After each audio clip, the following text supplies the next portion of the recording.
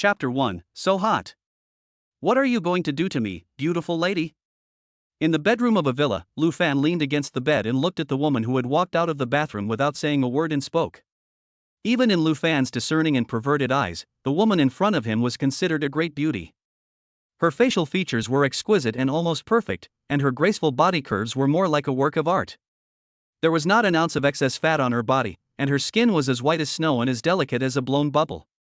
Her long, wavy hair falls on one side of her shoulders, revealing her charming collarbone, and the perfume on her body is refreshing. Before you can leave here alive, you'd better get out of here now. Yi Zihan replied with a frosty expression, her voice cold enough to freeze the water vapor in the air. What do you mean? Lu Fan took his inferior cigarettes from the bedside table, lit one and took a drag, his expression one of enjoyment. The 5 yuan pack of cigarettes gave him the feeling of smoking a high-end cigar. After the nicotine entered his lungs and stayed there for a while, he exhaled a series of smoke rings and continued speaking. Are you going to deny it after you've pulled your pants up? I was almost taken to meet my grandmother last night because of you. 7 times, my God. Shut up. Yi Zihan shouted. She was on the verge of a breakdown. During this period of time, she had been driven crazy by family and company matters, so she went to a bar alone last night to get drunk, and after getting drunk, she called a designated driver. Her lucid consciousness only lingered on Lu Fan getting into her car and then collapsing in the back seat. She could only remember some intermittent images of what happened afterwards. It was crazy. Although she knew that Lu Fan was definitely exaggerating when he said it happened 7 times, the fact that there were several tooth marks and strawberries on Lu Fan's body was true. After a while, Yi Zihan walked over to the desk and took out a checkbook to write something down. Then she threw a check on the bed. Take this 500,000 and disappear immediately, and don't let me see you again. You're treating me like a whore? Lu Fan exhaled a string of smoke rings. I'm at least a young man with the 4 qualities of the new era. With backbone. Yi Zihan reached for the check, then don't want it. For free. Lu Fan continued. You think too little of me to try to get rid of me with 500,000. Last night was my first night, and the price is 5 million, not a penny less. As he spoke, his eyes glanced at the bright plum blossom imprint on the bed sheet. In fact, he also had a headache. This matter was really melodramatic. Last night, after accepting the order, he drove Yi Zihan's Porsche to the door of the villa and was about to ask the other party to pay for the designated driver. But when he turned around, Yi Zihan had already unbuttoned her blouse and was lying on the back seat, wriggling around and asking for water every now and then. Lu Fan thought that he should finish what he started, so he helped Yi Zihan into the bedroom. But before he could get her any water, she pounced on him and threw him onto the bed. You're such an asshole. Yi Zihan shouted angrily. What a son of a bitch, taking advantage of the situation and then complaining about it. She was the most beautiful woman in Jiangzhou, the goddess in the hearts of countless men, and the line of men waiting to woo her could stretch from Jiangzhou to the provincial capital. But now this bastard had not only gotten her body, which she had guarded for more than 20 years, but now she had to give him 5 million. If looks could kill, Lu Fan would have been torn to pieces by Ling Qi by now. You don't have to pay. Lu Fan took a drag on his cigarette. You messed me around last night, and I want revenge. Tonight, you're not going to let me. Dream. Yi Zihan interrupted him angrily. From now on, don't you dare touch a single hair on my head. Who? Before she could finish speaking, her vision blurred, and Lu Fan, who had just been smoking naked on the bed, appeared before her as if by magic. Immediately, before she could react from the surprise, Lu Fan embraced her and fell onto the bed. Due to the sudden movement, the towel on her body fell to the ground. So, once again, she was naked and pressed under Lu Fan, with no gap between the two. Son of a bitch. Yi Zihan, full of anger, slapped Lu Fan's face. I'm warning you, if you dare to touch me again, I will make sure you die a horrible death. However, halfway through reaching out her hand, she was grabbed by Lu Fan's wrist. Clatter! Just then, a bullet pierced the French window and curtains, leaving a bullet hole in the opposite wall and shattering the glass all over the floor. If Lu Fan hadn't reacted quickly, Yi Zihan would have been injured by the bullet, at best. Ah! After reacting, Yi Zihan screamed and then tightly embraced Lu Fan. Although she was known as a strong woman, that was only in the workplace. She had never experienced a scene like this before. The gunman has gone, he was just trying to scare you. Lu Fan said, looking at the beautiful woman beneath him. Who have you offended? First you were drugged last night, and now guns are being used. What is this, a movie? Have you had enough? Can you go now?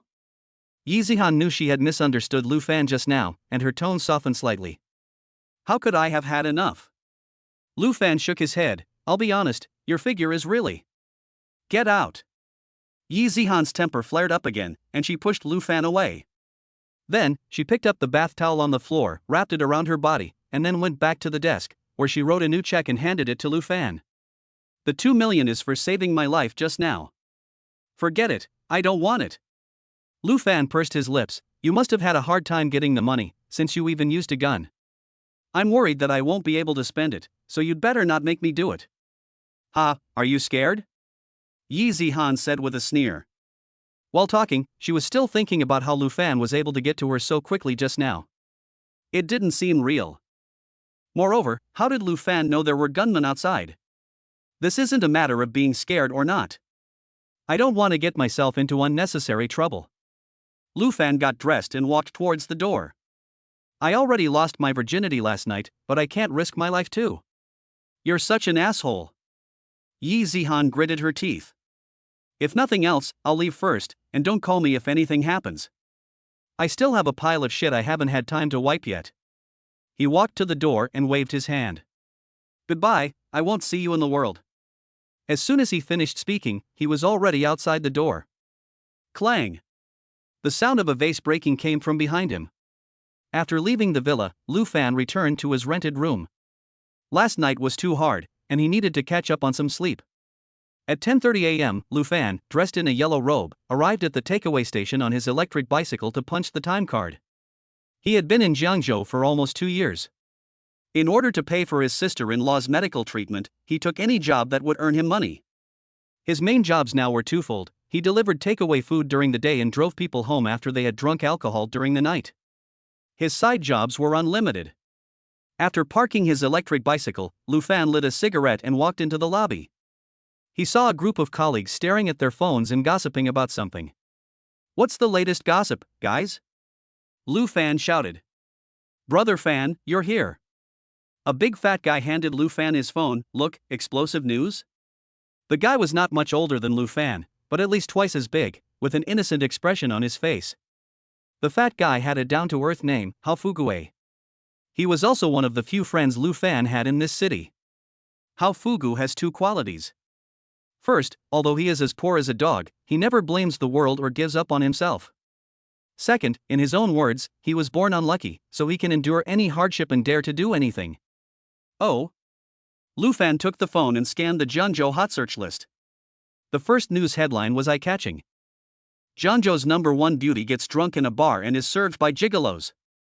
Is it really that explosive?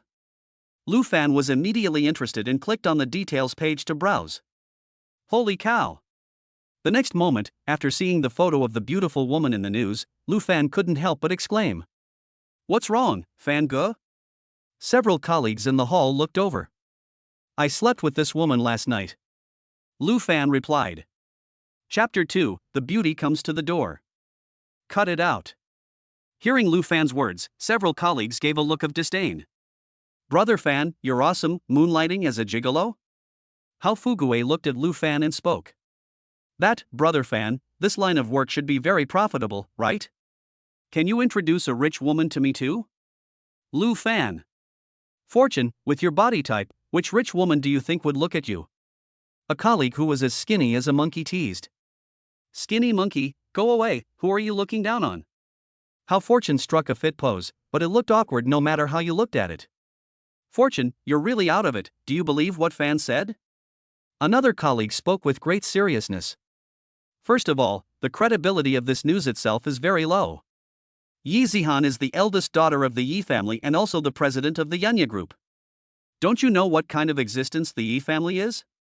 It's the second-ranked noble family in Jiangzhou. There are countless suitors around someone like Yi Zihan. If she really needs a man, does she still need to find a gigolo? That's right. Hao Fugue lit an inferior cigarette and took a drag. His expression was even more exaggerated than Lu Fan's, and it felt like he was smoking marijuana. And even if Yi Zihan has a special fetish, she did go to a gigolo last night. The colleague continued. She must have gone to one of those big, strong, handsome guys who charge at least 100,000 yuan a night. Look at Fan, with his body, does he look like someone who's worth 100,000 yuan? That really doesn't look like it. Hao Fugui gave Lu Fan a serious once-over and shook his head vigorously. Then he looked at Lu Fan and grinned, "Fan, you're teasing me again. This time it's for real. If you don't believe me, I'll show you the strawberry she planted on me." After Lu Fan threw away the cigarette butt, he pretended to roll up his sleeves. Gah! Just then, a Porsche 911 pulled up at the gate, and then a beautiful figure got out of the car. A graceful posture, a peerless appearance, a professionally tailored suit that showed off her curves to the fullest, and a pair of high heels on her feet. To everyone's surprise, the beauty got out of the car and walked straight towards the lobby. Why does this beauty look a bit familiar? Hao Fugui couldn't help but swallow, his eyes almost popping out of his head. Nonsense, of course she looks familiar, you've seen her picture before. Another colleague responded. Holy shit! Hao Fugui responded, I remember now, is she Yi Zihan? What else? A colleague responded. Subsequently, several colleagues went up to greet her one after the other. Everyone was curious as to why the most beautiful woman in Jiangzhou was in such a poor neighborhood. Lu Fan in the lobby naturally recognized the other person as well. He suddenly had a bad feeling that he wouldn't get off easily. Without thinking too much, he quickly turned around and walked towards the inside of the lobby. He really didn't want to get involved with the other person, especially after learning that the other person came from a wealthy family. He knew better than anyone the so-called grudges and feuds within the wealthy families, and just thinking about it gave him a headache. And, as he said this morning, he himself still has a buttload of shit to wipe. Miss Yi, may I ask what you want? At the gate, Hao Fugui swallowed and asked. While speaking, a pair of shifty eyes scanned Yi Zihan uncontrollably. He really couldn't be blamed for this, it was just that she was so beautiful. A loser like him had never had the chance to speak so closely to an ultimate goddess.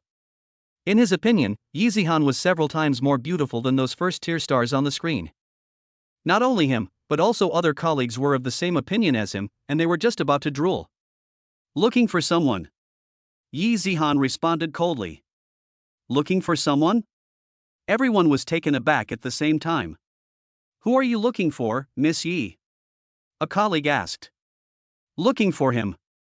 Yi Zihan pointed her finger at Lu Fan, who had turned and left, and spoke. Her face was very ugly. What a jerk, he pretended not to know me even though he clearly saw me, it's so infuriating. Looking for Brother Fan? Several colleagues were again taken aback. After a slight pause, Hao Fugui, who was kind-hearted, quickly chased after Lu Fan. Brother Fan, you come back quickly, Missy is looking for you. However, not only did Lu Fan not stop, he even quickened his pace. Brother Fan, what's wrong with you, can't you hear what I'm saying? Missy is looking for you. Hao Fugui shouted as he grabbed Lu Fan's arm. I don't know any Missy, don't pull me, I need to take orders and earn money to support my family. Lu Fan responded. What, so soon you don't want to take responsibility? Yi Zihan walked up quickly. Last night in bed, what did you swear to me? Pat. Hearing her words, the scene dropped a jaw, and several colleagues were dumbfounded. What did beautiful Lady Yi just say? She was in bed with Lu Fan last night? Holy shit. Holy shit. Holy shit. Lu Fan hadn't been bragging? He really slept with Yi Zihan last night? This world is crazy. Hey, it's you? Lu Fan turned to look at Yi Zihan. I'm sorry, I didn't recognize you with your clothes on. Cough. There was a coughing sound all around. Keep pretending. Yi Zihan's eyes were like daggers as she stared at Lu Fan. No pretending. Lu Fan spoke after taking a drag of his cheap cigarette. Right, didn't I make it clear to you this morning? I don't want your money, and we're even. From now on, you don't look for me, I don't look for you, we forget each other and never see each other again. You think we're even just because you say so? Did I agree to it? Yi Zihan interrupted him coldly. In fact, if she had a choice, she would never come back to see Lu Fan.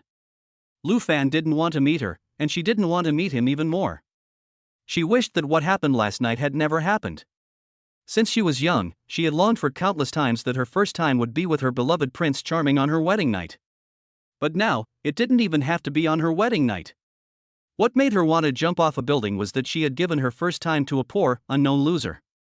The man who got her body, apart from having barely passable facial features, was a million miles away from her definition of a Prince Charming in every way. God played a big joke on her.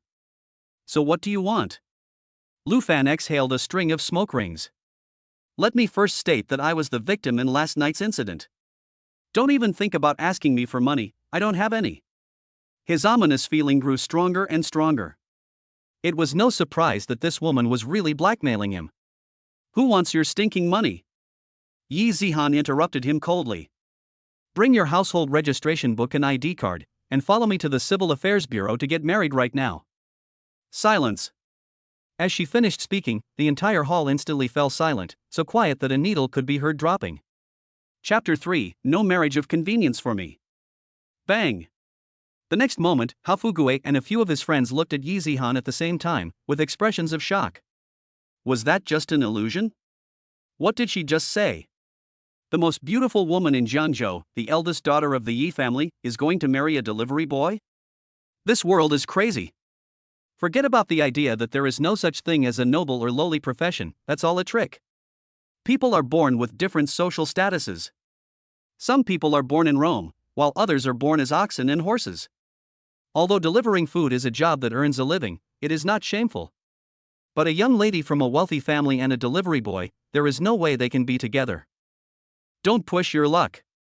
Lu Fan gave Yi Zihan a look that said she was about to get a beating. I have already given you the most precious thing in my first half of life, and you are still going to take the rest of my life? That's too much. Cough. There was a coughing sound all around. What is meant by the lowest form of human behavior is invincible. This is it. Hafugue, who was standing nearby, saw a gleam of light in Lu Fan's eyes. In the future, I still need to learn more from Brother Fan. An idol. You are such an asshole. Yi Zihan's pretty face turned red with anger. She felt that she had used more foul language today than she had in the previous 20 years combined. Turtle, son of a bitch. She, the young mistress of the Yi family, had proposed marriage to him, but he had rejected her. After that, she walked towards a small meeting room on the right. You come in with me, I have something to tell you. What do you want now? I don't have time to mess around, I have to work to support my family. Lu Fan turned around and walked away. He was not mentally handicapped, and he had a strong feeling that things were getting more and more complicated. When things go against the norm, there is bound to be a problem. This matter, just think with your butt and you will know that there is a trick. If you are not careful, you may very well be dragged into the quagmire by this woman. Out of the 36 stratagems, running is the best plan. He really has no time to mind other people's business, especially so-called family feuds. What a headache. You try walking away. Yi Zihan took out her phone from her bag. Do you believe I will immediately report to the police that you raped me last night? Scaring me? Lu Fan took a drag on his cigarette. What evidence do you have to prove that I raped you? And not that you raped me? Childish. Yi Zihan responded coldly. Do you think the authorities will believe me or you? Lu Fan. There's nothing wrong with that. I'm afraid no one will believe that a rich girl will force a loser she's never met before. Brother Fan, why don't you go in and listen to what Missy wants to tell you? Hafugue stepped in to smooth things over. Yes, Brother Fan, let's hear what Missy wants to tell you first. Another colleague chimed in. Several other colleagues also spoke at the same time to persuade him. Let me tell you the truth, there is no way I'll marry you. After Lu Fan finished speaking, he followed Yi Ziyan into the meeting room. The colleagues. Really, it's like being dry or being drowned. Brother Fan, if you really don't want to, can you introduce us? We're willing. Bang.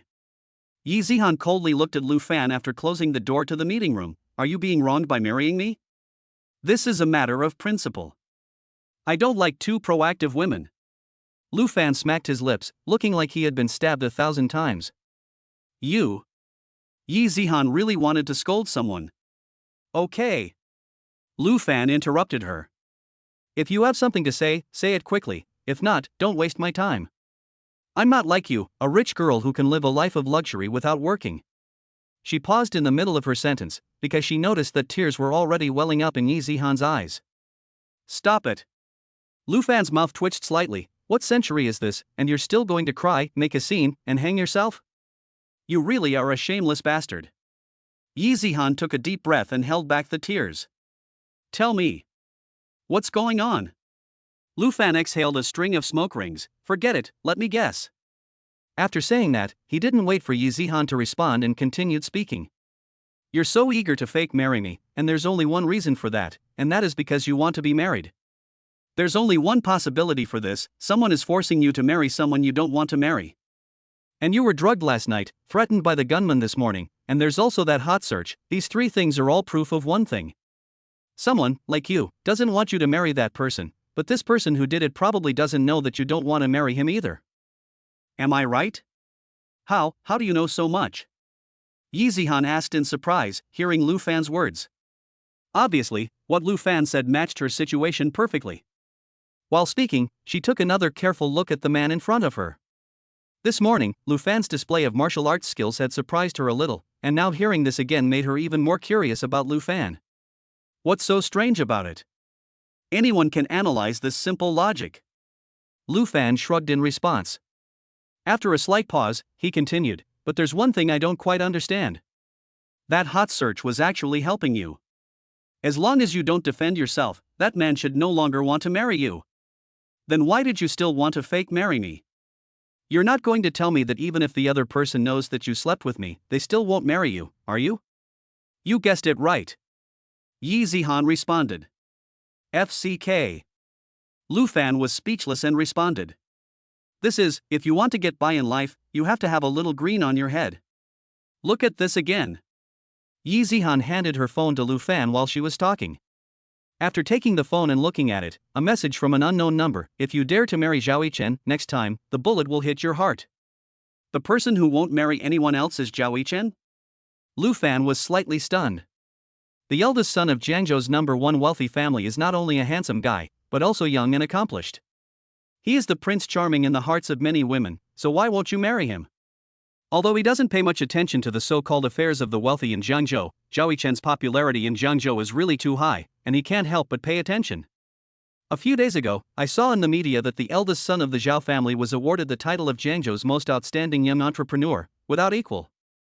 You are only looking at the surface. Behind the glitz and glamour is nothing but bitterness and filth. Yi Zihan responded, if I have to marry him, I'd rather die. Okay. Lu Fan handed back the phone. He finally understood why Yi Zihan had agreed to marry him. For her, the easiest way to resolve the current crisis was to find someone to marry as soon as possible, and that would solve the pressure on both sides. If you marry me, I'll give you 5 million right away, and a year later, we'll get a divorce and be even. Yi Zihan continued. Brother, I don't lack money. Lu Fan interrupted her. Yi Zihan. I'm tired of it. You deliver food during the day and drive people home at night, and you're telling me you don't lack money? Are you some rich kid here to experience life? I know you're not doing well, and your sister-in-law's health is poor, and it costs a lot of money to see a doctor. Yi Zihan spoke again. You're investigating me? A very sharp, cold light flashed in Lu Fan's eyes. At the same time, an extremely cold chill spread from him, and the temperature in the entire meeting room instantly dropped several degrees. I just want to get to know you a little better. Yi Zihan couldn't help but shiver. She swore that she had never seen someone's eyes become so terrifying. It was like a crazed beast, ready to tear her to pieces at any moment. Don't test your luck. Lu Fan spoke coldly, if you dare to lay a finger on my sister-in-law, you will die a miserable death. If there is a taboo for everyone, then his taboo is his sister-in-law. Whoever touches her will die. You bastard, why are you so aggressive? Yi Zihan's tears trickled down her face, like pear blossoms in the wind. After saying that, she slammed the door behind her and cried out at the same time. Son of a bitch.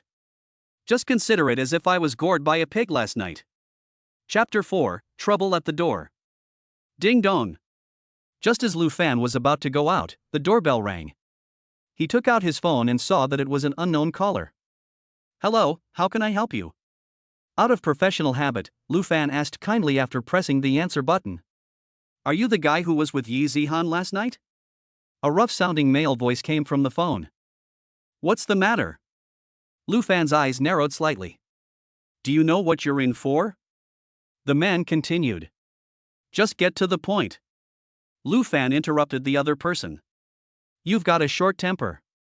The man responded in a deep voice, I'll give you some advice, get out of Jiangzhou immediately and never come back, or else. Pang. The other person didn't finish his sentence, and Lu Fan hung up the phone directly. His brows furrowed slightly, annoying. He knew that what happened last night would definitely get him into trouble, he just didn't expect it to come so quickly. In addition, he originally thought that the first person to strike would be Zhao Yichen's side, after all, he slept with his woman. But the call just now was obviously from the person who drugged Yi Zihan. Just as he put his phone in his pocket, the ringtone sounded again, still from the same number. Lu Fan didn't want to pay any attention to it, but after thinking about it, he picked up the phone. How dare you hang up on me, you little brat? The man's voice came through, do you believe I will make you unable to see tomorrow's sun? How much garlic did you eat today? Lu Fan took a drag on his cigarette. I'm a bit annoyed right now, so you'd better not harass me again, or I'm afraid I won't be able to control myself and I'll kill you. Ha ha ha. There was a burst of laughter from the phone, very good. You've successfully angered me, just wait and see, I'll soon show you what the world is like from the sky. After saying this, the phone was hung up. Damn it! Lu Fan put away his phone and walked out of the meeting room. He turned his head and looked out the door to the lobby, just in time to see the Porsche roar away. Brother Fan, what did you just do to Miss Yi? Why did she run away crying? Hao Fuguei walked over. I don't know, maybe I moved her to tears. Lu Fan shrugged his shoulders. Hao Fuguei. She was crying like that, she must have been very moved. You have a new order, please deal with it promptly. Just then, a prompt sounded on Lu Fan's phone. Get to work. Lu Fan said to Hao Fuguei and quickly walked towards the door. Brother Fan, which way? Hao Fuguei followed him. Pingshan Road. Lu Fan responded. It's on the way, let's go together. Hao Fuguei looked at the order information on his phone. In no time, the two men were dressed in battle gear and riding electric scooters to Pingshan Road. Although the two electric scooters were almost at the end of their lives, the two men drove with the momentum and speed of a Harley-Davidson, speeding all the way. Brother Fan, is Miss Yi in trouble? Hao Fuguei asked Lu Fan while they were waiting at a red light. How do you know? Lu Fan smiled. I may not have studied much, but after all these years in society, I have at least a basic ability to reason. Hao Fuguei grinned. She's a rich young lady, and even if you slept with her, she wouldn't really marry you unless she was in trouble. Not bad. Lu Fan laughed in response.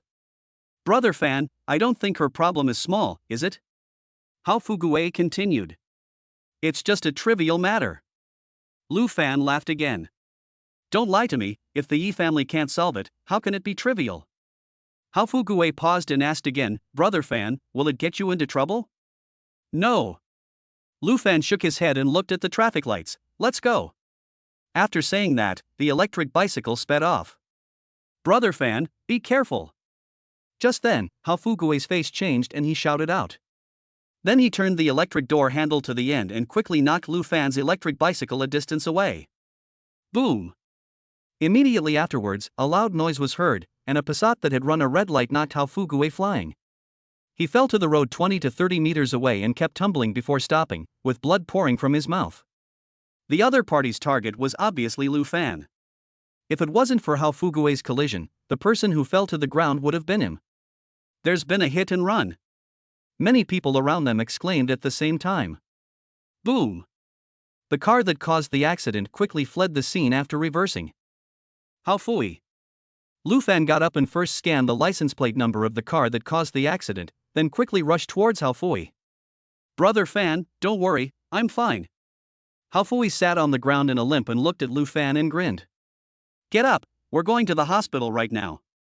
Lu Fan took a deep breath and helped Hao Fui up. While talking, his heart couldn't help but be touched a little. Hao Fuguei was completely disregarding his own safety to protect him from harm. No need to go to the hospital, I'm tough, really fine, it's a waste of money to go. Hao Fuguei continued to laugh. We still have an order to complete, if we exceed the time limit, we'll be fined again. Don't talk anymore. Lu Fan interrupted him, I'll have the company send someone else to pick up the order, let's go to the hospital. After saying that, he hailed a taxi and rushed to the hospital. Ding dong. The taxi had barely pulled away when Lu Fan's phone rang, and it was the same strange number from before. You're in luck. The man's voice came through when the call was connected. But this time it was just a little warning. If you're not out of Jeonjo by tomorrow night, you won't be so lucky. Believe me, this will be the last thing you regret in your life. Lu Fan interrupted him coldly, and a sharp coldness flashed in his eyes. Just because he doesn't provoke trouble doesn't mean he's afraid of it. Before, after answering the other party's phone call at the company, he originally didn't bother to care, but he didn't expect the other party to be so suicidal, so he was happy to oblige. "Ah, really?" The man laughed coldly. "I really want to see how you make me regret it." "You'll see soon enough." Lu Fan responded word for word, and then hung up the phone directly. "Brother Fan, is this related to Miss Yi?" Hao Fugue asked. "Ha!" Lu Fan said, then took out his phone and opened several chat groups with 500 members each, before sending a message. The message was simple. He asked his friends to keep an eye on the car that caused the accident. "Brother Fan, I saw the car, I'll keep an eye on it for you." "Brother Fan, the car is heading towards Pingchuan Road, I'll follow it." "Brother Fan, don't worry, he definitely won't get away." Soon, a series of messages popped up in the group chat. After about 2 hours, Lu Fan and Hao Fugue walked out of the hospital building, with gauze wrapped around several parts of Hao Fugue's body. Fortunately, after some tests, it was determined that apart from some external injuries, he was fine. "Brother Fan, I'll pay for the medical expenses when I get paid in a couple of days." The two of them sat down on a stone bench, and Hao Fugue took out an inferior cigarette and offered it to Lu Fan. "Don't worry about the money, someone will pay for it." Lu Fan took the cigarette. "Brother Fan, you're not planning on going to the other side, are you?" Hao Fugue froze for a moment. "Fugue, what are your plans for the future?" Lu Fan didn't answer him directly. "Me?" Hao Fugue let out a puff of smoke and grinned. "What other plans could there be? I have no background and no education, there's no way I'll amount to anything in this life. My greatest wish is to save up some money to get married, and ideally have a big, fat son. That would be a complete life. If I can help you make more money, but in the future I may have to go through some suffering that ordinary people don't have to go through, would you be willing?" Lu Fan asked. "Brother Fan, are you serious?" Hao Fugue put away his joking expression. "Of course." Lu Fan responded. "Brother Fan, then I'll be honest with you too." Hao Fugue took a drag on his cigarette. "I have long suspected that you must be a man with a story, especially after meeting your sister-in-law, which only strengthened my suspicion. But since you never told me anything about yourself, I didn't ask. Since you asked me this question today, I will give you the bottom line. If you don't mind, Brother Fan, I will follow you around and do whatever you tell me to do. I have nothing to lose, I'm not afraid of anything, and I dare to do anything." After saying this, he took out his phone and read the messages in the WeChat group. After a while, the two of them hailed a taxi and headed towards their destination. Chapter 5. Who's behind this? Half an hour later, the taxi stopped in front of a bar. Lu Fan and Hao Fugue then got out of the car, neither of them having changed their clothes, still wearing their battlesuits. According to the news in the WeChat group, the final destination of the car that caused the accident was the parking lot of this bar. And as Lu Fan had guessed, this bar was exactly where Yi Zihan had gone to get drunk last night. It was still early, and although the bar had already opened, there were no customers yet, as someone was doing the pre-opening preparations. Lu Fan first took Hao Fugue on a sweep of the parking lot, and sure enough, they saw the car that caused the accident. Then the two of them stepped into the bar hall. "Holy shit! Man, that's a lot of bandages, isn't it?" A tattooed man who was sweeping the floor at the entrance looked at Hao Fugue, who was covered in bandages, and said, "You're in such a mess, and you're still taking orders? Are you playing with your life?" "Ha, life is forcing me to." Hao Fugue grinned. "You're really something." The tattooed man gave him a thumbs up. "Wait until they give you a 5-star rating." "Thanks." Hao Fugue smiled again. "Who ordered takeaway?" The tattooed man then shouted into the house. "No one ordered." Someone inside responded. "No one ordered?" The tattooed man paused for a moment before looking at Lu Fan and the other man. "Is there a mistake?" "No one ordered takeaway." "Where is the driver of the white Passat in the parking lot?" Lu Fan interrupted him coldly. "Ha?" The tattooed man froze for a moment. "Buddy, didn't you come to deliver takeout? Looking for trouble?" "I have a bad temper, you'd better not talk nonsense." Lu Fan responded. A delivery scum, how dare you speak to me like this, do you want to die? The tattooed man threw away the broom in his hand and took a beer bottle from the table. Don't make me do it. Lu Fan continued to reply. Shit. What a pretentious asshole. The tattooed man raised the beer bottle in his hand and waved it towards Lu Fan. Boom. However, just as the bottle was raised above his head, Hao Fugue, who was standing nearby, knocked it out of his hand. The fat man had the advantage of his weight, and with this one blow, the tattooed man collapsed to the ground and couldn't get up for a long time, curled up in pain and howling. Clatter! Hearing the commotion, a dozen or so people in the hall rushed over one after the other, all of them facing him with ill intent. Hao Fugue's face changed subconsciously. Although he was a bit of a brute and could handle 2 or 3 people on his own, he was really a bit at a loss when surrounded by so many people at once. However, he did not flinch. He took a beer bottle from the table and pointed at the crowd. Come on. If you don't beat me to death, come here. You bastard, even if I die today, I will take 2 with me. Damn. Are all delivery men so damn funny nowadays? A bald man in the lead gave Hao Fugue a dismissive glance. After that, he waved his hand, do it, break one hand and one leg and throw them out. Good. More than 10 people responded at the same time, making as if they were going to do it. Stop. Just then, a man's voice sounded. Hearing this voice, Lu Fan's eyes slightly narrowed. It was the person who called him. Immediately afterwards, a group of 5 or 6 people walked over from the stairwell. The man in charge, in his 30s, had dark skin, a sturdy build, and tattoos all over his arms. Brother Panther. Seeing the man, the dozen or so people in the hall greeted him at the same time. I underestimated you, finding you here so quickly. You're quite capable. The man named Panther took a drag from his cigar and looked at Lu Fan before speaking. This is good, saves me the trouble of having to find you again. Let's just get this done here. Who was driving the car just now? Lu Fan did not respond to his words, and his eyes swept over the other men. I drove. A man with a sharp nose and mouth walked provocatively up to the 2 of them. What, you want to move me? Try. Who? Before the man's words had finished, Lu Fan took 2 steps forward and reached out to grab the other man's throat. Due to the speed and attitude, the man had not fully reacted, and he felt that he could not breathe, and his face gradually turned a porcine color. Kid, do you want to die? The crowd shouted after a moment of shock. Bang! Lu Fan ignored the crowd and lifted the man with the sharp face off the ground before slamming him onto the ground behind him.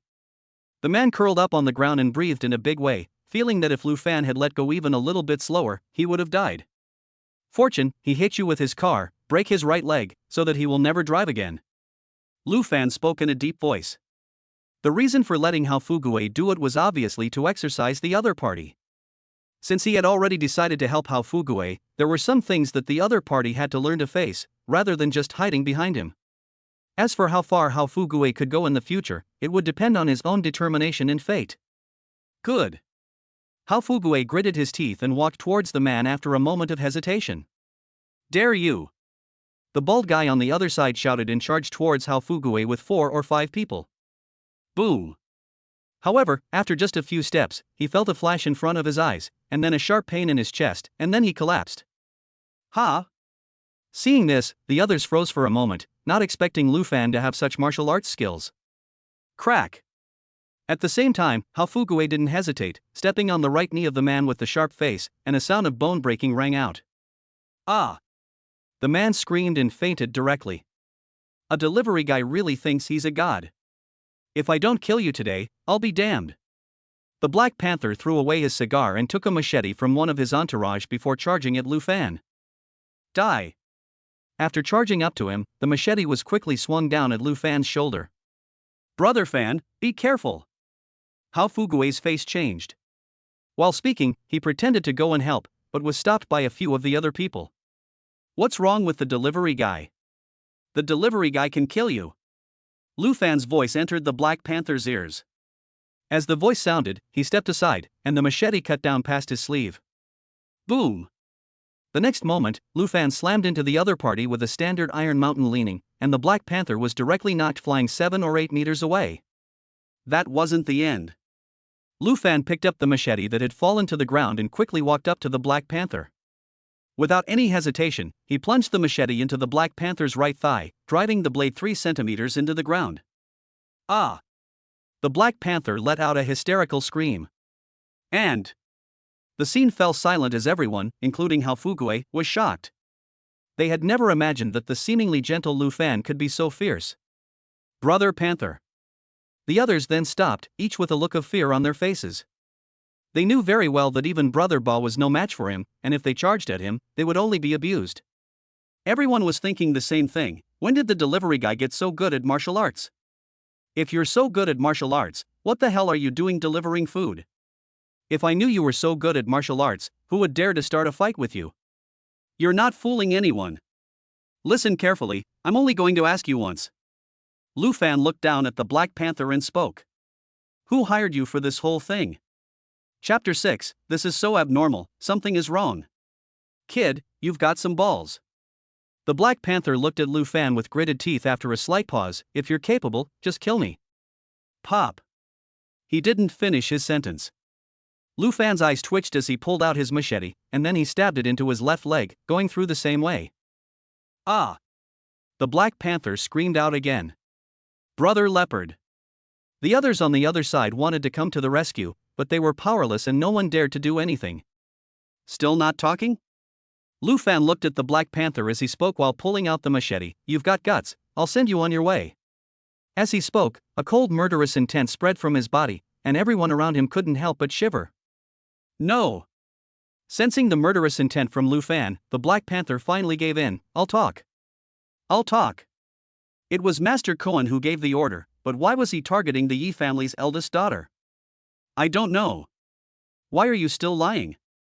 Hao Fugue kicked him in the thigh. Really, I really don't know. The Black Panther gnashed his teeth in pain. Master Koan told me not to ask too many questions, just to do as I was told. Which Master Koan? Lu Fan asked. Master Koan's full name is Yuan Koan, and he is the boss of Dongqing District. The Black Panther responded with difficulty. Pop. Lu Fan took out a cigarette from his body, lit it and took a drag, then resumed his cynical expression. Now, let's talk about my brother's injuries. What are you going to do about it? Pay compensation. I can pay him 20,000 yuan. The Black Panther hurriedly said. Shit. You're just like a beggar. Lu Fan kicked the handle of the knife. Ah. The Black Panther screamed, and after a slight pause, he said, So, how much do you think? Medical expenses, lost wages, car repair costs, mental distress, shock costs, etc. Lu Fan said this and took another drag on his cigarette. All in all, I'll give you a discount and round it off to 200,000. Cough. Hao Fugue, who was smoking on the side, choked a bit. Brother Fan, isn't that a bit too harsh? 200,000 is equivalent to a year's income for the both of us. Brother, this is robbery. The corners of the Black Panther's mouth twitched. You can refuse. Lu Fan replied coldly. 10 minutes later, Lu Fan and Hao Fugue walked out of the bar, with 200,000 yuan more in Hao Fugue's card. Brother Fan, have you practiced before? Hao Fugue looked at Lu Fan with admiration. Before today, although he had guessed that Lu Fan might be somewhat skilled, he had never imagined that he would be so good. Even now, he had not fully recovered from the scene just now. It was too unreal, like a movie stunt. It's kind of like that. Lu Fan smiled faintly. If you want to learn, I can teach you, but it will be very hard. How hard can it be compared to this miserable life? Hao Fugue grinned. As long as you're willing to teach me, I can endure any hardship. Good. Lu Fan nodded. I'll teach you some basic skills some other day, so you can practice first. Thanks, Brother Fan. Hao Fugue's eyes lit up. After a short pause, as if remembering something, he continued, Right, Brother Fan, I'll transfer 150,000 yuan to you, and I'll just keep 50,000. Why transfer it to me? That's the money he owes you, so keep it yourself. Lu Fan interrupted him. No way. Even if I only suffered minor injuries, and even if I lost my worthless life, it's not worth 200,000 yuan. Hao Fugue shook his head in response. Okay, cut the crap, go get our car, take the day off, and go to work tomorrow. Lu Fan interrupted him again. At around 6 p.m., Lu Fan returned to the downstairs of the rental house on an electric bicycle.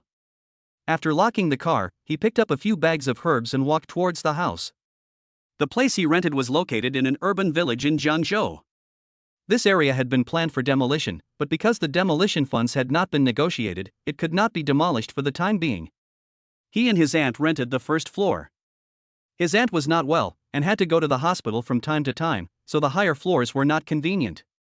Moreover, there was a small courtyard of about 20 square meters behind the balcony on the first floor, where his aunt could occasionally bask in the sun. His aunt's health had improved a lot recently.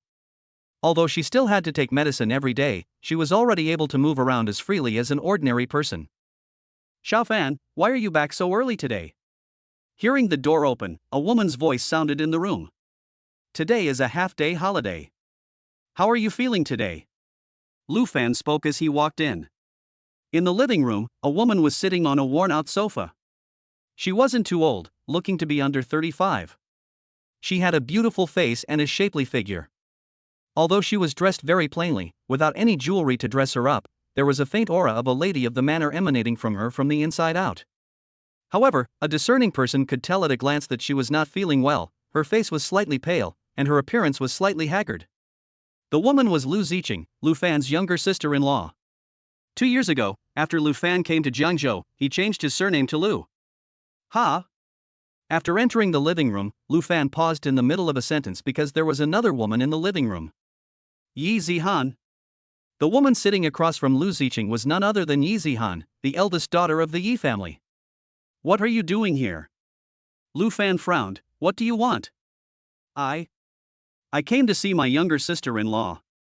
Yi Zihan said weakly. "Do you take my words as nothing?" Lu Fan's tone sank. "Fan, how can you speak like that? It's rude." Lu Ziqing smiled faintly. "I let Miss Yi into the house." "Auntie, don't let just anyone into the house in the future." Lu Fan responded. "You sit down and rest for a while." Lu Ziqing smiled again. After a while, after Lu Fan sat down, he lifted up his teacup and took a sip, his tone slightly more stern. "Little Fan, Miss Yi told me everything about her and you. You are a man, you have to take responsibility as a man. Auntie, I am the victim in this matter." Lu Fan responded with a smack of his lips. While talking, he habitually reached for the inferior cigarettes on his person. However, he quickly resisted. Although he had a strong addiction, he had never smoked at home for the sake of his sister-in-law's health. "What nonsense!" Lu Ziqing responded. "Is this something a man should say?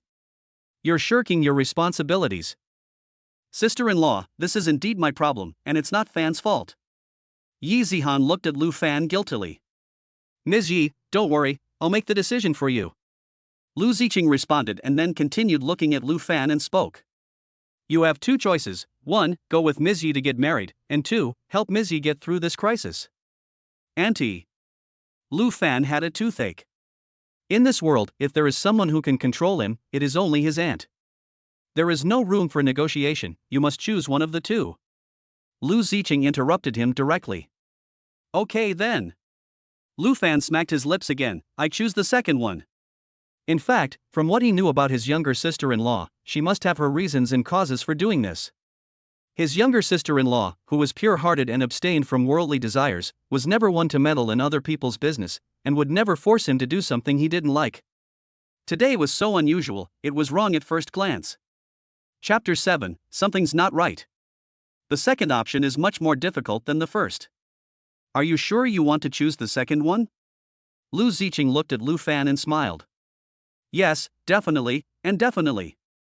Lu Fan poured half a cup of tea for his sister-in-law. Yi Zihan. Although I had long guessed that Lu Fan would definitely choose the second option, when I heard it with my own ears, I was still hit a little. Am I really that despicable? I can't even give away money? Do you know who doesn't want you to marry Zhao Yichen? Lu Fan then looked at Yi Zihan and asked. I can't be sure yet, but I have a vague feeling. Yi Zihan responded after a moment of hesitation. You've been made to look like this, and you don't even know who your opponent is. Should I say you're naive or stupid? Lu Fan was speechless. Fan, speak properly. Lu Ziqing glared at him before looking at Yi Zihan and smiling. Someone doesn't want the Yi and Zhao families to marry, probably because they are worried about the threat they pose. It shouldn't be hard to guess who is behind this. Yi Zihan nodded thoughtfully. Okay, you can go now. Lu Fan then waved his hand. Zhao Yichen is a narrow-minded person, he definitely won't let this go, so you should be careful these 2 days. Yi Zihan responded. Wow, it's rare that you worry about me. Lu Fan glanced at the other person. I'm just a designated driver, earning a few tens of dollars in fees, who did I offend? He really felt bad about it. He knew it would be troublesome, and he refused last night no matter what. Now he regrets it? What did you do last night? Lu Zicheng gave him a pair of dirty looks before looking at Yi Zihan and smiling. Ms. Yi, I only have simple food here, so I won't keep you for dinner. You can go home first. In the next few days, if you have anything, you can call Fan at any time, he is always available. Lu Fan. Auntie, are you selling me out? Auntie, I'm sorry for causing you trouble. Yi Zihan stood up and bowed slightly to Lu Zicheng. When she came here today, she did have a very strong purpose at first. Shortly after Lu Fan left her villa this morning, she had someone look up information on Lu Fan. The feedback was that Lu Fan and his sister-in-law had come to Jiangzhou 2 years ago, and the two of them had rented a room in the urban village, living a very poor life. Her sister-in-law was in poor health and needed to take long-term medication. She came to see Lu Zicheng with a very simple idea in mind. She wanted to use money to convince Lu Zicheng to persuade Lu Fan to go with her to get a marriage certificate. However, from the moment she met Lu Zicheng, she dismissed the idea of using money to talk. Her woman's intuition told her that the woman in front of her was no ordinary person. After a while of talking, her suspicion was confirmed. Elegant and dignified, modest and reserved, these words fit Lu Zicheng perfectly. This also made her think of Lu Fan again. How could Lu Fan be an ordinary person when he had such a sister-in-law? Xiao Fan, you have been burdened by your sister-in-law for these past few years. After Yi Zihan left, Lu Zicheng looked at Lu Fan and said, if it weren't for my sister-in-law. If it weren't for my sister-in-law, I would have died 2 years ago. Lu Fan interrupted her. As she spoke, images from that time came back to her mind. Back then, if it weren't for her sister-in-law risking her life to save him, the grass on his grave would have grown more than a meter high. My sister-in-law was also injured because of that incident, and her health took a turn for the worse, and it hasn't fully recovered to this day. Auntie, can you please stop saying things like that in the future? Lu Fan continued, adding. Okay. Lu Zicheng smiled, Auntie will never say it again in the future. After a slight pause, she looked at Lu Fan and suddenly asked, someone has already taken action? Is it Zhao Yichen's people or someone else? Auntie, you're amazing, how did you know? Lu Fan exclaimed in surprise. It's not that I'm amazing, it's because I know you so well. Lu Zicheng gave a faint smile. You couldn't have taken the day off for no reason. In the past 2 years, unless you were accompanying me to the hospital, you were even working when you had a fever. Of course, that's not the main reason. The main reason is that I sensed a long-lost hostility in you. Heh, you really understand me. Lu Fan grinned and then briefly recounted what had happened in the afternoon. Is Hao Fugui's body okay? Lu Zicheng's eyebrows furrowed slightly. It's just a superficial wound, it's fine. Lu Fan shook his head. That's good. Lu Zicheng paused for a moment before continuing, are you going to help him? Lu Fan nodded and then asked in return, what do you think, little auntie? No matter what decision you make, I'll support you. Lu Zicheng smiled. Then she lifted up her teacup and took a sip, her eyes staring ahead. Yuan Kuan is really unlucky, picking on you when he could have picked on anyone else. From her eyes and expression, it can be seen that she is not worried at all that Lu Fan will be in danger. I didn't plan to pay any attention to them, but they wanted to die, so I have no choice. Lu Fan responded with a smile. Well. Lu Zicheng nodded slightly and continued, what do you think of this matter? What matter? Lu Fan asked in return. Don't pretend to be ignorant. With your IQ, you would have noticed that there is something wrong with this matter? Lu Zicheng gave him a pair of annoyed glances before continuing. Although the Zhao family cannot be said to be ruling Jiangzhou with an iron fist, they are definitely the family in charge of the city, controlling the 3 major sectors of Jiangzhou, the police, the judiciary, and the mafia. Compared to the Zhao family, the Yi family and the other so-called powerful families are a far cry, and there is simply no comparison. Without a certain bargaining chip, how could a mere Yuan Kuan dare to lay a hand on the woman the eldest son of the Zhao family has his eye on? I'd been wondering about that too. Lu Fan nodded thoughtfully. Although he and his sister-in-law had been holed up in this slum for the past 2 years, it didn't mean they were cut off from the outside world. Even if they didn't know much about the distribution of power in Jiangzhou, they still had a general idea. In addition, Lu Fan had a hunch that over the past year, as his sister-in-law's health had slowly improved, she had probably been paving the way for his comeback. She must have done a lot behind the scenes, she just didn't let him know. What's your guess? Lu Ziqing asked after taking a sip of tea. Yi Zihan's affair should only be the trigger. Lu Fan poured some tea for his sister-in-law. The ultimate goal of the person behind the scenes may be the Zhao family. Then who in Jiangzhou do you think has that kind of courage and ability? Lu Ziqing nodded slightly. No. Lu Fan shook his head and added, if my guess is correct, the person who made the move should come from outside Jiangzhou. And if there are enough chips and the temptation is great enough, there must be someone in Jiangzhou willing to act as a pawn. He had naturally thought about all this a long time ago, which was why he didn't want to get involved. He knew very well that Yi Zihan being drugged was a seemingly ordinary trivial matter, but behind it there were definitely many people and things involved. He really had no interest in getting involved in such nonsense. Yes. Otherwise Yuan Kuan wouldn't have jumped out. Lu Ziqing nodded slightly. After setting down the teacup, she continued, I know you don't want to bother with this nonsense, but from the moment you climbed into Yi Zihan's bed, you were already in the game, weren't you? Lu Fan. Alas. The ancients were not deceiving me. People who can't control their lower bodies will be affected for the rest of their lives. Sex is a double-edged sword. After lifting up the teacup and taking a sip, she looked at Lu Ziqing and asked the question on her mind. Auntie, why are you helping the Yi family? Chapter 8, Meeting Yuan Kuan. The Yi family has a fair reputation, which you may need to use in the future. Lu Ziqing smiled and responded. In addition, Yi Zihan is quite good, both in terms of external conditions and personal abilities, and is a leader among his peers. Auntie, you're not telling the truth. Lu Fan interrupted with a faint smile. Compared to his opponent, a second-tier city's powerful family is almost negligible and cannot help him.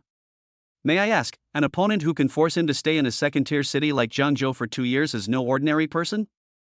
In addition, at this stage, it is unlikely that he would be thinking about matters of the heart. Auntie should know better than him, so this cannot be the reason. I knew I couldn't fool you. Lu Ziqing also smiled. There are some things that you know now that are not necessarily good. Shall I tell you later? Good. Lu Fan responded with a smile. His sister-in-law must have a reason for not telling him, and he would not badger her. Anyway, the fact that you slept with Yi Zihan is indisputable. For this reason alone, you cannot just wash your hands of it. Lu Ziqing continued to smile and nod. To defuse the crisis between Yi Zihan and the Yi family, Yuan Kuan is a breakthrough, so let's start with him. Okay. Lu Fan smacked his lips. Oh, that's right, I just happen to have something here that you can show to Yuan Kuan when you go to see him. As she spoke, Lu Ziqing got up and walked towards the bedroom. After a while, she came out with a broken curved sword in her hand. The craftsmanship was exquisite, and there were many hidden patterns engraved on the blade. Auntie, what is this? Lu Fan asked, slightly surprised, after taking the broken sword. A friend gave it to me, saying that Yuan Kuan should be able to provide us with some help after seeing this sword. Lu Ziqing gave a faint smile. I almost forgot about it, but when you mentioned Yuan Kuan just now, it reminded me. Really? Lu Fan's eyes narrowed slightly. Let's try it. It doesn't matter if it doesn't work anyway, and a little Yuan Kuan poses no threat to you. Lu Ziqing responded. Great. Lu Fan nodded with a smile. Ding dong. Around 10 o'clock in the morning on the second day, Lu Fan had just arrived at the site to punch in when his phone rang. Hello, how can I help you? Lu Fan said with a smile after pressing the answer button. Do you have time at noon? Yi Zihan's slightly anxious voice came through the phone. So it's you? You made me waste my feelings. Lu Fan smacked her lips. This is my mobile phone number, please save it so that we can contact each other in the future. Yi Zihan paused for a moment before continuing, you don't have time at noon. And I need to take orders to make money. Lu Fan responded very firmly. Yi Zihan on the other end of the phone was speechless for a moment. After a short pause, she continued, can you take some time off? I'll pay you double and you can go somewhere with me. Money talks. Lu Fan added in a tone that suggested he was about to get scolded, but I have to declare that I'm not selling myself. Boring. Yi Zihan responded coldly, I wouldn't buy you even if you wanted to sell yourself. So tell me, where are we going? Lu Fan asked. Do you know Yuan Kuan? Yi Zihan asked in return. Huh? Lu Fan's eyes narrowed slightly. Yuan Kuan asked for you? He just called me and asked me to meet him at noon. Yi Zihan responded. He specifically mentioned that he wanted me to bring you along, and warned me that if I didn't do as he said, I would bear all the consequences. Interesting. Lu Fan interrupted her, you come and pick me up later. You agreed? Yi Zihan didn't expect Lu Fan to agree so readily this time. Remember to pay me. Lu Fan replied. He didn't expect Yuan Kuan to approach him so quickly. He was thinking of finding some time to meet with the other party in a couple of days. Leaving aside the matter of Yi Zihan, just the car accident yesterday, a mere Black Panther could not quell his anger. Since this matter was under the command of Yuan Kuan, he had to be prepared to bear the consequences. After hanging up the phone, Lu Fan called Hao Fugui and told him to return to the site as soon as possible, saying that he would take him to a fun place. Since he had already decided to help Hao Fugui, he naturally couldn't miss this kind of thing. A short while after the call was made, Hao Fugui appeared at the door on his broken electric bicycle. Brother Fan, come on, have a drag. After parking the bike, Hao Fugui took out an unopened pack of Huazi cigarettes from his pocket. Wow, not bad. Won the lottery? Lu Fan laughed. Hey, Brother Fan, you've forgotten. You got 200,000 yuan from the Black Panther yesterday. It's not too much for us to smoke a pack of Huazi cigarettes, is it? I've never smoked more than 20 yuan worth of cigarettes in my life. I'd like to see if Huazi really can make you feel like you're in heaven. Pop. While talking, he took out a lighter, lit a cigarette, took a deep drag, and looked like he was smoking marijuana.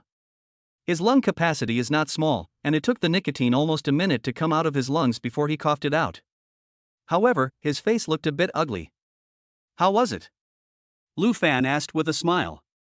Shit. It's fake. Hao Fugui cursed. Cough. Lu Fan was choked by saliva. Haven't you smoked Huazi before? How do you know it's fake? It's not as powerful as my 5 yuan pack of cigarettes, so how could it be real? Hao Fugui had a bitter expression. Lu Fan's mouth twitched. Generally speaking, the more expensive the cigarette, the softer it is. If you want it to be strong, then smoking dry tobacco is the best. Really? Hao Fugui looked at Lu Fan. Brother Fan, I'm not well read, so don't lie to me. Lu Fan. Brother Fan, here's the Huazi for you. I'll just smoke the ones I get for 5 yuan a pack. Hao Fugui handed the cigarette to Lu Fan. Right, Brother Fan, where are you taking me? Let's go meet Yuan Kuan. Lu Fan described what Yi Zihan had said. Brother Fan, I asked around with some people from the underworld last night, and Yuan Kuan is not in the same league as the Black Panther from yesterday. Hao Fu paused for a moment before continuing. He is the person in charge of the underworld in the eastern part of the city, and has more than 1,000 people under his command. If we just go over there like this, I'm afraid that we'll be scared so quickly? Lu Fan laughed. Brother Fan, you underestimate me. What am I afraid of? Hao Fugui puffed out his chest. At worst, I'll be reincarnated. This life has been too shit. Maybe I can be born into a good family next life. I'm just worried about you and Miss Yi. Your lives are worth much more than mine. Don't worry, we won't die. Lu Fan interrupted him with a faint smile. If anyone's going to die, it'll be them. Gah! An hour or so later, Yi Zihan's Porsche pulled up in front of the station. Who is this? After Lu Fan and the other got in the car, Yi Zihan looked at Hao Fugui with a slight start. While speaking, his eyes glanced at the takeaway uniforms on the two of them, and he felt very tired. Don't they have money to buy clothes? Why do they wear work clothes everywhere, looking so cool? Hello, sister-in-law, my name is Hao Fugui. Pop. Before he could finish speaking, Lu Fan slapped him on the back of the head. What are you shouting for? Chapter 9, Beat the shit out of him. Hey, it was a slip of the tongue, a slip of the tongue. Hao Fugui grinned and looked at Yi Zihan. Miss Yi, you can just call me Fugui, I'm Brother Fan's lackey. Hello? Yi Zihan's mouth twitched slightly. He's my brother. Lu Fan added, and then took out a cheap cigarette from his body and handed one to Hao Fugui. Can you not smoke in the car? Yi Zihan frowned slightly. Brother Fan, that's. I just smoked too much and I've been feeling sick, so I'll stop. Hao Fuguei withdrew his hand halfway. After a pause, he added, Brother Fan, why don't you stop smoking too?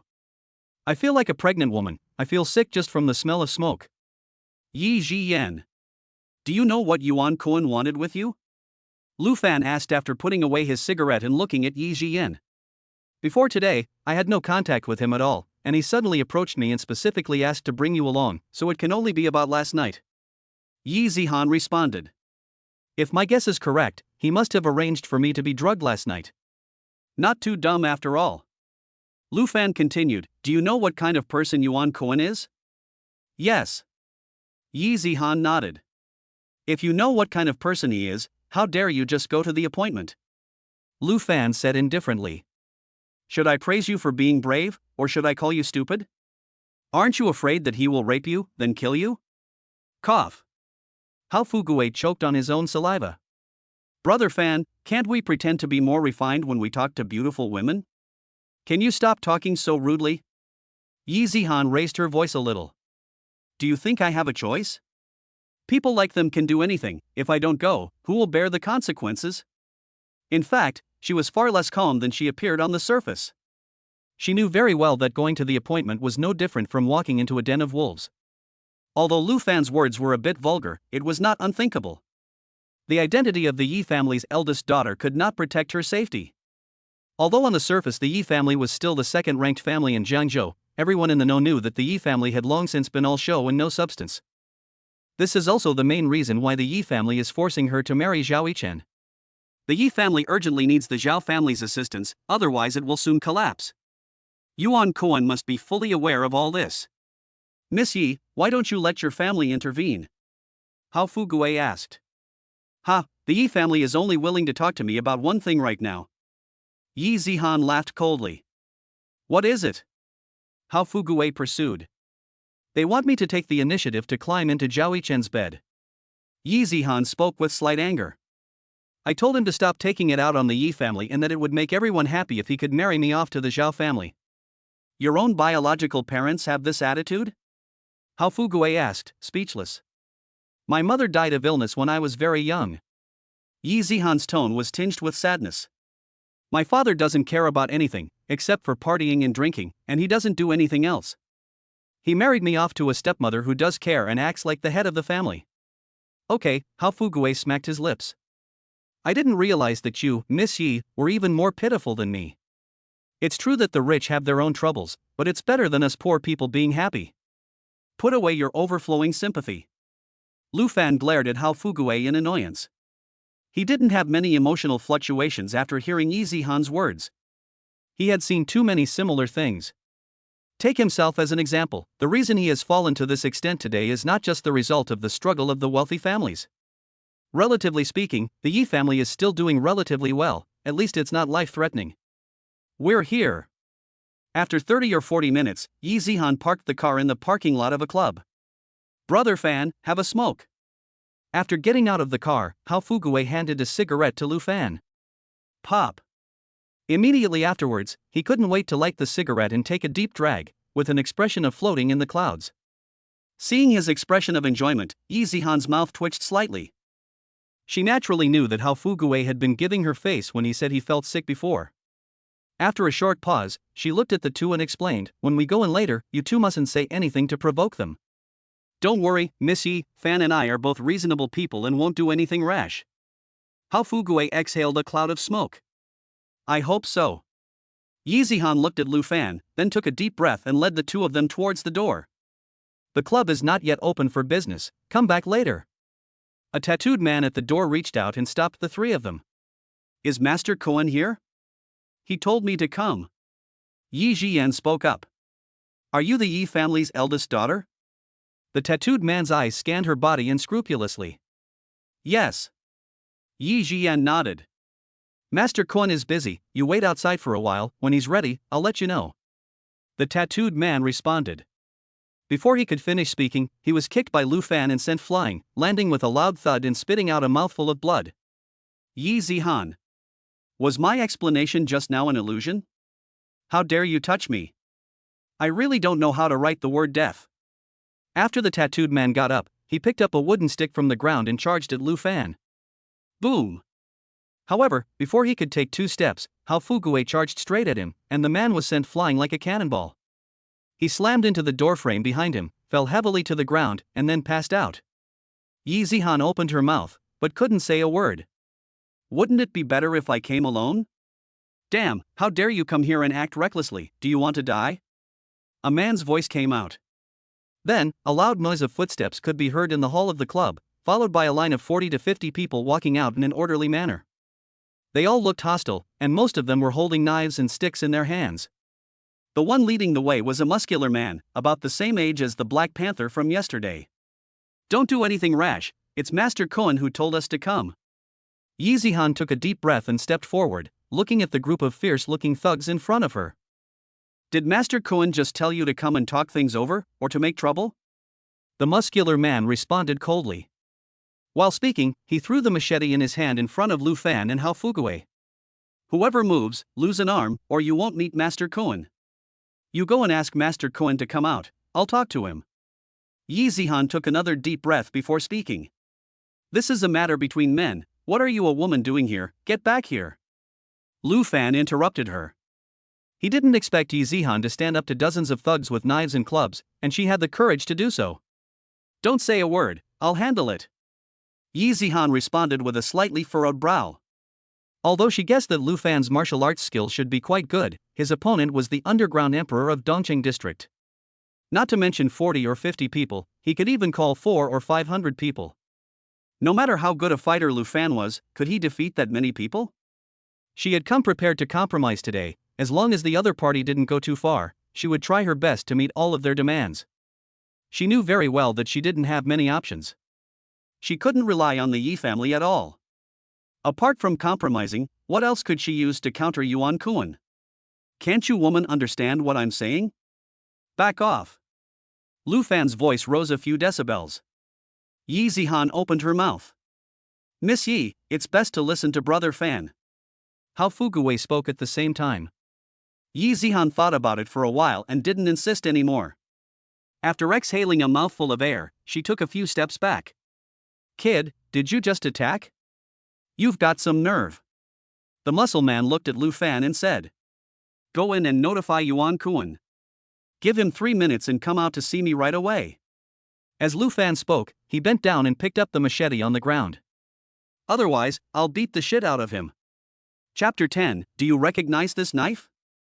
Damn. A delivery guy, he's really fucking cocky. A man wearing a gold necklace as thick as his thumb took a few steps and said, You're so fucking cocky, why don't you go deliver food in the sky?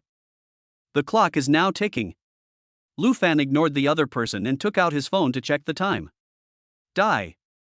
The man with the gold necklace raised the machete in his hand and waved it towards Lu Fan. Be careful. Yi Zihan's face changed and she exclaimed in alarm. Hao Fuguei, who was standing nearby, didn't look too surprised. After all, the scene from yesterday was still flashing through his mind from time to time. In his estimation, even if all the dozens of people in front of him attacked at the same time, they would not be able to defeat Lu Fan, let alone just the gold necklace guy alone. Clang! The gold necklace guy's machete stopped in mid-air for a moment before falling straight to the ground. What fell with it was one of his palms, the fracture surface as smooth as a mirror. Ah! The gold necklace guy let out a scream and fell over. No one even saw when Lu Fan struck, and by the time they reacted, the man with the gold necklace was rolling on the ground, spewing blood everywhere. Yi Zihan screamed at the same time, her face pale. Although she was used to the cunning and deceitful ways of the business world, and people who would eat their young and spit out their bones, this bloody scene was the first she had seen, and she was inevitably shocked. A trace of despair rose in her heart at the same time. She guessed that this matter could not be settled amicably. She really regretted bringing Lu Fan here. If she had known, she would have come alone and talked to Yuan Kuan, and there might have been room for compromise. But now, there was no point in thinking about it. You want to die. The muscular man in charge of the other side shouted angrily, Do it, first disarm him. Good. The others responded at the same time. Rhino, let them in. Just then, an old man's voice came from the hall. Counselor, he broke off one of Fire Snake's hands. The muscle man nicknamed Rhino paused for a moment and turned around and said, Don't you understand what I'm saying? Or is my word not good enough? The old man continued to speak in a deep voice. No. Rhino replied and glanced at Lu Fan. Kid, you'd better pray that you don't end up in my hands. Brother Rhino, right? Hafugue, who was standing nearby, replied, You should thank that so-and-so counselor, he just saved your life. After a while, Lu Fan and the other two entered the hall of the club, and Rhino still stood at the door with 40 or 50 people. Opposite the three of them stood an elderly man dressed in plain clothes, lean and with sharp eyes, who looked like a bad guy at first glance. Miss Yi, please wait a moment, Master Koan will be right down. The elderly man in plain clothes said to Yi Zihan. After that, he turned to Lu Fan. This must be Brother Lu Fan, young but with good skills. There's 1 minute left. If Yuan Koan doesn't show up, then Lu Fan will respond in a deep voice. Ha, it's been many years since I've seen such a rash young man. At this moment, a man's voice sounded at the top of the stairs. As the voice fell, a middle-aged man was seen walking over, arm in arm with a young woman, a cigar in his mouth. The man was in his 50s, with bushy eyebrows and big eyes, broad shoulders, and a 10-centimeter-long scar on his neck. This person is Yuan Koan, the leader of the underground world in Dongcheng district. The woman in his arms has charming features, a hot body, and is drenched in sweat and flushed, having just finished exercising. No wonder Yuan Koan was busy just now. Hello, Master Koan. Yi Zihan took a deep breath before looking at the other person and speaking. Ms. Yi, we'll talk about your business later. Yuan Koan interrupted her and then looked at Lu Fan. Your name is Lu Fan? You can cripple the Black Panther's legs, you're quite capable. But do you know what the consequences of this will be? Ha! Yi Zihan froze upon hearing his words. Although she didn't know the Black Panther, she had heard of the name and knew that he was one of Yuan Koan's top lieutenants. Moreover, she also knew that the bar she had gone to last night was owned by the Black Panther, and she had vaguely heard someone shouting Brother Black Panther while drinking. When did Lu Fan cripple the other person's legs? I don't know. Lu Fan shook his head. Why don't you tell me? While speaking, he glanced at the woman. From his eyes, naturally, he could tell that the woman was definitely not one of those prostitutes who spread her legs for money. Great. Yuan Koan let go of the woman and walked over to Lu Fan, not far away, and exhaled a cloud of smoke. Just last month, a so-called outlaw came to this club and caused trouble, breaking off one of Rhino's younger brother's arms. In the end, all his limbs were chopped off and fed to my Tibetan Mastiff, which devoured them with relish. As for the body parts, they should still be at the bottom of the dried-up well on the outskirts of the city, but I don't know if any wild animals have found them yet. Master Koan, Lu Fan probably doesn't know that the Black Panther is your man. Hearing what Yuan Koan said, Yi Zihan's stomach turned over and she almost vomited. Did I tell you to speak? Yuan Koan turned his head and looked at Yi Zihan. Master Koan, we can pay the Black Panther compensation. Yi Zihan's face turned slightly pale. Can't you understand what I'm saying? Yuan Koan's eyes narrowed slightly, and then he looked at the old man in plain clothes.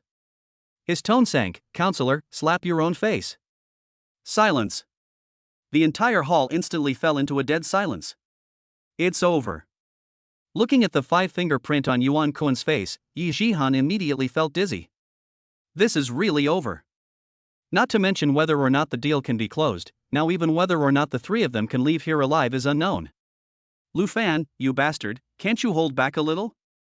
Haofugu, who was standing next to her, couldn't help but twitch uncontrollably at the corner of his mouth a few times. Master Fan, can we not be so reckless? Even if you're not afraid to die, you still have to die with dignity. Besides, Miss Yi is still here. If you slap him, you'll be playing the hero, but what about Miss Yi? If they really do that to her first, then what? Damn it, kill him. Rhino roared, and then he charged at Lu Fan with 40 or 50 men. Get back! Yuan Koan shouted angrily. Master Koan, he dared to touch you, let me dismember his limbs first, the Rhino said. Rhino, don't you understand what Master Koan said? The old man in plain clothes replied coldly. Master Koan, I'm sorry for Lu Fan. He didn't mean it. We'll pay you compensation, Yi Jian said with difficulty after taking a deep breath. You, how dare you slap me? How dare you? Yuan Koan ignored everyone else and looked at Lu Fan, his expression hideous. Ha, you can't hit me? Lu Fan smiled faintly. Ha ha, I can hit you. Of course I can. Yuan Cohen laughed in anger. Do you want to try hitting me again? Pa! Before he could finish speaking, there was a flash of light in front of his eyes, and Lu Fan had already arrived, and the sound of a slap resounded once again. SSSHH. A gasp of disbelief echoed throughout the hall. He's gone mad, he's really gone mad, this guy really doesn't want to live anymore. Advisor, do it. Yuan Cohen roared. Remove his limbs, don't let him die, I must make him suffer today. Good. The old man in plain clothes responded solemnly, then raised his hand and attacked Lu Fan. Clang! At that moment, Lu Fan threw the half-broken curved sword in front of Yuan Cohen. Do you recognize this knife? Ha! Yuan Cohen's pupils instantly shrunk to the size of pinholes. Chapter 11 Yuan Cohen's shock. Why is this knife in your hands? Yuan Cohen asked after a slight pause. From the look on your face, you should recognize it, right? Lu Fan lit a cigarette and took a drag. So tell me now, are you going to continue to have someone remove my limbs, or should we go somewhere and talk? Kid, you're really fucking funny, trying to scare people with a half-broken knife. Why don't you go to hell? A burly tattooed man roared. As the words came out, he raised the machete in his hand and waved it at Lu Fan. Boom! He just rushed out a few steps, but was kicked away by Yuan Cohen and fell heavily to the ground, bleeding. Master Cohen. The tattooed man struggled to get up, his face full of confusion. Shut up! Yuan Cohen interrupted him sternly. After that, he took a deep breath and turned to Lu Fan and said, Sorry, please forgive me if I offended you. If it's convenient, would you like to go upstairs and sit down? Ha! Upon hearing his words, a look of surprise appeared on the faces of everyone, including the old man in plain clothes and the woman. They knew exactly what kind of person Master Cohen was. Based on what Lu Fan had done before, not only him, but also Yi Zihan and Hao Fugue, it was unlikely that they would all be able to leave here alive today. But now, Master Cohen's attitude had obviously changed a lot. This knife looks like it has a lot of history. Are you willing to talk? Lu Fan gave a faint smile.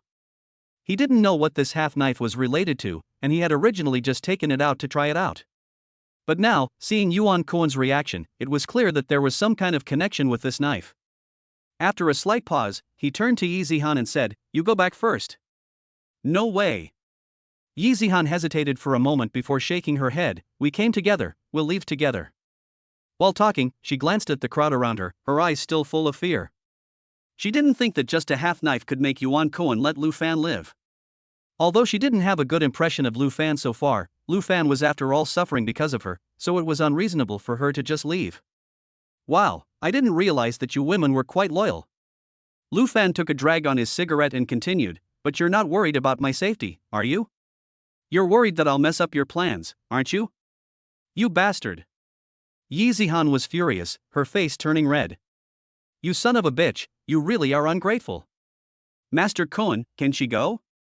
Lu Fan ignored Yi Zihan and turned to Cohen and asked. Yes. After a moment's thought, Yuan Cohen nodded. You, Yi Zihan, continue. Miss Yi, you go back first. Hao Fugue, who was standing nearby, walked up to her and whispered, Fan will be safer without you here. Upon hearing his words, Yi Zihan took a deep breath and then, without insisting, continued to glance at Lu Fan before turning and walking towards the door. Hao Fugue was right. Without her, Lu Fan would really be safer. Fortune, go wait for me outside. Lu Fan then gave him an order. Okay. Hao Fortune didn't act pretentiously and turned around to leave. In a short while, Lu Fan followed Yuan Cohen to a luxurious private room on the second floor, and the woman who had come in with them also followed. Please sit. Yuan Cohen came to one of the sofas and sat down, and the woman poured a glass of red wine for the two of them. This beautiful woman, I still have to deliver takeout later, do you want to get me drunk driving? Lu Fan came and sat down opposite Yuan Cohen. Sorry, I wasn't thinking. I'll get you some juice instead. The woman's mouth twitched. Are they cracking down on drunk driving so hard now? In broad daylight, they're going around checking if people driving electric cars have been drinking? Want one? Yuan Cohen offered Lu Fan a high-end cigar. No thanks, I'm not used to smoking dry tobacco. Lu Fan took out a cheap cigarette from his pocket and lit it, taking a drag. Yuan Cohen. Is this horseshit tobacco? You could buy a sack of welding fumes with this one. After a short pause, he continued, "Can you talk now? Why did you have half a knife on you?" While speaking, he secretly passed a glance to the woman who was pouring juice for Lu Fan. After understanding, the woman flipped her wrist, and the fruit knife on the coffee table magically appeared in her hand. Whoosh! Immediately afterwards, a cold flash of light flashed towards Lu Fan. The woman was obviously a skilled knife player. Although the speed was extremely fast, she was able to very accurately stop the fruit knife at Lu Fan's throat. This alone was no feat for an ordinary practitioner. However, what surprised Yuan Kuan and the woman was that, in such a dangerous situation, Lu Fan did not react at all, not even blinking, and still sat leisurely smoking a poor quality cigarette. There were only two possibilities. Either Lu Fan is mentally deficient and slow to react, or he simply doesn't take this matter seriously. The latter is obviously more likely. "Aren't you afraid that I really will kill you?" the woman asked. "You should be grateful that you don't have murderous intent in you, otherwise you would already be dead," Lu Fan said indifferently. In his opinion, although the woman was very fast, if he wanted to, there were at least a few ways for him to kill her. He knew very well that Yuan Kuan absolutely would not have killed him before figuring out his identity. This could be judged from the fact that the woman did not have any murderous intent, otherwise he would have already struck. While speaking, Lu Fan reached out and grabbed the fruit knife by the handle, and then his eyes slightly narrowed. The next moment, the woman sensed an extremely terrifying, violent force pouring into her arm along the handle of the knife. Ha! The woman's pupils instantly shrank to the size of a wheat stalk. Without any hesitation, she quickly released the handle of the knife and quickly took a few steps back, her face pale. She had a feeling that if she had been any slower, she would have lost her arm. She finally believed Lu Fan's words. If she had really wanted to kill Lu Fan just now, she would have been a corpse by now. Two words could not help but pop up in her mind. Master. This is definitely a master she has never seen in her life. Whoosh! Before the woman could react from her shock, Lu Fan flipped his wrist, and the fruit knife shot towards her at a speed not inferior to that of a bullet, like a battering ram. The woman's pupils once again contracted sharply, and she subconsciously tilted her head to the side. The fruit knife flashed past her, and then plunged into the concrete pillar behind her, going through it. SSSHH. The woman couldn't help but take a big breath, her face full of shock. Such skill was unheard of. She then realized that Lu Fan did not intend to kill her, otherwise she would not have been able to dodge. Boom! Immediately afterwards, Lu Fan slapped the coffee table in front of him without warning, and after the loud noise, the thick marble coffee table instantly turned to powder. Tick-tock! Looking at the pile of stone chips on the ground, a bead of sweat dripped down Yuan Kuan's forehead. Chapter 12: The Man Behind the Curtain. As the leader of Dongcheng District, Yuan Kuan is no pushover. On the contrary, if it comes to personal strength, his skills can rank among the top 3 in the underground world of Zhengzhou. He has reached his current position entirely through his own efforts. Along the way, he has met many so-called strong people, but the vast majority have become his stepping stones. However, the delivery boy in front of him gives him a feeling of despair. He doesn't even have the courage to fight back. If he had used his full strength to slap the marble coffee table just now, he might have smashed it into pieces, but it would definitely not have turned into stone dust. Stone and stone dust are completely different concepts. He has only met a person of this level of strength just over a year ago. "Can we have a nice chat now?" Lu Fan spoke as he exhaled a string of smoke rings. This series of actions just now was obviously intended to intimidate Yuan Kuan. He believes that after seeing his skills, if Yuan Kuan wants to live longer, he should behave more appropriately. Yuan Kuan got up and bowed to Lu Fan, and there was no longer the previous arrogance on his face. The woman next to him was also too afraid to make a sound, her face full of apprehension. At this point, even the two of them, who are mentally retarded, know that Lu Fan is definitely not just an ordinary delivery boy. "Sit down." Lu Fan continued, "Hurry up and answer a few questions for me, I still have to deliver some takeaways later." Yuan Kuan and the woman. "Young master, with your skills, what kind of takeaways do you deliver? You're here to experience life, aren't you? First, tell me about this half-sword, what's its relationship to you?" Lu Fan took out the half-sword and threw it on the sofa. "This half-blade is mine." After a pause, Yuan Kuan added, "I designed the hidden pattern on the blade myself, so I know it's my knife as soon as I see it." "Is it really your knife?" Lu Fan's eyes narrowed slightly, as he had obviously suspected as much. "Well, Yuan Kuan nodded and explained roughly to Lu Fan. After listening to him, Lu Fan understood. It wasn't complicated. 2 years ago, when Yuan Kuan was on business outside the city, he was being chased by his enemies. Just as he was in a desperate situation, he was saved by a person. The person didn't specifically go out of his way to save him, but just happened to pass by that place. His enemies wanted to kill him to keep him quiet, so they attacked the person. As a result, the nearly 100 people his enemies brought with them couldn't even hold out for 2 minutes before they all collapsed, not a single one alive. The scene at that time still appears in his mind from time to time. There were severed limbs and arms everywhere, and rivers of blood. Every time he thinks about it, his stomach churns. That was also the first time he saw that there were people in this world who could be that strong. In the end, he gave the other person his own cut scimitar and said that in the future, as long as he came to him with the half scimitar, he would never refuse to help, no matter what the task was. Originally, someone of that level would not have cared about his favor. But for some reason, after hearing that he was making a living in Zhangzhou, the other person took the half sword. He tried to ask the other person's name and origin, but the other person only replied to him with one sentence: "Don't ask what you shouldn't ask. You just let her attack me, and you wanted to confirm how I got this sword after taking me down, didn't you?" Lu Fan continued. "Exactly." Yuan Kuan nodded. "I apologize for any offense." After a slight pause, he continued, "Lu Xiao, can I ask why you have this knife and if you know that person?" "Don't ask what you shouldn't ask." Lu Fan exhaled a series of smoke rings. Yuan Kuan. "Do you still keep your word with that person?" "I came to you with this knife and I am willing to do whatever you ask." Lu Fan spoke again. Lu Xiao is joking. "Although I, Yuan, am not talented, I at least have integrity." Yuan Kuan responded. "I owe my life to that great man. If he needs me, I won't even bat an eyelid, let alone if he wants to use me. Don't worry, I won't take your life." Lu Fan continued, "Let's talk about Yi Zihan first. Who told you to drug her?" "Lu Xiao, this matter involving Miss Yi has a wide range of implications and is very tricky." Yuan Kuan responded. "If possible, it would be best if you didn't get involved, or you'll definitely get implicated." "You think I want to get involved?" Lu Fan snapped at him, "Cut the crap and just answer the question." He knew it was a quagmire from the start, but he couldn't help himself. "Fine." Yuan Kuan took a deep breath before speaking. "The person who contacted me about this was Wu Yujie, the eldest son of the Wu family." "The Wu family that ranks third in Zhangzhou?"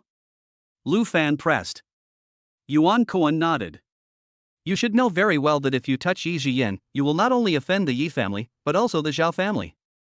Lu Fan continued. "But you still did it. If nothing unexpected happens, in addition to the Wu family, there should be other people greeting you or pressuring you."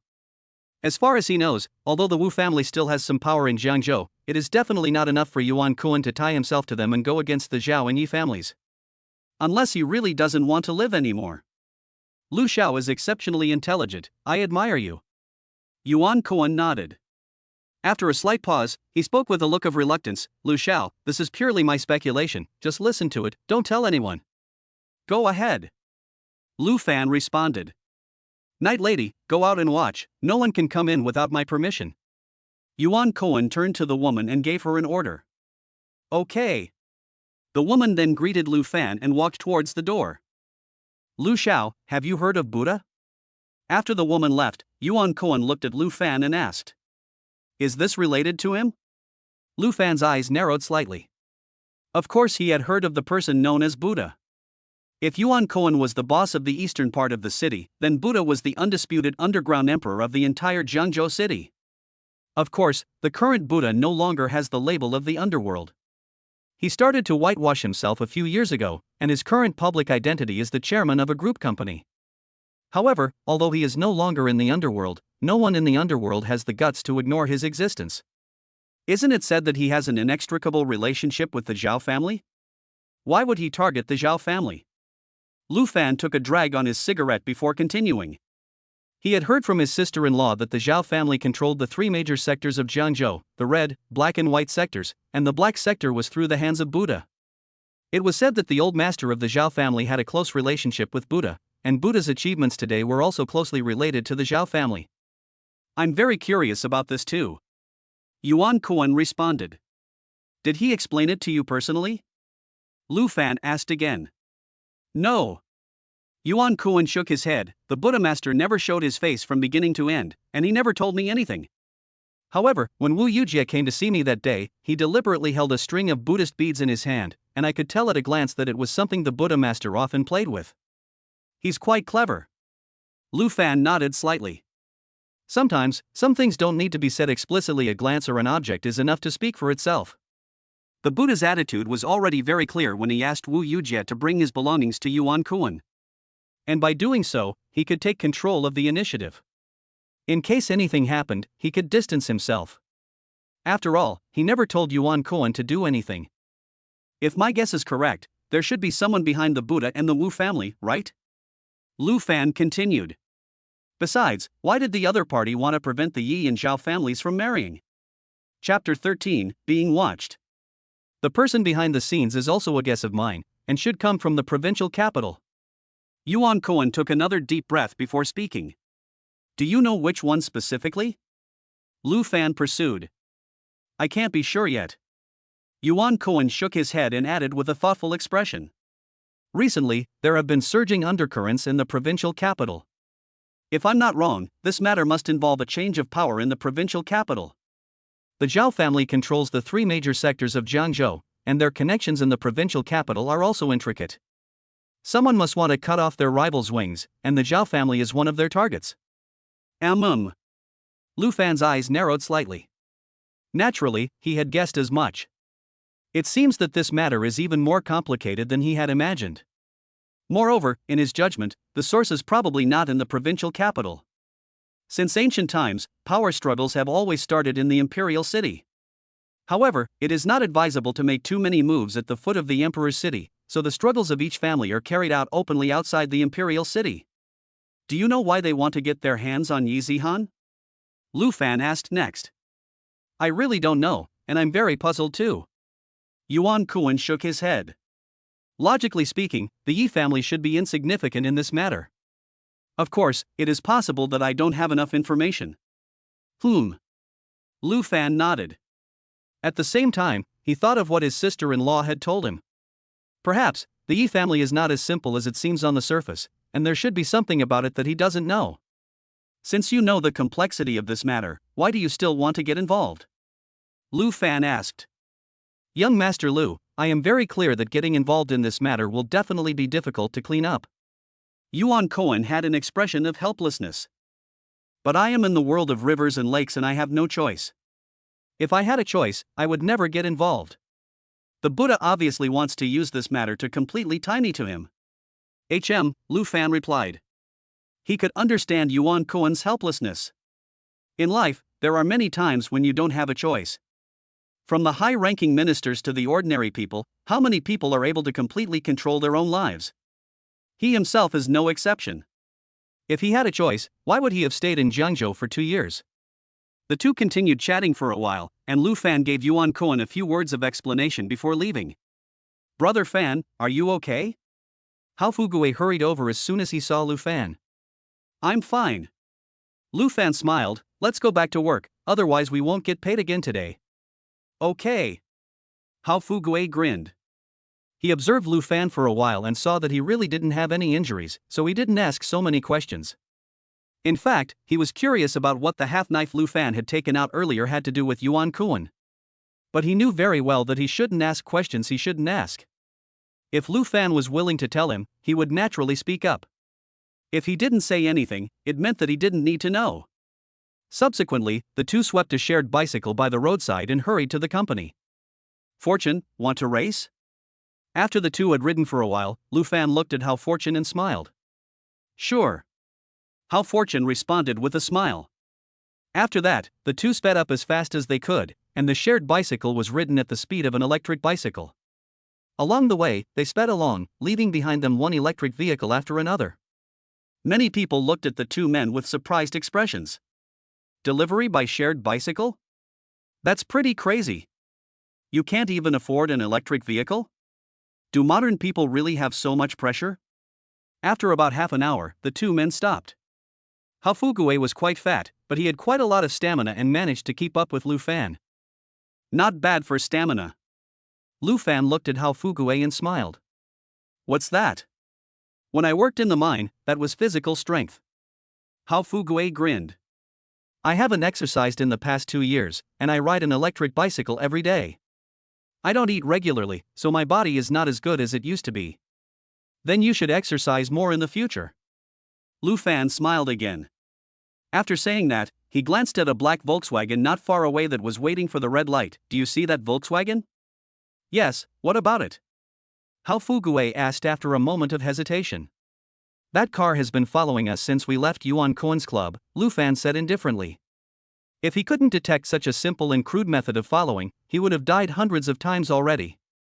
As soon as he left the club, he scanned the surroundings with his eyes, and both people and cars were imprinted in his mind. He not only memorized the number of this car, but also the license plate numbers of the 10 or so cars nearby, large and small. Ha! Hao Fugu was once again taken aback. Yuan Kuen's men. It shouldn't be. Lu Fan shook his head. Then who could it be? Hao Fugu pressed on. Just find out who they are and make them show themselves. Lu Fan responded. Brother Fan, what's the plan? Hao Fugu asked. Follow me. Lu Fan said, and rode into a road to the right. After about 20 minutes, the two stopped on a remote road that had not yet been officially opened to traffic. Unsurprisingly, the black Volkswagen followed closely behind. 3 men then got out of the car, facing the car with a hostile expression, each holding a shiny special steel knife. They gave off a faint bloodthirsty aura and were definitely not good people. The leader was a man in his 40s with a crew cut, a thin build, and sharp eyes. I'm curious, what are you relying on to deliberately lure us here? The man with the crew cut looked at Lu Fan and spoke. Guys, you've got the wrong person, haven't you? Hao Fugui looked at the 3 men and said, We're just 2 delivery guys, why are you targeting us? We have no money and no wealth, the only fixed assets we have are these 2 bicycles. Why don't you just take them? We promise not to report to the authorities. Still in the mood to joke, not bad. The bald guy glanced at Hao Fugui. No bikes? What do you want then? Hao Fugui continued to ask. Damn it! The other man, a long-haired man, spoke in a deep voice. Want to die? Hao Fugui smacked his lips. Then I'm relieved. I thought you wanted money. After saying that, he turned to Lu Fan and said, Brother Fan, are you coming or should I do it? Stay there. Lu Fan's mouth twitched slightly. After saying that, he lit a cigarette and looked at the bald man and spoke. Zhao Chen told you to come, didn't he? The methods are so simple and rude, I actually think highly of him. He knew the identity of the people on the other side just by thinking about it with his toes. It is unlikely that the Wu family and the Buddha would send someone to keep an eye on him so soon, so it can only be Zhao Chen's people. He was originally wondering in what way the so-called Tian Zhao young master of the Zhao family would make his move, but now it seems that it is nothing special. Does the method matter? After the bald man finished speaking, his tone sank, kill. As he finished speaking, the bloodthirsty aura on his body once again climbed. Who? A flash of appeared, and a cold light struck out to kill. Chapter 14 Kill. Kill. At the same time, 2 other men followed one after the other, their specially made steel knives emitting a grim radiance. Hua! The man leading the way rushed up behind him, his eyes narrowed, and the steel knife slashed straight at Lu Fan's neck with a flash of cold light. He was a professional killer, and his speed and strength were unmatched by ordinary underground thugs. Lu Fan's eyes narrowed slightly, and he sidestepped to the side, avoiding half of the body, and the steel knife sliced down past his sleeve. The man didn't expect Lu Fan to be able to dodge his slash so easily. After a slight moment of confusion, he flipped his wrist, and the steel knife pulled up diagonally, aiming for Lu Fan's left waist. However, it still missed, and before his blade even touched Lu Fan's clothes, Lu Fan had already stepped back 2 steps, just avoiding the attack. Die! Almost as soon as Lu Fan stepped back, the long-haired man on the other side had already come to his right side. As he spoke, the steel blade in his hand pierced towards Lu Fan's heart at extreme speed, whipping up a sound like the wind howling. The man was very confident in his attack, believing that after one strike, Lu Fan would either be dead or crippled. Of course, his face quickly stiffened. Lu Fan simply leaned slightly to the side, and his steel knife missed, scraping past the yellow battle robe. On the other side, the remaining man had already rushed up, and the steel knife was pulled towards Lu Fan's heart at an extremely tricky angle, not slow at all. However, just like the previous man, just as he thought he was about to succeed, Lu Fan once again evaded his blade like a magician. The three men attacked at the same time, all thinking that they could end the battle with one strike. However, the result was that Lu Fan easily avoided it by just slightly shifting his feet, and he didn't even throw away the cigarette in his hand. Awesome! Hafugue, who was not far away, could not help but let out these two words when he saw this scene. What had happened in the past 2 days had completely overturned his perception of Lu Fan. Even though he had long suspected that Lu Fan was definitely no ordinary person, these successive events still left him shocked. He was becoming more and more curious about Lu Fan's true identity. Who exactly are you? The three men did not rush to attack again, and the man with the crew cut looked at Lu Fan and asked. His eyes no longer held the previous contempt, replaced by a touch of gravity. When he first received this mission today, he heard that he was only told to deal with a delivery boy, and he thought he heard it wrong. With his strength and status, he was actually arranged to deal with a delivery boy. What a waste of effort. Even though he was told that Lu Fan was a martial artist, and that Black Panther and his dozen or so men were no match for Lu Fan, he still didn't take it seriously. After all, he is a bona fide professional killer. How can he be compared to a bunch of thugs in the underworld? So, he didn't take Lu Fan seriously until he started to act. And now, he finally knows that he has underestimated Lu Fan far too much. This definitely cannot be just an ordinary delivery boy.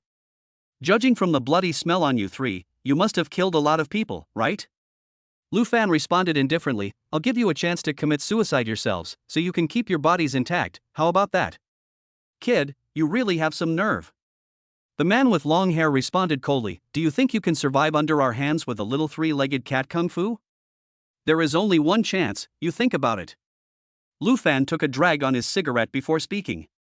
What a load of shit. The other man responded and then looked at the man with the buzz cut, boss, don't waste time with him, let's go at him together and finish quickly. After saying this, his eyes narrowed and he charged again with a steel knife in his hand. Who? Just when he had reached the halfway point, Lu Fan snapped his fingers and flicked the cigarette butt in his hand, sending a shower of sparks flying towards the other man. Although the man had seen the cigarette butt and tried to dodge it, he was unable to do so, and the butt struck him directly on the forehead. What shocked him was that a tiny cigarette butt had actually made him feel dizzy, and he took 2 uncontrolled steps backwards. But that wasn't all. Just as he had managed to steady himself, he saw Lu Fan in front of him.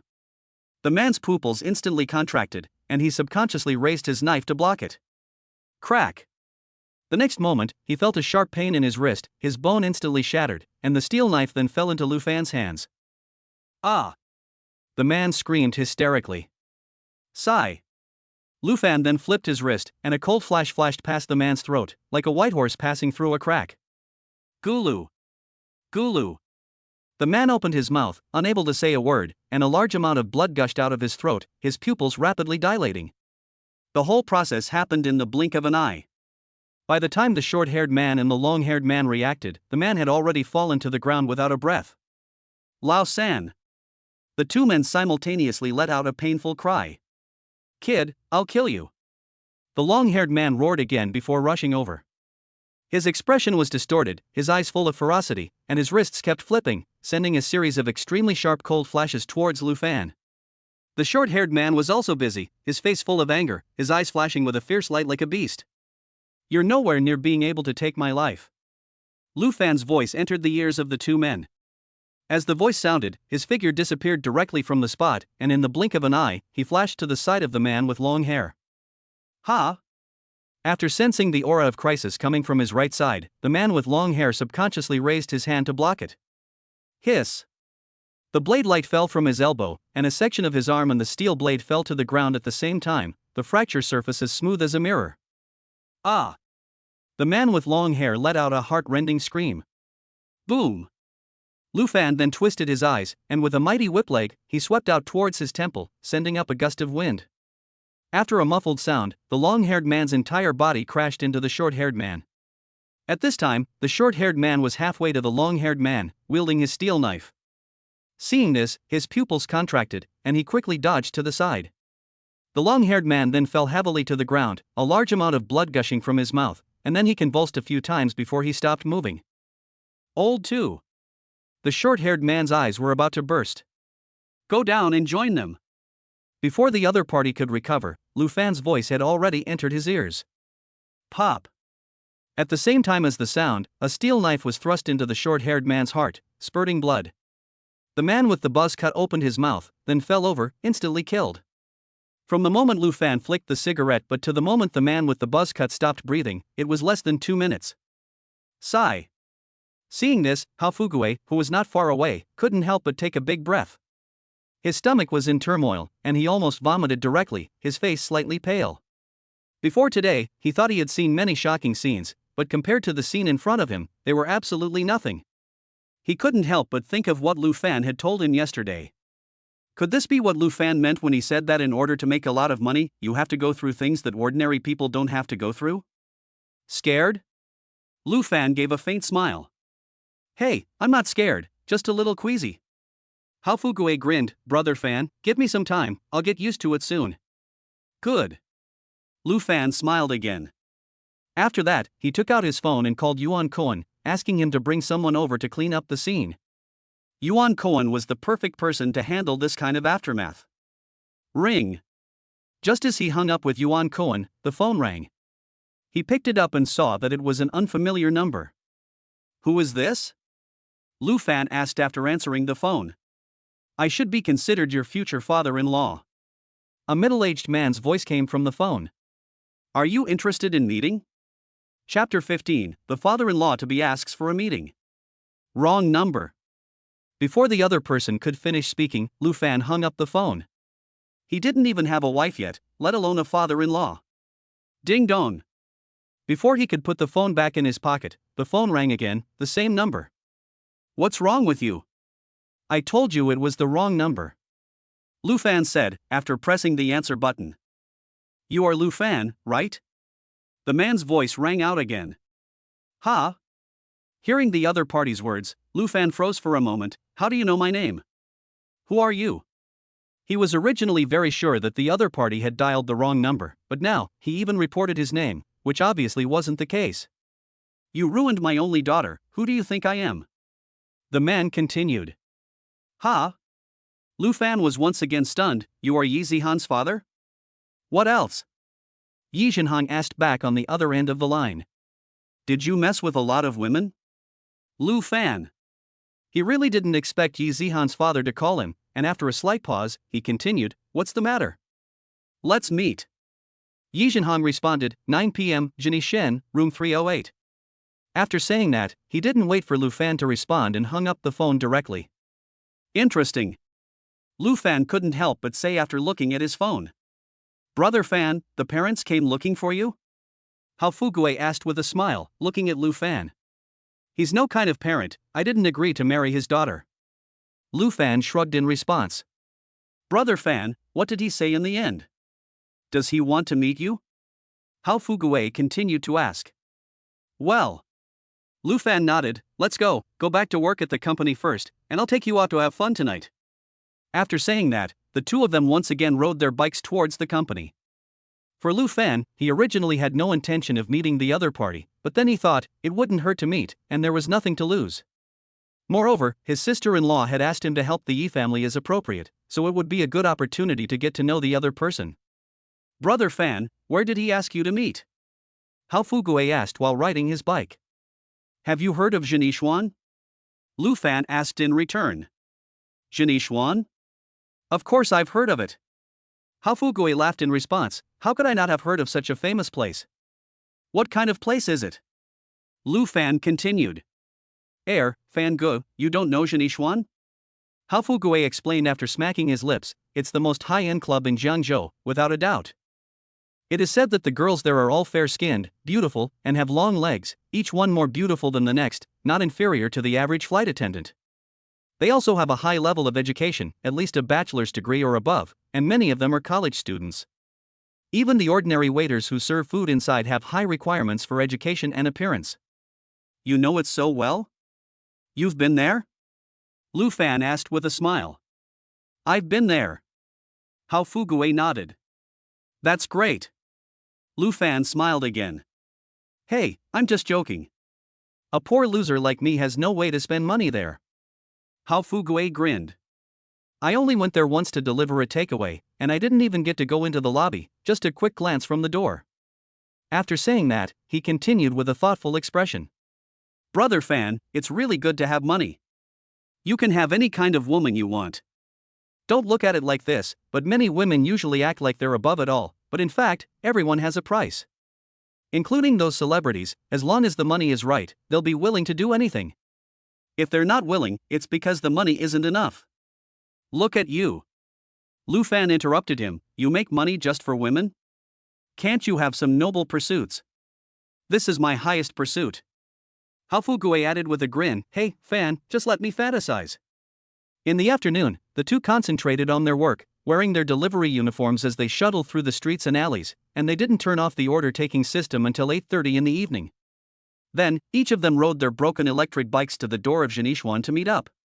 This time, the two of them finally took off their takeaway battle uniforms.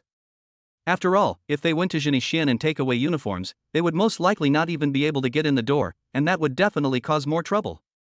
Zhenishuan is located in the center of Jiangzhou City. The courtyard covers an area of about 20,000 square meters, and the main building is a 5-story retro-style building with carved beams and painted rafters. In the heart of the city, where every inch of land is expensive, an entertainment club can have such a small courtyard, which shows the energy behind it. Around 9 o'clock, Lu Fan and his friend parked their electric car in the parking lot inside the courtyard. Brother Fan, I asked a friend to help me find out more this afternoon. The two walked towards the entrance of the hall, and Hao Fugue looked at Lu Fan and spoke. Yi Zihan's father is named Yi Zhenhong, and it is true that he basically doesn't care about the family's business, just as she said. He spends his days partying, indulging in all kinds of bars and clubs, and is notorious among the Jiangzhou aristocracy for being a good-for-nothing. He's probably up to no good by meeting with you today, so be careful, don't let him take advantage of you. You're right on the money. You're pretty well informed. Lu Fan smiled. Regardless of whether this information is true or not, it's good that Hao Fugue thought of this in advance.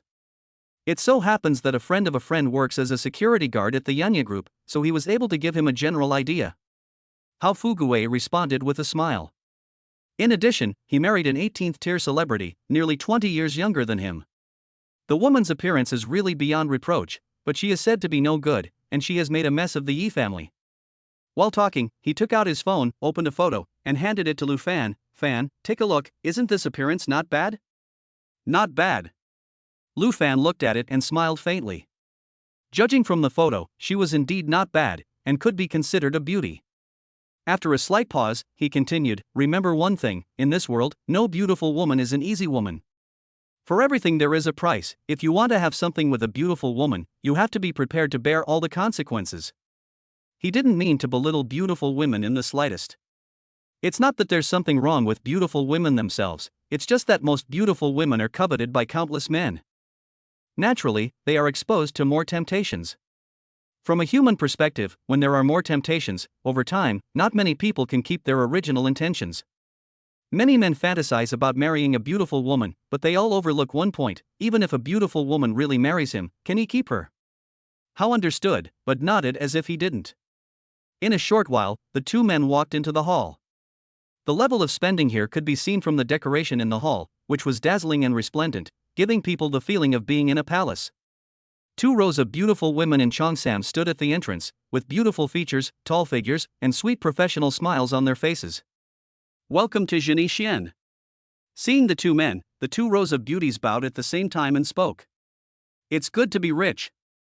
Looking at the 2 rows of beauties in front of him and the magnificent hall, Hao Fugue was very emotional. Good evening, gentlemen. Do you have a reservation? At the same time, a tall woman in uniform walked over. She also maintained a professional smile on her face, but did not show a look of contempt because the clothes on the 2 men did not add up to more than 200 yuan. Has the 308 person arrived yet? Lu Fan asked. Are you Mr. Lu Fan Lu? The woman in uniform asked back after a moment of shock. Well, Lu Fan smiled faintly.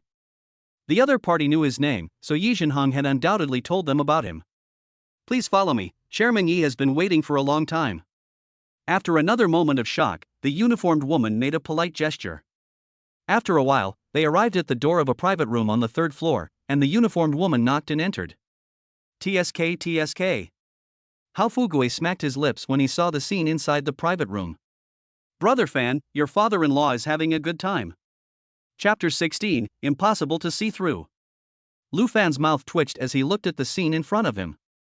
A middle-aged man in casual clothes was leaning comfortably on the sofa, holding a glass in one hand and a cigar in the other. Naturally, the man was Yi Zhanhan's father. On the coffee table in front of him were a dozen bottles of high-end foreign liquor of different flavors. A woman in a cheongsam was mixing drinks nearby. The split of the cheongsam opened up to her waist, and the black silk ruffles inside were faintly visible. In the open space in front of the coffee table, four tall and slender beauties were dancing to an unknown dance to the rhythm of the music. It was seductive but not explicit, charming but not vulgar. Yi Dong, Mr. Lu is here. The woman in uniform took a few steps closer and looked at Yi Zhanhang and spoke. Lu Fan, we're here, come sit. Yi Zhanhang spat out a cloud of smoke and waved his hand towards the door. While talking, his eyes inadvertently swept over Lu Fan and Hao Fugui. Then, he looked at the four beauties and spoke loudly. You four turn off the music and stop dancing. Come drink with my son-in-law and keep him company well, you won't go without a tip. Hao Fugui. Lu Fan. The father-in-law is getting his son-in-law a young girl to keep him company. This father-in-law is quite something. Yes, Mr. Yi. The four women responded, turned off the music, and walked over to Lu Fan and Hao Fugui. I don't need one, just keep my brother company. Lu Fan pointed at Hao Fugui and then looked at the four women and spoke. He's an honest man, so you should be more reserved, don't scare him. Hao Fugui coughed, choking on his saliva. Fan, I don't need one either, I'll just pour you guys drinks. What, you don't like these little sisters? After Yi Zhanhang finished speaking, he turned to the woman in uniform and said, Manager Huang, ask another group of little sisters to come in, and let my son-in-law and his friends pick. Okay. The woman in uniform picked up the walkie-talkie and was about to make arrangements. Really, it's not necessary. Lu Fan waved his hand at the woman. Don't worry, you don't have to pay, I'll pay for all the expenses tonight. Yi Zhanhang paused before speaking again. Oh, by the way, there are a few new college students at the club. Shall I ask them to come in and have a look? If you don't like innocent ones, I can also ask a few foreign girls in, I guarantee they'll be exciting. Thank you, Chairman Yi. Lu Fan's mouth twitched. Why don't we ask them to go out first and we'll have a chat? Are you sure? Yi Zhanhang took a puff of his cigar, then, shall we chat first? Let's chat first. Lu Fan nodded. Good. Yi Zhanhang then looked at the uniformed woman, Manager Huang, then take them out first and come back in a bit. Okay. The uniformed woman nodded and led the five women away. Pour yourself a drink if you want. Yi Zhanhang spoke after Lu Fan had taken a seat. I'll pass on the wine, I'm running a designated driver with Fu Gui tonight. Lu Fan responded. Hao Fugui, who was standing nearby, took a glass and poured a drink for Lu Fan, then stepped back. Good to be a substitute driver. Yi Zhanhang drank half a glass of wine and continued, when you're lucky, you can even get lucky with a woman, which is better than delivering takeaways, right? Lu Fan's mouth twitched again. Why did Chairman Yi ask me to come here today? Now everyone in Quanjiangsu knows that you slept with Xiaohan, so you have to give me, as her father, an explanation, right? Yi Zhanhang picked up 2 cigars from the coffee table and handed them to Lu Fan, and his eyes swept over him again. Thanks, but we're not used to smoking cigars. Lu Fan took out a cigarette, lit it, and smiled. I'm not sure what kind of explanation Chairman Yi wants. While the other party was observing him, naturally he was also sizing the other party up. Originally, he thought that with his level of people reading, it should be easy to see through someone who indulges in places of sound and color all day long. However, what slightly surprised him was that he found that he couldn't see through the person in front of him. At first glance, Yi Zhanhang did indeed give him the impression he had heard about: flippant speech, frivolous manner, wandering eyes, and a cynical expression on his face. But Lu Fan could occasionally catch a fleeting glimpse of something unusual in the depths of the other person's eyes. He wasn't sure if it was his own illusion or if the other person was deliberately hiding something. That glimmer of difference gave him the feeling that all the appearances of the person in front of him were likely to be deliberately put on, and were by no means his true nature. There was another thing that also slightly surprised Lu Fan. He had a vague feeling that Yi Zhanhang was probably a martial artist, but he couldn't detect any martial artist aura from the other person. Therefore, it was difficult for him to conclude what kind of person the person in front of him really was. This also made him curious about Yi Zhanhang. You can't just eat your fill and then pretend like nothing happened. Yi Zhanhang put down his wine glass and looked at Lu Fan, I heard that Xiaohan took the initiative to go to you to get a marriage certificate, and you're not happy about it? Yi Dong, what happened the night before last was an accident. Lu Fan took a drag on his cigarette before continuing. Your daughter is the daughter of the Honorable Yi family, while I am just a delivery boy. Our families are not suitable for each other, and I am afraid that I will wrong your daughter. Don't be so grandiose. Yi Zhenhong glared at him, you just want to get laid for free. Lu Fan. There is no such thing as a free lunch, and adults must be responsible for their actions. Yi Zhenhong continued. Since you are unwilling to marry Xiaohan, then pay compensation. I won't extort you either. With Xiaohan's worth, if you give 100 million, this matter will be settled. Cough. Cough. Cough. Hearing his words, Hao Fugui, who was standing nearby, was choked by the cigarette and his tears came out. After a while, he looked at Yi Zhenhong and said, Chairman Yi, you are forcing Brother Fan to be your son-in-law.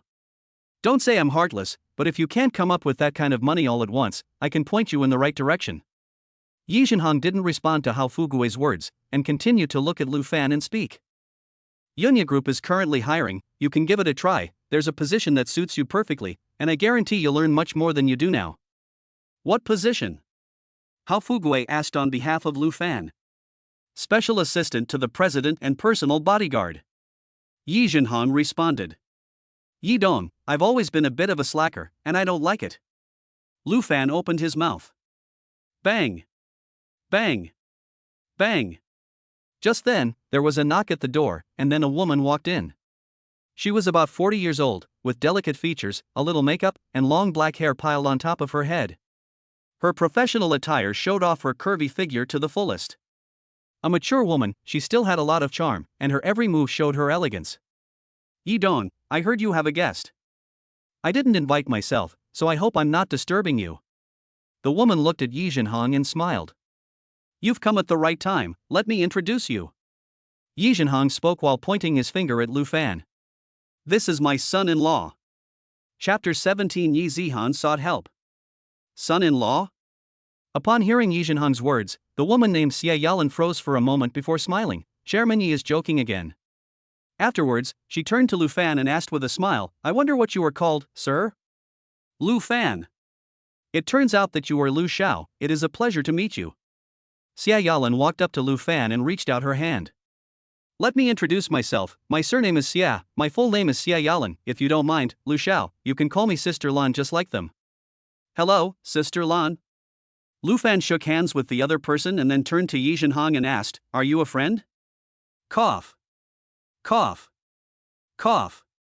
Hearing him say this, Hao Fugui behind him choked again on his saliva. Brother Fan, alas. You can't say that kind of thing. Although he hadn't been to Zhenixuan before, he had heard of Sister Lan's reputation long ago. This person is the owner of Zhenixuan, at least on the surface. Moreover, it is rumored that she has bigwigs behind her who are respected in the weight class, and can make the entire Jiangzhou tremble with a single stomp. This is the reason why Zhenixuan can gain a foothold in Jiangzhou.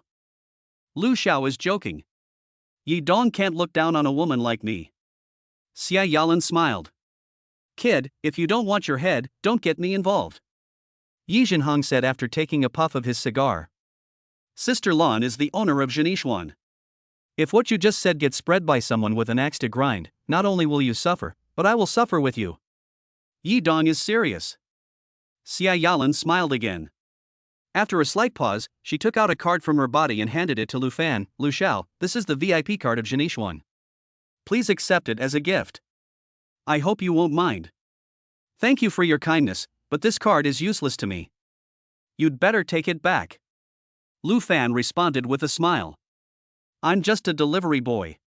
Today, I was invited by Yi Dong to have the opportunity to come in and see the world. Otherwise, with my meager income, I wouldn't dare to come even if you lent me the guts.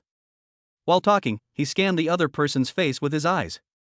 Xia Yalan gave him the impression of not fitting in an entertainment venue like Zhenixuan. There was not a hint of the seedy in the noble temperament she exuded. In addition, he could easily detect the aura of a martial artist on Xia Yalan, and her skills were passable. Another thing was that he observed that Xie Yalan's gaze at Yi Zhenhong was very complicated. He couldn't put a finger on the feeling, but it was definitely not the gaze of a boss looking at a customer who frequented his business. Yi Zhenhong's gaze on Xia Yalan was not strange in any way, and he wondered if it was because he was hiding it well that he couldn't tell. Do you know the value of this card? Yi Zhenhong interrupted Lu Fan, speechless. I don't know. Lu Fan shook his head. This is the highest level membership card in Jinishuan, except for the Black Diamond card. Yi Zhenhong continued, speaking. Based on your current income, if you take this card to the first floor lobby and auction it off, it will at least allow you to struggle for 30 years less. It's that valuable? Lu Fan took the card. Thanks, Sister Yan, I'll take you up on that. The other party gave him a valuable VIP card as soon as they met, and 9 times out of 10 it was because of Yi Zhenhong's face. But could a good-for-nothing who spent all day partying have such a big face? You're too modest, Lu. Xia Yalan smiled again. After the three of them continued chatting for a while, Lu Fan took Hao Fugui and said goodbye. Director Yi, do you like him? In the private room, Xia Yalan poured a glass of wine for Yi Zhenhong. Sister Lan, you can't ruin my reputation. Beautiful women are my favorite, I'm not gay. Yi Zhenhong took a drag on his cigar. Really? Xia Yalan smiled. Then why is it that every time you come here, you order a bunch of waitresses, but never let them get close to you, let alone take them out? Sister Lan, you're just following the crowd. Is liking someone only about having sex? Yi Zhenhong responded with a smile. Isn't watching them dance and sing also a kind of enjoyment? Then some other time, I'll dance for Chairman Yi. I guarantee it won't be any less good than theirs. I wonder if Chairman Yi would be so kind as to grace me with your presence. Xia Yalan continued to laugh. Sister Lan, don't get me into trouble, I still want to live for a few more years. Yi Zhenhong lifted his glass and took a sip. I'm afraid there's no one in the whole of Jiangzhou who would dare let you dance. Just kidding, don't be offended, Yi Dong. Xia Yalan's eyes flashed with a strange expression. Then she changed the subject. Are you really going to let your precious daughter marry a delivery boy? Lan, you're being discriminatory. What's wrong with a delivery boy? As long as he treats my daughter well, isn't that enough? Yi Zhenhong responded. That's right. Xia Yalan nodded thoughtfully. Yi Dong, I won't disturb you anymore. Do you want to call in the 4 waitresses again? No, I'm a bit tired today, I'm going home. Yi Zhenhong stubbed out his cigarette and got up, put it on my tab. After saying that, he turned and walked towards the door. Xia Yalan opened her mouth and wanted to say something, but then she thought better of it. After Yi Zhenhong left, she took out her phone and sent a message. The content was very simple, asking someone to look up information on Lu Fan. Meanwhile, Lu Fan and Hao Fugui had already arrived outside the club. Brother Fan, did Yi Zhenhong ask you to come over today because he wants you to be Miss Ye's bodyguard? Hao Fugui asked. No. Lu Fan shook his head, he knew very well that I would not agree. Then what was the purpose of his asking you to come here? Hao Fugui continued. No specific purpose. Lu Fan thoughtfully said. If I must say the purpose, it is that he wanted to see for himself what kind of person I am, and he should have already achieved his purpose. I see. Hao Fugui nodded as if he understood. Fugui, can you see anything unusual about Yi Zhenhong? Lu Fan asked, looking at Hao Fugui. Unusual? Hao Fugui hesitated for a moment and shook his head. I can't tell. What do you mean, Fan? It's okay, I just have a feeling, I can't put it into words. Lu Fan shook his head slightly and asked again, have you heard of that woman called Lan? Hao Fugui nodded and told Lu Fan some of the information he knew. Have you heard who she is affiliated with? After hearing Hao Fugui's words, Lu Fan's eyes narrowed slightly. It is estimated that few people know exactly who she is affiliated with. Hao Fugui shook his head and added. However, there are rumors that it should be a powerful person in a high position, and it is definitely not from Jiangzhou, either from the provincial capital or the imperial city. The people jokingly say that the top floor of Zeniaxuan is the real sense of the Jiangzhou city lord's mansion, and many major matters in Jiangzhou come from there, including personnel changes in the top circles. Really? Lu Fan's eyes narrowed slightly. He really didn't expect there to be such a place in Jiangzhou, it's kind of interesting. Subsequently, the two rode their bikes to the company. Lu Fan had originally planned to go back in the evening to chat with his aunt about what happened today, but he didn't expect that there were so many orders in the evening, one after the other without stopping. It was already 3 a.m. when they arrived home, so he had to give up. Drip. At noon the next day, Lu Fan had just delivered a takeaway to the city center when his phone rang with a new message alert. He picked it up and saw that it was from Yi Zihan's number. He clicked to open it and read. I'm in the chairman's office of Hongning Group. Help me. Chapter 18, The Chairman Who Wanted to Die. Hongning Group is one of the top 10 conglomerates in Jiangzhou. Due to business needs, it bought 4 floors in a skyscraper in the city center to be the group headquarters, which is also the building where Lu Fan just delivered takeaway. At the same time Lu Fan received Yi Zihan's message, in the office of the chairman of Hongning Group. Clang! Yi Zihan's phone was snatched away by a woman in an OL uniform and dropped to the floor. There were 4 people in the room, including Yi Zihan. In addition to the uniformed woman, a burly black-clad man was guarding the door. In addition, behind the large desk sat a middle-aged man with a fat head and big ears, about 50 years old, smoking a cigar in his hand. The middle-aged man was Chao Hongning, the chairman of Hongning Group. He has achieved great success, and his greatest hobby is playing with women. There are more than 10 beautiful secretaries around him, basically all of whom he hired at high salaries after spotting them in various nightclubs. Of course, he didn't just hire these women to enjoy them for himself, they also serve as the company's public relations. Just imagine, women who have thrived in places like nightclubs, stepping in to take down some men in officialdom in the workplace is not a matter of course. The Hongning Group has been developing smoothly in recent years, and it has a lot to do with his group of secretaries. Chao Hongning, what the hell do you want? Yi Zihan shouted at Chao Hongning as she looked at him. While speaking, she quickly ran towards the door. However, she was pushed onto the sofa by the secretary before she could take a few steps. Chao Hongning, I'm warning you, don't mess with me, otherwise the Yi family won't let you go. Yi Zihan got up from the sofa, but she didn't run again, knowing that she couldn't escape. President Yi, it seems you still haven't recognized the situation. Chao Hongning came out from behind the big desk, holding a cigar in his mouth. As far as I know, everyone in the Yi family, except your useless father, hates you to the bone, right?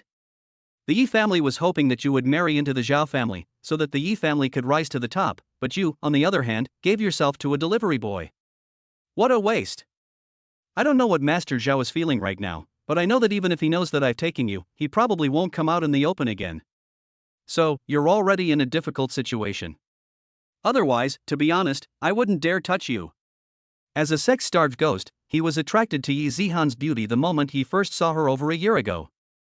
Although he was never short of beautiful women around him, and there were all types of women from fat to thin, none of them could be compared to Yi Zihan. In particular, Yi Zihan's noble and aloof temperament was enough to overwhelm all the women around him. However, although he had always dreamed of crushing Yi Zihan under his feet and ravishing her, until today he had been very clear that this woman was not one he could lay his hands on. He may be crazy, but he has not lost his senses. Zhao Yichen has his eye on a woman, and I don't think anyone in the whole of Jiangzhou would dare lay a finger on her. And in the past 2 days, the news that Yi Zihan had gotten drunk and lost her virginity had swept through the whole of Jiangzhou like a tornado, and naturally he had seen the reports. He even sent someone to confirm the authenticity of the news. When he learned the result, his mind became active. And so, today's scene came about. Set up the camera, the love movie of Jiangzhou's #1 beauty must be preserved and enjoyed slowly. Chao Hongning took a drag of his cigar and looked at the uniformed secretary and gave instructions. If in the future, any customer wants to enjoy it, they should be able to buy it for a good price. Okay. The uniformed secretary nodded and took out a tripod from the cabinet next to her and got busy. Chao Hongning, you bastard, don't come over. Yi Zihan couldn't help but retreat to the corner of the sofa. I've already sent a message to my boyfriend, he'll be here soon. Ha, Ms. Yi, didn't you hear what I just said? Chao Hongning interrupted her with a smile. Do you really think you're still the same person you used to be? A message will be enough to get Master Zhao here? You're so naive. He's probably just itching to drown you in a pig cage right now. My boyfriend is not him. Yi Zihan continued to shout. She had just edited that message while the secretary was not looking, and the first name that came to her mind was not her father or anyone else in the Yi family, nor was it Zhao Yichen, but Lu Fan. In fact, she didn't know if Lu Fan would come to save her. However, in the situation just now, there was not much time for her to think, so she had to take a chance. Not Zhao Yichen? Chao Hongning asked after a moment of hesitation. You're not going to tell me it's that delivery boy, are you? I warn you, he's very good at martial arts. If you dare to touch me, he will definitely not let you go. Yi Jian continued. Is it really him? Chao Hongning laughed head over heels. Ha, President Yi, you're very humorous. Do you expect a delivery boy to rescue you from me? The uniformed secretary on the side and the man in black at the door also had a mocking expression on their faces. They too knew the situation in the company best. Not to mention Chao Hongning's team of bodyguards, even the ordinary security guards would not let a delivery boy enter the company. Explain to the people outside. After a while, Chao Hongning, who had finally stopped laughing, looked at the black-clad man at the door and spoke. If the delivery boy really dares to come, let him breathe, break both his legs and bring him in. I want him to watch how Yi Zong and I exercise in front of him. Okay. After the black-clad man finished speaking, he took out a walkie-talkie and gave a few instructions. President Yi, while your boyfriend is still on his way, let's warm up a bit. When he arrives, we'll get started for real. Chao Hongning sat down next to Yi Zihan with a thump. After that, he reached out to grab Yi Zihan's wrist. Don't you touch me, get away. Yi Zihan shouted while hiding behind her back. Pop. However, before she could take 2 steps, she was slapped onto the sofa by Chao Hongning. The force of the blow was not small, leaving a palm print on Yi Zihan's left cheek and blood oozing from the corner of her mouth. President Ji, I don't like hitting women very much, so don't push me. Chao Hongning licked his dry lips. You're not going to walk out of here unscathed today, so it's best to behave and not make things difficult for yourself. Besides, you're willing to sleep with a delivery boy you don't know, so what are you pretending to be innocent for? After saying that, he grabbed Yi Jian's shirt and ripped it open, revealing a patch of snow-white skin. The uniformed secretary on the side simultaneously pressed the camera button.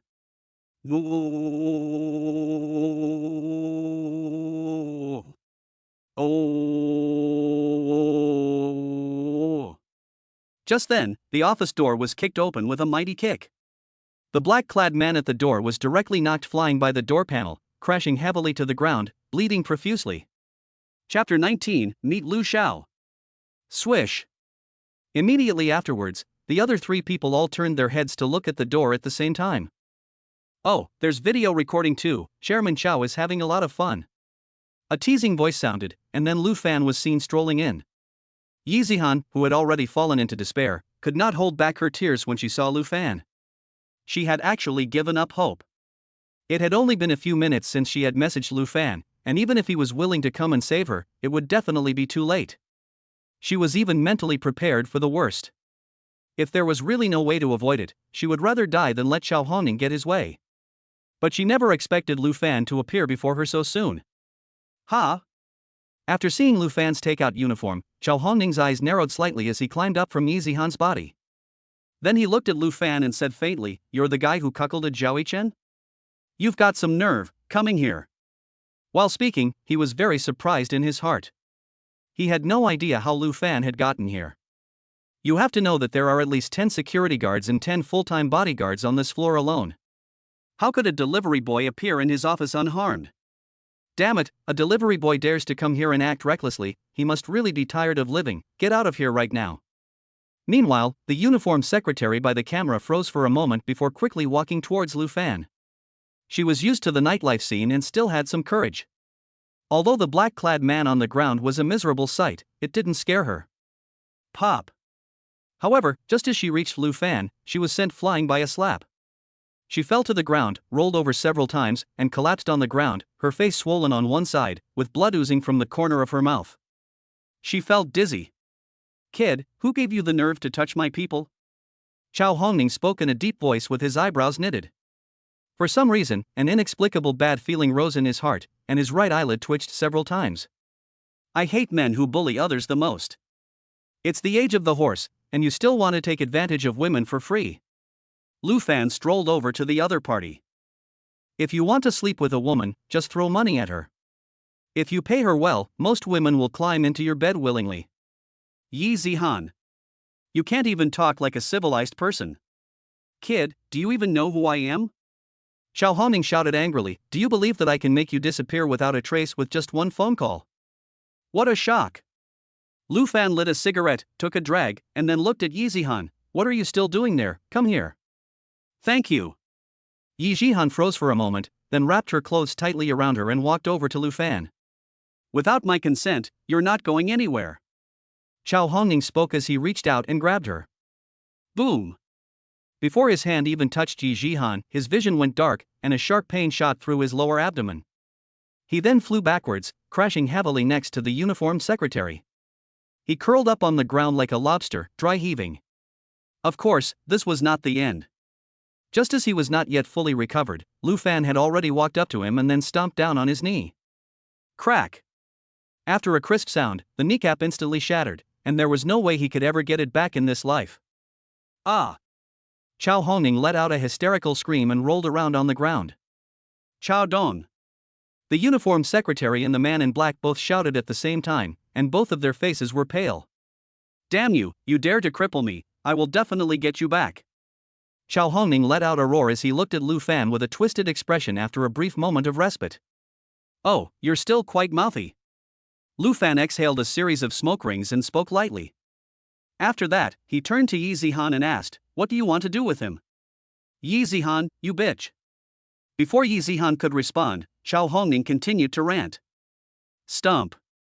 Before he could finish his sentence, Yi Zihan, who was pale with anger, walked over in her high heels. Bitch, what do you want?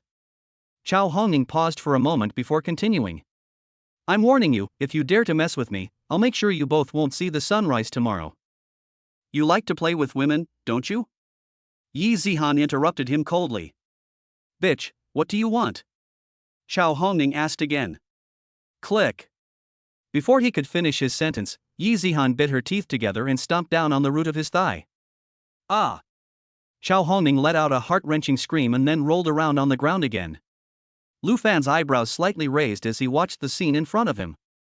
He didn't expect that Yi Zihan, who looked so weak and fragile, could be so decisive. This made him look slightly higher of Yi Zihan. He doesn't like the Madonna type of woman. In a society where the weak are preyed upon by the strong, being too Madonna-like is just asking for trouble. Bullying the weak and fearing the strong is human nature. If a woman wants to be someone, she has to be a little stronger, otherwise she will only be regarded as a plaything by men. And you? Yi Zihan then walked over to the uniformed secretary. You must have done a lot of things like helping the devil today. Don't you come over. The uniformed secretary, full of panic, got up and backed away. Pop. After taking 2 steps back, she was slapped by Yi Zihan, and the woman fell 2 steps to the side. After pausing for a moment, she continued, I warn you, I just sent a message to Master Cohen, and he will be here soon. If you don't leave. Master Cohen? Lu Fan was slightly stunned. Yuan Cohen? Do you know what to fear? The uniformed secretary responded, Xiao Dong and Master Cohen are sworn brothers, he will definitely not let you go. Really? Lu Fan spoke indifferently, that I'll wait for him for a while and see how he doesn't let me go. After saying that, he looked at Yi Jihan, you're done here, you can go back first. No way. Yi Jihan took a deep breath and said, I haven't received the money yet. What money? Lu Fan froze for a moment. Their company has been dragging its feet on paying Yunya Group 30 million yuan in overdue payments. The reason I came here today is that he took the initiative to call me and tell me to come and collect the money. Yi Zihan responded. Yunya Group's cash flow is very tight. If they can't get this money, the company will run into trouble very soon. I see. Lu Fan shrugged and responded, then sit down for a while and wait until Yuan Cohen arrives to talk about it. While talking, he took off his battle clothes and handed them to Yi Zihan. The clothes are very clean, my sister-in-law washes them for me every day. What? Yi Zihan froze for a moment. What do you mean what? Lu Fan glanced at her upper body, which was not covered by clothes. Do you have an exhibitionist complex? You have an exhibitionist complex. Yi Zihan reacted quickly and took the clothes.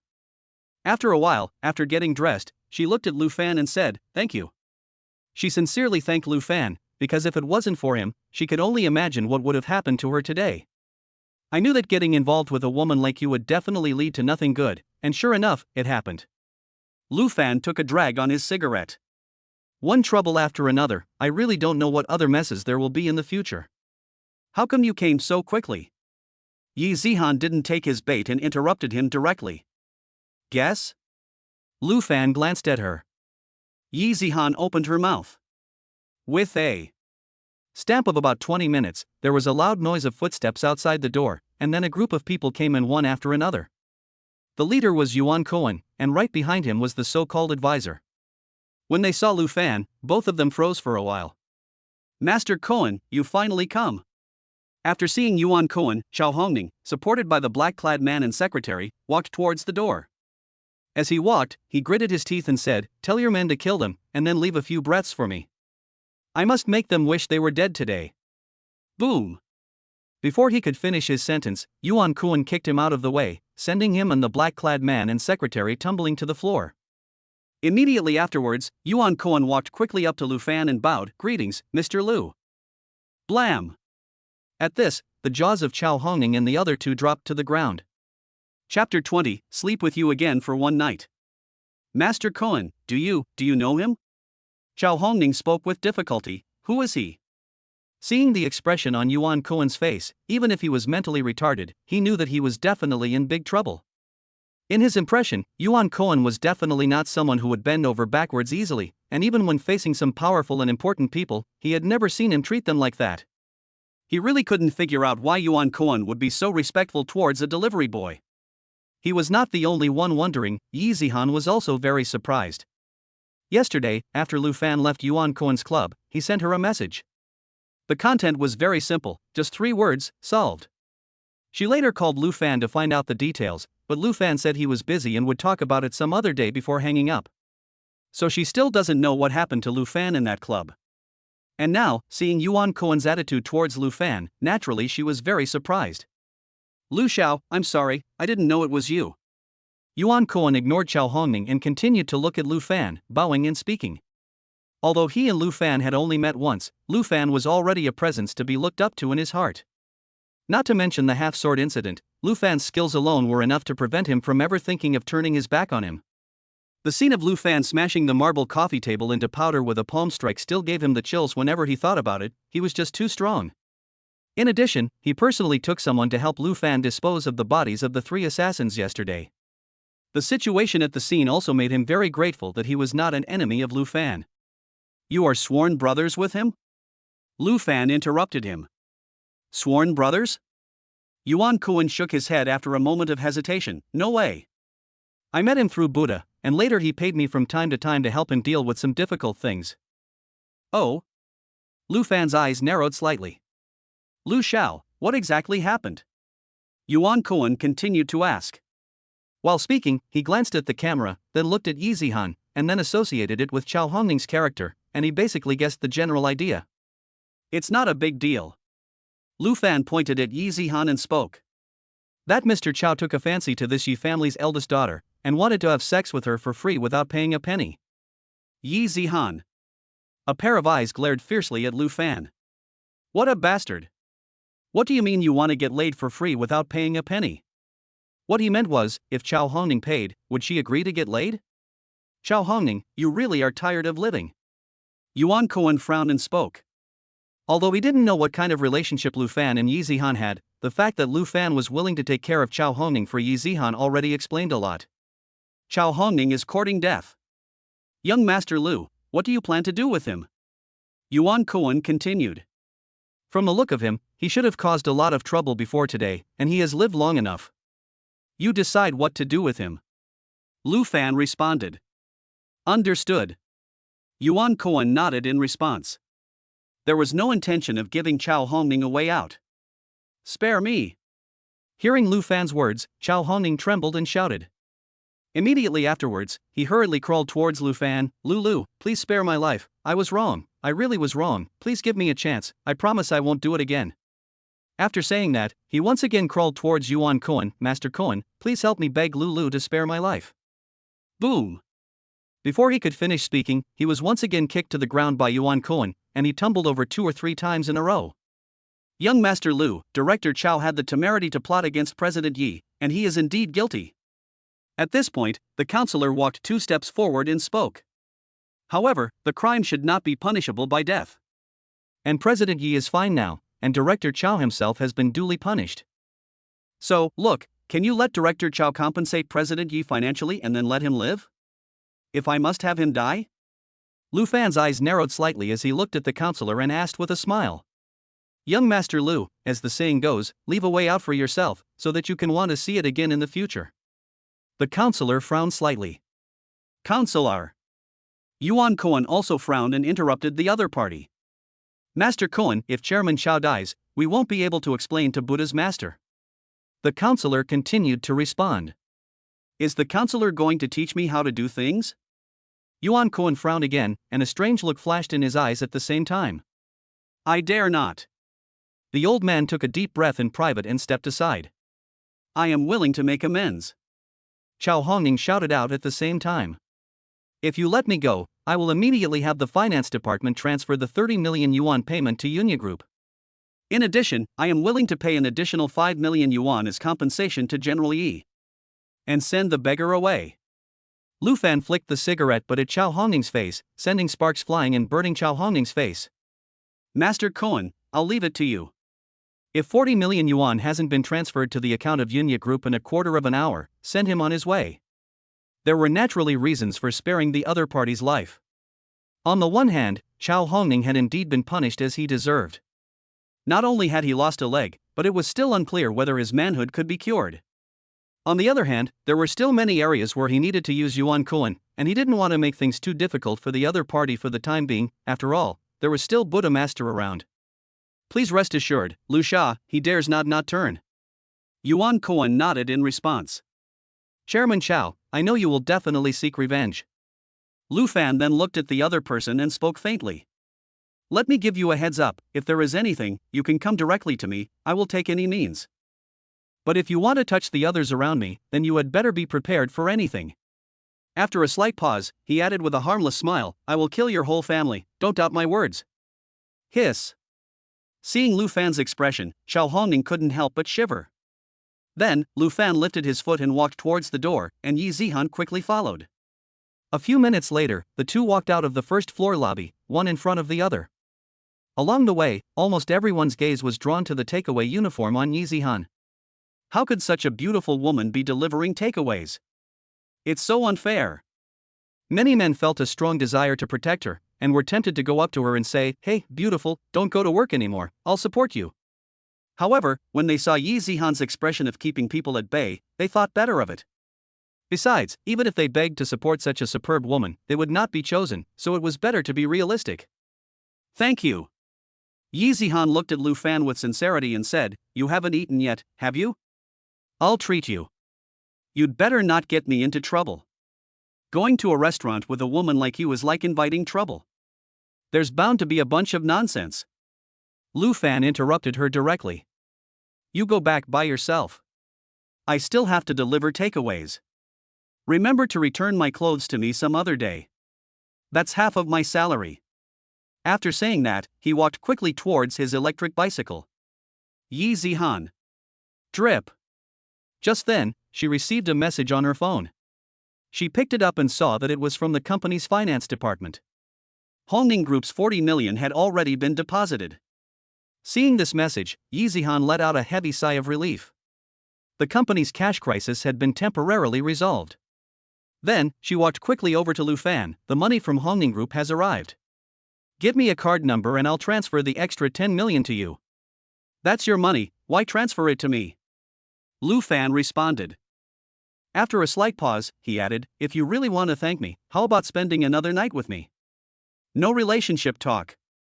Get out. Yi Zihan's heart was filled with gratitude, but it was gone in an instant. 10 million for one night, you won't lose. Lu Fan smacked his lips, and it's not the first time for the two of us. You bastard. Yi Zihan was so angry that her pretty face turned red. Not generous.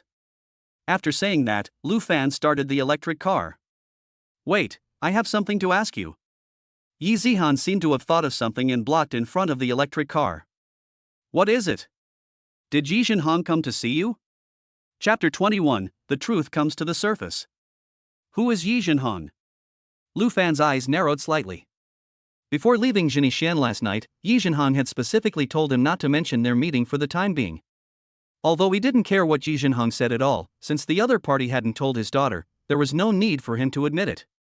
Otherwise, Yi Zhihan would definitely ask a bunch of confusing questions again. Don't pretend you don't know, I don't believe you don't know my father's name. Yi Zihan fixed her gaze on Lu Fan. I don't understand what you're saying, why do I have to know your father's name? Lu Fan responded and continued. Also, as a daughter, is it a bit inappropriate to call your father by his given name? This is my family business, it's none of your business. Yi Zihan interrupted Lu Fan, did you meet with him yesterday? I didn't even know who your father was before today, so what meeting? Lu Fan asked in return. Whether you met with him or not, I just want to tell you that he never tells the truth. Just listen to whatever he says, don't take it seriously. Yi Zihan continued. This is the first time I've heard a daughter talk about her father like this, it's interesting. Lu Fan smiled faintly. From Yi Zihan's words, it can be heard that the relationship between these two seems to be very delicate. Did you hear what I said to you? Yi Zihan spoke again. Fine, I get it, get out of the way, I have to take orders. Lu Fan responded. Am I that annoying to you? Yi Zihan took a deep breath before speaking, you don't even want to stay with me for another minute? Speaking of which, she really felt stifled. It felt like she was just a speck of dirt in Lu Fan's eyes, not tolerable for even a moment, and as soon as she appeared in his eyes, she had to be quickly wiped away. Was she really that unbearable? Even if you don't talk about appearance, I am also a well-known talented woman in Jiangzhou, a top student from a key university, and I'm not bad at business either. With a good appearance, a good IQ, and not bad financial conditions, isn't this the goddess in the minds of most men? But why is it that in front of this guy, I'm so unpopular? She can't figure it out. Big sister, you are rich and don't know the suffering of the poor. Lu Fan lit a cigarette and spoke.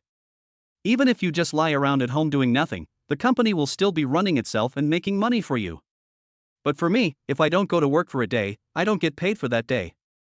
I have to pay the rent and earn money to pay for my sister-in-law's medical treatment. You tell me, how can I have time to waste with you? Excuses. Yi Zihan interrupted him, that sounds like an excuse. If you really care about money that much, why did you take 200,000 from the Black Panther and give it all to Hao Fugui without keeping a single penny for yourself? If you really care about money that much, why did you refuse without even blinking an eye when I just said I would transfer 10 million to you? Before, when she mentioned transferring 10 million yuan to Lu Fan, she deliberately fixed her eyes on the other person and observed. Just as she had said, Lu Fan refused very firmly, without even blinking his eyes. You have to know that for the vast majority of ordinary people, they can't earn 10 million yuan in a lifetime. But in Lu Fan's eyes, it's about the same as 1,000 yuan. This made her once again curious about Lu Fan's identity. She didn't think that Lu Fan was really a person who regarded money as dung, otherwise he wouldn't have worked so hard and done several jobs at the same time. The only explanation is that Lu Fan must have seen a lot of money before, and it is possible that 10 million really is just like 1,000 in his eyes. It's okay. You've bought off Fu Gue so quickly. After listening to Yi Zihan's words, Lu Fan's brows slightly wrinkled. This has nothing to do with him, so don't take it out on him. Yi Zihan responded. I heard that you were in a car accident that day, and he was seriously injured, so I offered to transfer some of the medical expenses to him. He refused to accept a penny, and then, probably because he found me too annoying, he told me about the 200,000 yuan from Black Panther. You really are annoying. Lu Fan shrugged his shoulders. Yi Zihan. After a short pause, she continued, did Yuan Kuan tell you who actually drugged me? No. Lu Fan shook his head. You're lying. Yi Zihan gave him a look. Although she didn't know what had happened between Lu Fan and Yuan Kuan, she could tell from the way Yuan Kuan had treated Lu Fan just now that he was definitely being respectful. Under the circumstances, Yuan Kuan could not possibly not have told Lu Fan who was behind it all. I'm not lying to you. Lu Fan shrugged his shoulders. Fine, I'm not going to waste time with you, I need to work. With that, he sped off on his electric bicycle. Before 8 p.m., Lu Fan returned to the rental house with the herbs. Xiao Fan, you're back, and the meal is just ready. Lu Ziqing came over smiling and took the herbs. Auntie, you made my favorite dish, twice-cooked pork, again today? I could smell the aroma from outside the door. Lu Fan grinned.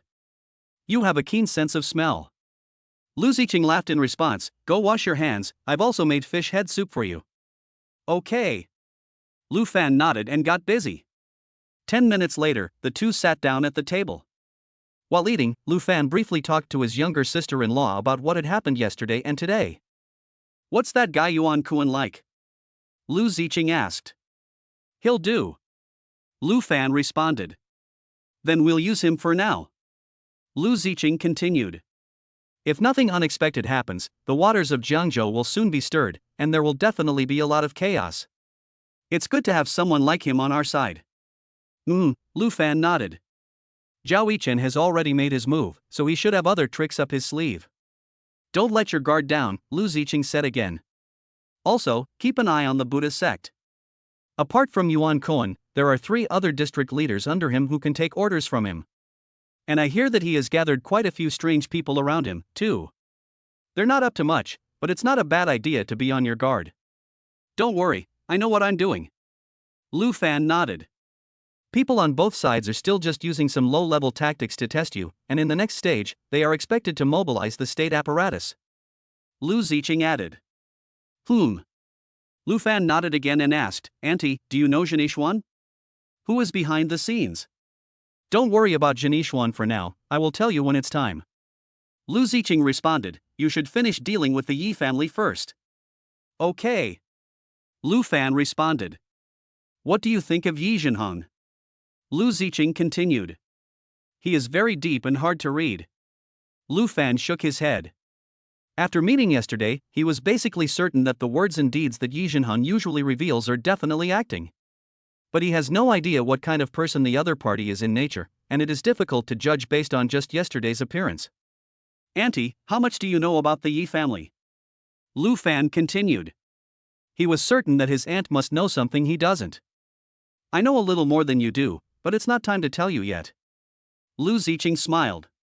It's not that I won't tell you, but I'm afraid that your preconceptions will affect your judgment. Let's talk about this again after you get to know Yi Zhenhong better. Good. Lu Fan didn't pursue the matter. I have 2 pieces of news here that you should be interested in. Lu Ziqing continued. What news? Lu Fan asked. The first is about the Zhao family. Lu Ziqing continued. The eldest daughter of the Zhao family is a well-known socialite in the provincial capital. She is also the secret lover of the second young master of the Xia family, and there is reportedly hope for a formal relationship. Really? Upon hearing this, Lu Fan's eyes narrowed slightly. The Xia family, of course, he knows what kind of existence it is. The top families in the provincial capital are often described as 1 Hao, 2 Zhu, 3 Jia. The Xia family is the 1 Hao, a veritable giant of a family. The Zhao family's ability to call the shots in Jiangzhou is obviously related to the Xia family in some way. What about the second one? Lu Fan continued. The second one is about the Buddha. Lu Ziqing gave a shallow smile, he has a little-known secret. On the surface, he never married and lived alone, but he also had a secret lover who gave him a son. The mother and son have been living in the provincial capital, and it is said that someone in the Shao family takes good care of them. Oh? Lu Fan's eyebrows twitched slightly. The Shao family is one of the 2 families in the provincial capital. Is the Shao family prepared to take a gamble? Lu Fan spoke lightly after taking a piece of fried pork. 2 possibilities. Lu Ziqing sipped her tea. 1. The Shao family has been saving up for many years and does intend to move up the ranks. 2. It is possible that they are just a pawn, and people in the world are not free to do as they please. Lu Fan nodded thoughtfully. After hearing these 2 pieces of news, he also understood who the masters behind the Zhao and Wu families were. 9 p.m. Lu Fan received his first designated driver business for the night. Hello, where to? Lu Fan fastened his seatbelt and turned to look at the already somewhat drunk woman in the back seat. Ha! Why is it her? When he saw the other person's appearance, Lu Fan couldn't help but freeze for a moment. Chapter 22, The scene is too hot for the eyes. The woman was in her 30s, with charming features, a magnificent figure, big wavy curls, flaming red lips, and a very attractive collarbone. Objectively speaking, the woman could be considered a great beauty, and coupled with the unique aura of a young woman, she was very attractive. Strictly speaking, Lu Fan didn't really know the other person, he had only seen her photo. The woman was no one else but Yao Jiechi, Yi Zihan's stepmother, who Hao Fugui had shown him a photo of yesterday. He didn't expect such a coincidence either. What are you looking at? Haven't you seen a beautiful woman before? Yao Jiechi frowned. Be careful, I'll complain about you. Sorry, I just feel that you look a bit like someone I know, so I took a second look. Lu Fan gave a faint smile. A loser who drives for hire is still thinking about using such a cliché way to hook up with rich people. What a dream. Yao Jiechi gave a look of disdain. Ah, my bad, I apologize. Lu Fan smiled again and asked, where to, beautiful lady? Perhaps she felt that Lu Fan's attitude was acceptable, or perhaps she was in a hurry, because Yao Jiechi didn't argue anymore and gave Lu Fan an address. Beauty, sit tight, we're leaving. Lu Fan set the navigation system and stepped on the gas. Nice car, a new Maserati. Ding dong. The car had barely started when Yao Jiechi's phone rang. My dear, you can't wait any longer? Just a little longer, I'll be there soon. Yao Jiechi said in a high-pitched voice after pressing the answer button. I don't know what the other person said on the other end of the line, Yao Jiechi continued. My dear, don't be angry, I set off as soon as I got your call. As compensation, tonight I'll let you unlock that position you've always wanted, okay? Oh dear, you're annoying. After a short pause, Yao Jiechi continued. Can you please not mention Yijinhan, that old loser, to me? He's a complete waste of space, how can he compare to you? He hasn't touched me in a long time, I think he's long since become impotent, and he's still thinking that I'm keeping him company, what a fool. Okay, honey, don't be mad. Yao Jiechi spoke again. I just reported to that piece of trash Yijinhan that I had to go to the provincial capital for something urgent, and I won't be back tonight. I'll definitely let you have your fill tonight. By the way, I brought 5 or 6 different types of clothes, so how about we play a little role-playing later? Okay, I'll hang up now. Take a bath and wait for me, I'll be there soon. After she finished speaking, she blew a kiss at the phone and hung up. After listening to her conversation, Lu Fan felt very sympathetic towards Yijinhan. He spent all day at a brothel, and his head was already covered in green. After half an hour or so, Lu Fan parked his car in front of a small courtyard with a single-family villa. After Yao Jiechi paid the designated driver's fee, Lu Fan got out of the car and pushed the door closed, before riding his folding electric bicycle back to the road. However, he didn't go too far, and stopped after turning a corner. Then he took out his phone and dialed Hao Fugui's mobile phone. After the call was connected, he gave Hao Fugui a few words of explanation. After about 30 to 40 minutes, Hao Fugui arrived at the scene on his electric delivery bike. Brother Fan, what's the situation? After parking the bike, Hao Fugui walked over to Lu Fan with a cigarette in one hand and a single-lens reflex camera in the other. What do you want me to bring a camera for in the middle of the night? Isn't this the camera Lao Ma just bought a while ago? How did you get it? Lu Fan said after fiddling with the SLR. The Lao Ma he was referring to was the person in charge of the takeaway site, in his 50s, who liked to fiddle with photographic equipment all day long. Borrowed. Hao Fugui spat out a cloud of smoke. That Scrooge of a Zhou Baiopi actually lent you such a good camera? Lu Fan asked with a smile. Hey, he had no choice but to lend it to me. Hao Fugui grinned. I haven't had a chance to tell you this yet, but when I was delivering food the other day, I saw him walking into a love hotel with a young model, so I took a few pictures. When I asked him for the camera just now, he didn't want to, so I sent him the pictures and his wife's phone number, and he was very happy to lend it to me. Lu Fan. Brother Fan, you still haven't told me what it is. Hao Fugui continued. Peeping? Hao Fugui froze for a moment. Fan Go, when did you get this hobby? If you really want to watch a great peeping movie, you don't need to shoot it yourself. I'll give you a URL, it's full of this kind of. Get out of here. Lu Fan gave him a kick. You let me secretly film Yijinhan's wife. After that, he told Hao Fugui what had happened. Holy cow, is this for real? After hearing it, Hao Fugui couldn't help but shout. The person is inside the villa. Lu Fan pointed to the villa estate not far away while speaking. I just went to take a look, and apart from the 2 security guards at the door, there is no one else. Those 2 doormen have already been knocked out by me, and they won't wake up for at least 4 or 5 hours. Understood. Hao Fugui nodded. Brother Fan, you go back then, leave the rest to me, I guarantee I will complete the task. You don't need me to go with you? Lu Fan asked. No need. Hao Fugui shook his head. You don't need to get involved in such a trivial matter. Go and take the order, I'll call you after I've taken care of it. Okay. Lu Fan didn't insist on staying. This really wasn't a big deal, and if Hao Fugui couldn't even handle such a trivial matter, then how was he going to handle other things in the future? Subsequently, Lu Fan rode off on his bike, and Hao Fugui walked towards the villa with his SLR camera on his back. Ding dong ding. At around 3 a.m., Lu Fan had just returned home after finishing his work for the day when Hao Fugue's phone rang. "How was it?" Lu Fan asked after answering the phone. "Brother Fan, it's amazing, really amazing."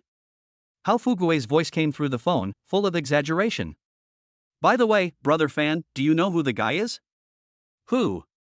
Lu Fan asked subconsciously. "Wu Yujie." Hao Fugue responded. "Wu Yujie." Lu Fan froze for a moment, the young master of the Wu family? "Isn't that explosive?" Hao Fugu asked loudly. "How do you know it's Wu Yujie? Do you know him?" Lu Fan pursued. "I'm 100% sure it's him." Hao Fugu responded. "Last month, I went to a bar to deliver a package and happened to run into him coming out of the bar with a bunch of playboys, and several of them were calling his name. I never thought it would be him." Lu Fan's eyes narrowed slightly. This news really took him by surprise. He only learned yesterday from Yuan Kuan that the person who instructed him to drug Yi Zihan was Wu Yujie. And now, he was told that Yi Zihan's stepmother, Jing, was having an affair with Wu Yujie. This is getting more and more interesting. "Brother Fan, I'll send you the photos and videos to your phone later." Hao Fugue continued in an exaggerated tone. "Gee, that scene was unbelievable, it was so damn hot, much more exciting than those videos I've seen online. That woman really knows how to have fun, and she's comfortable in any position. Send me the stuff." Lu Fan hung up after a faint smile. Drip. After a while, the stuff was sent over. Lu Fan casually clicked on one of the videos. As soon as he saw it, he couldn't help but swear. Damn it. Chapter 23, A Fugue got beaten up. It's really irritating to the eyes. He's proficient in every aspect of martial arts. The props, costumes, expressions, movements, and sounds are in no way inferior to those of professional love movies. You can't argue with that.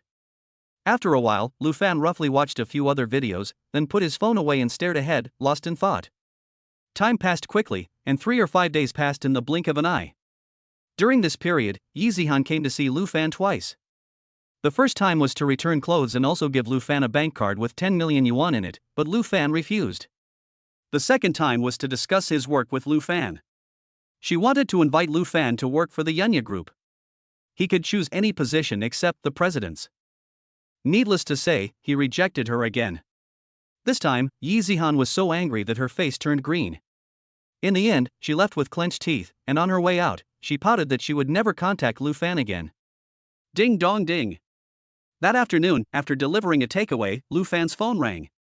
He picked it up and saw it was Hao Fugue's number. "Fugue, what's wrong?" Lu Fan asked after the call was connected. "Do you know the owner of this phone?" A woman's voice came over the phone. "He's my friend." Lu Fan was stunned for a moment. "Who are you? How come you have Fugue's phone? Did you pick it up?" "He was beaten up and is in a coma." The woman interrupted Lu Fan. "I went through his call history. Among the hundreds of recent calls, only your number was marked with a title, so I called you." "Beaten up by whom?" Lu Fan interrupted again after another moment of shock. A cold feeling spread uncontrollably through his body, and his eyes became focused. "I don't know either."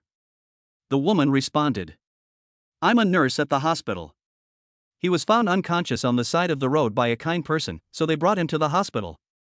The other person had urgent business to attend to and has already left.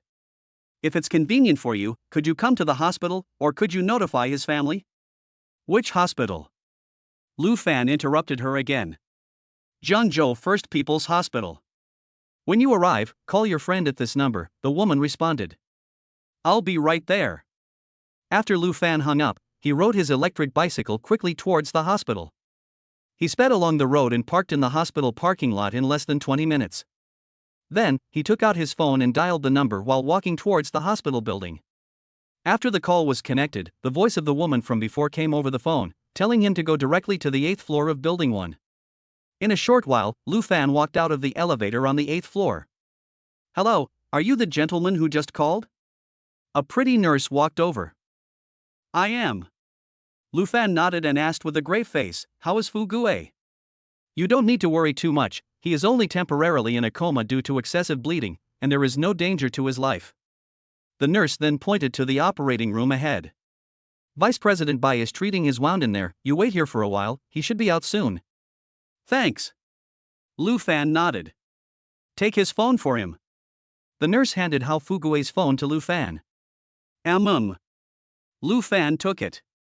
Time passed slowly. Lu Fan waited for nearly 3 or 4 hours before the door to the operating room opened. Then 2 nurses came out pushing a mobile hospital bed.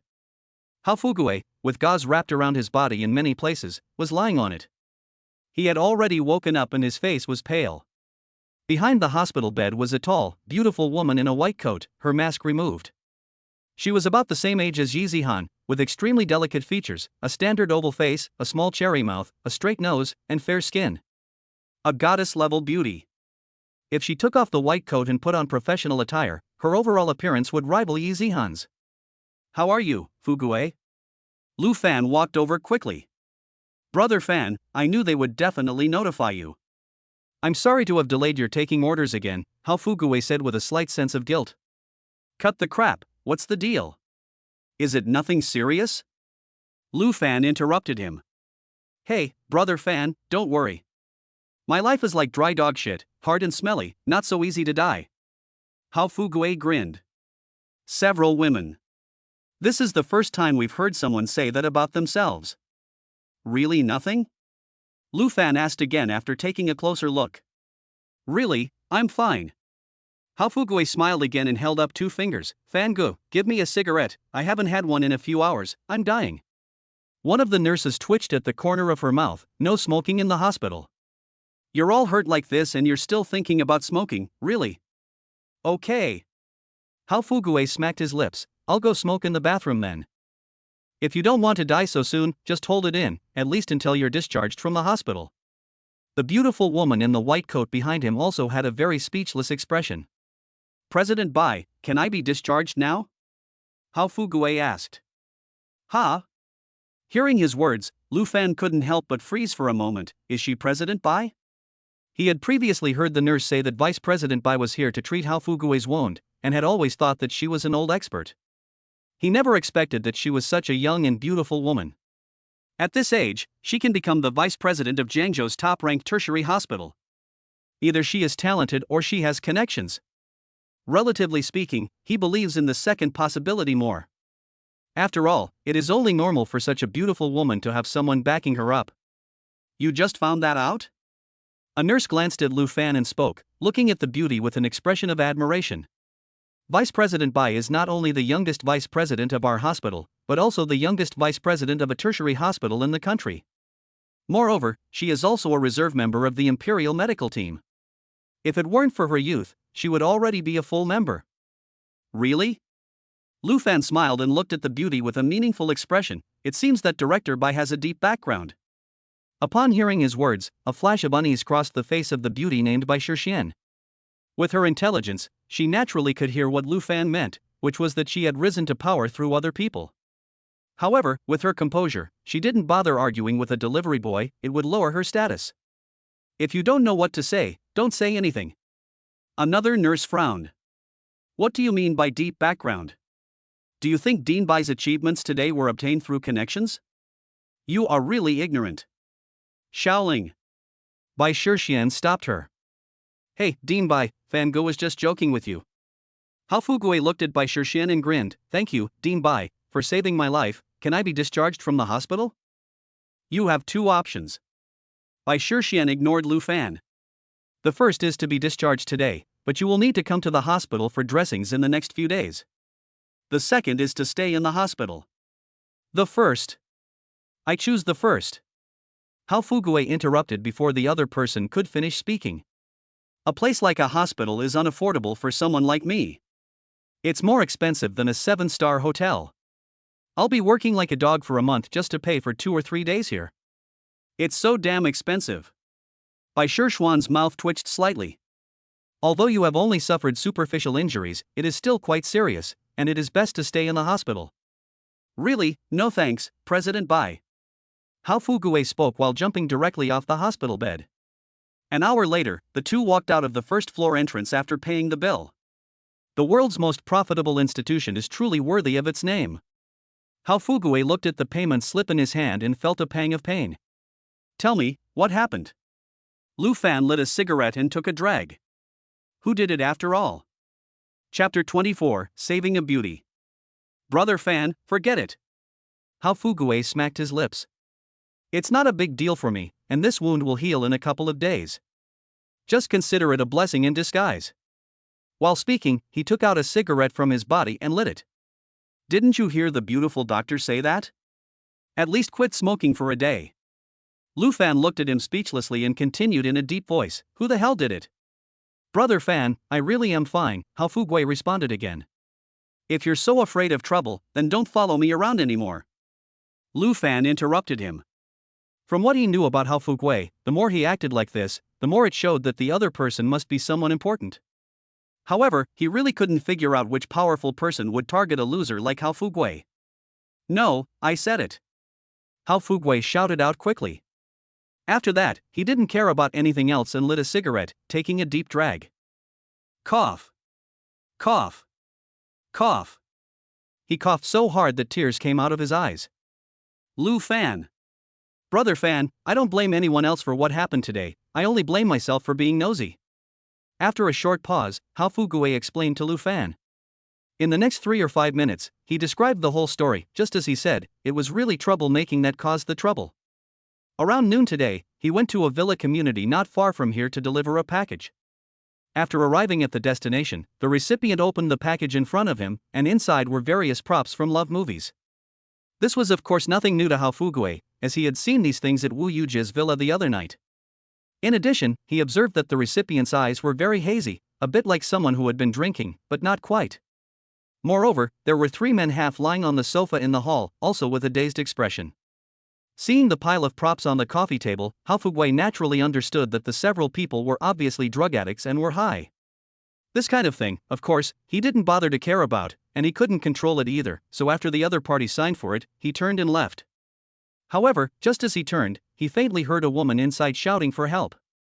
Although the voice was not loud, he was sure he had heard it correctly. So he asked one more question. The consignee was already in a state of excitement, and when he saw Hao Fuguei meddling, he struck out at the first opportunity. Hao Fuguei naturally didn't back down, and he went head to head with the other 4. As the saying goes, the soft are afraid of the hard are afraid of the reckless, and the reckless are afraid of the desperate. In the end, the 4 opponents were scared by Hao Fuguei's fearless fighting style. They were all covered in blood, but they still refused to stop. All 4 of them had more or less sustained injuries, and they finally joined forces to push Hao Fuguei out of the door and then closed the villa door tightly. Hao Fuguei, who had lost too much blood, stopped banging on the door and staggered over to the First People's Hospital on his electric bicycle. Along the way, everyone on the street, one and all, turned around to look at his dignified figure covered in blood. In the end, he couldn't hold on anymore when he was less than 200-300 meters away from the hospital. Hao Fuguei's eyes rolled back and he fainted, before being sent to the hospital by a kind person. Do you know who it is? Lu Fan asked, looking at Hao Fuguei. I don't know. Hao Fuguei shook his head and added, I only know that the consignee's name is He Jialiang, and I think he's the guy who started attacking me in the first place. Send his name and phone number to my phone. Lu Fan said. Brother Fan, that kid must be someone, otherwise he wouldn't be living in such a nice villa. Hao Fuguei paused before continuing. You're busy with Messia's matter, so I'll let this little thing slide. Cut the crap and hurry up. Lu Fan interrupted him. Fine. Hao Fuguei smacked his lips and took out his phone to send it to Lu Fan. Then, Lu Fan opened a few WeChat groups with 500 members each and sent He Jialiang's name and number to the group, asking everyone to see if anyone knew him. Do you know who the woman you saved is? Lu Fan then asked Hao Fuguei. I'm not sure. Hao Fuguei shook his head. What do you mean? Lu Fan was stunned for a moment. I didn't get a good look at her. Hao Fuguei responded with a smirk. She took advantage of the fact that I was fighting the 4 of them to run out of the room and escape, without a care for my life. I only glanced at her briefly, and vaguely felt that she looked familiar, but I couldn't remember where I had seen her before. I guess she might be some 3rd or 4th tier celebrity or internet celebrity. Saving a beauty, and not even getting a good look at her face, bravo. Lu Fan gave him a thumbs up. Hey, Fan, don't make fun of me, I wasn't after the beauty. Hao Fuguei grinned. Drip. At this moment, several messages popped up in one of the courier groups. Brother Fan, this person is the eldest son of the Yi family in Jiangzhou. I signed for the delivery when I delivered to the He compound last time. Yes, I also delivered to him, and he is indeed the He family's young master. That young master has a limited edition Lamborghini, and there seems to be only one in the whole of Jiangzhou. I remember the license plate number, I'll send it to you. Lu Fan's eyes narrowed slightly as he read the group message. Just as he had guessed, the other party was someone important. Although he didn't know much about the Yi family, he knew a little about their overall strength, and they should be ranked among the top 8 in Jiangzhou. Damn, no wonder he dared to be so arrogant, it turned out he was from the He family. Hao Fuguei exclaimed after reading the message in the group. After that, he turned to Lu Fan and said, Brother Fan, let's put this aside for now, let's wait until we've dealt with Ms. Ye's matter. At least let him pay for the medical expenses first. Lu Fan interrupted him. After that, he entered He Jialian's license plate number into the Dio group and the designated driving group, asking everyone to keep an eye out for the car. These various groups on his phone were perfect for finding people, and they were comparable to the official positioning system. The message was sent out and a response came within a quarter of an hour.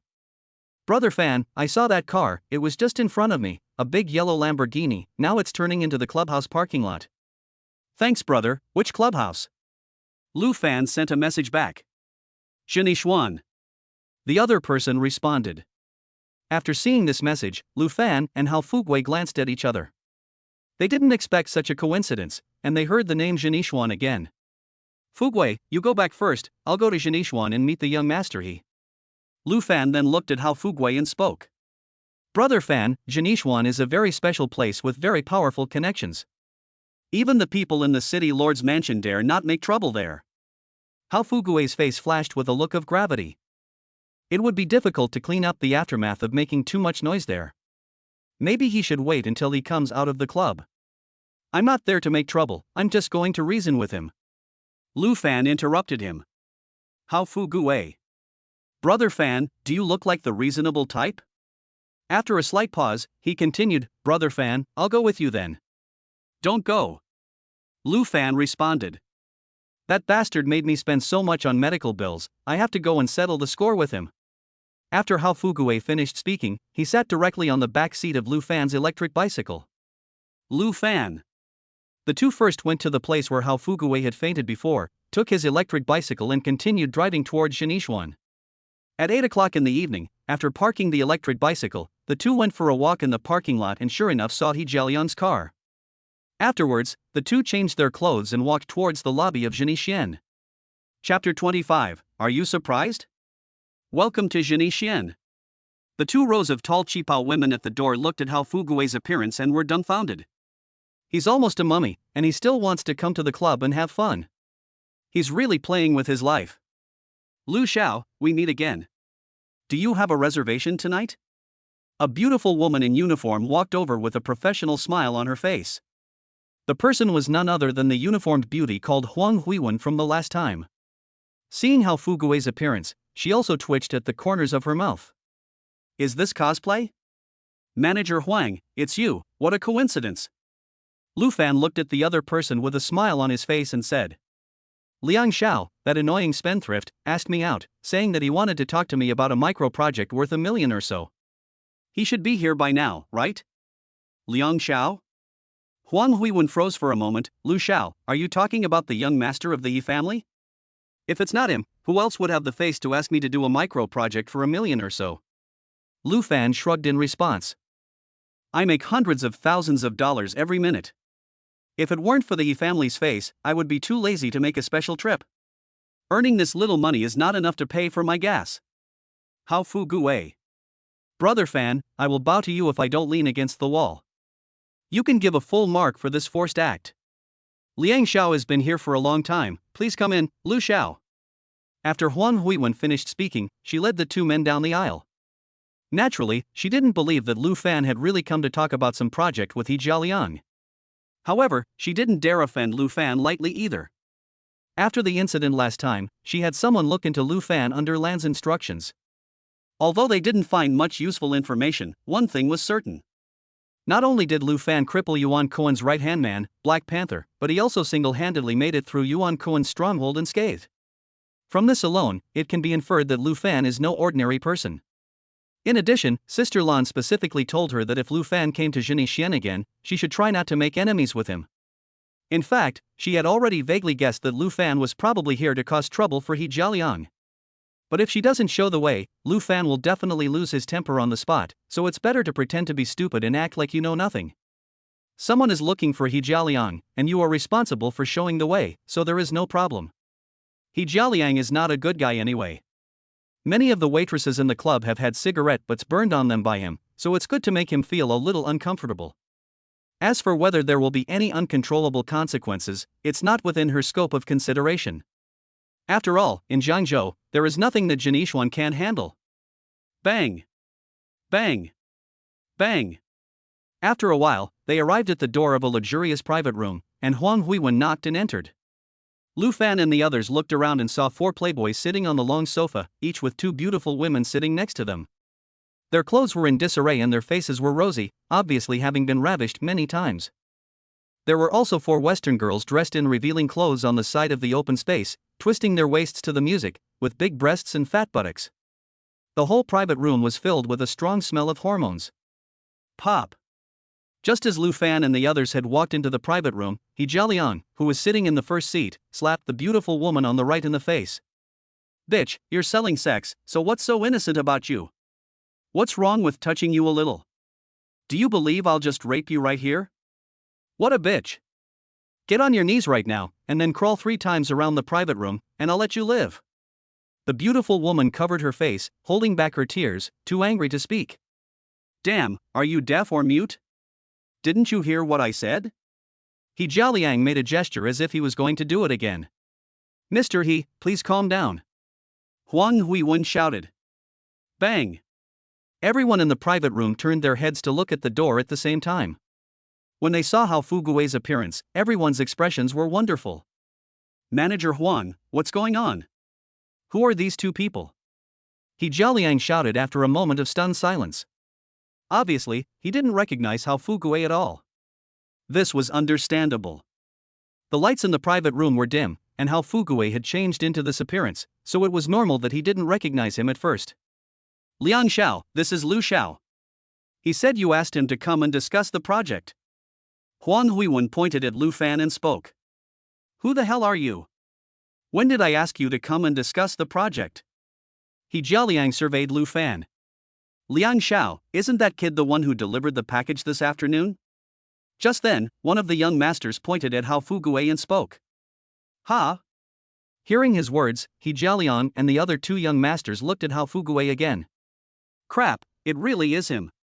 Another long-haired man shouted. Hey, you finally recognized him?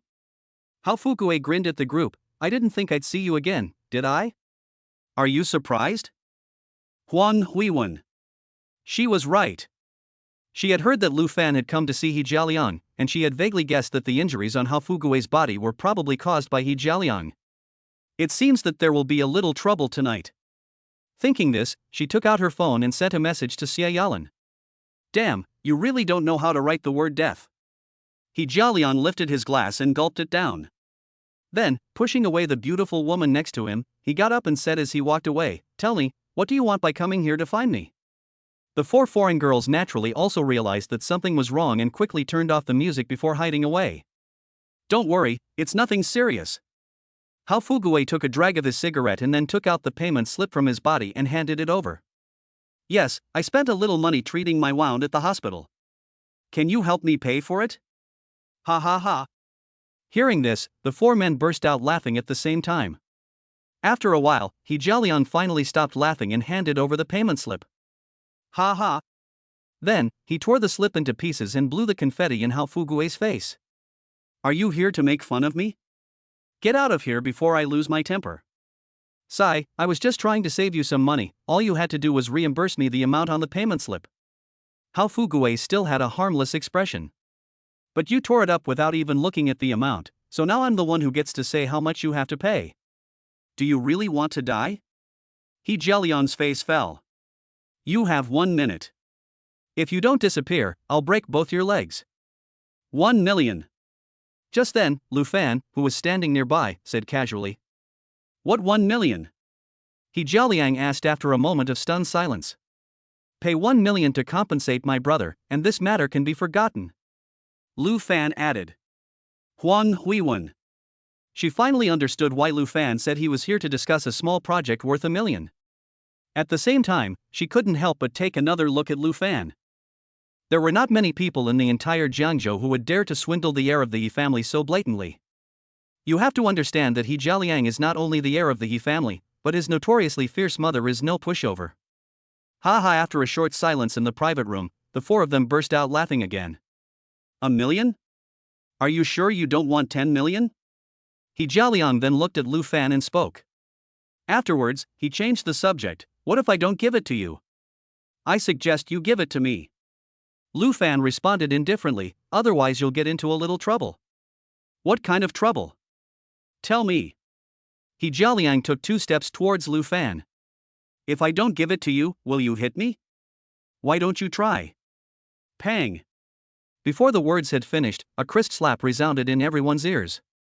Chapter 26, Whose aunt is she? Quiet.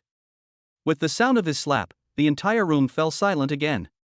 Everyone, except Hao Fugui, had an expression of disbelief on their faces, their jaws dropped. How dare this unknown kid slap He Jialiang so blatantly? This was crazy. Was he really not afraid of death? How dare you slap me?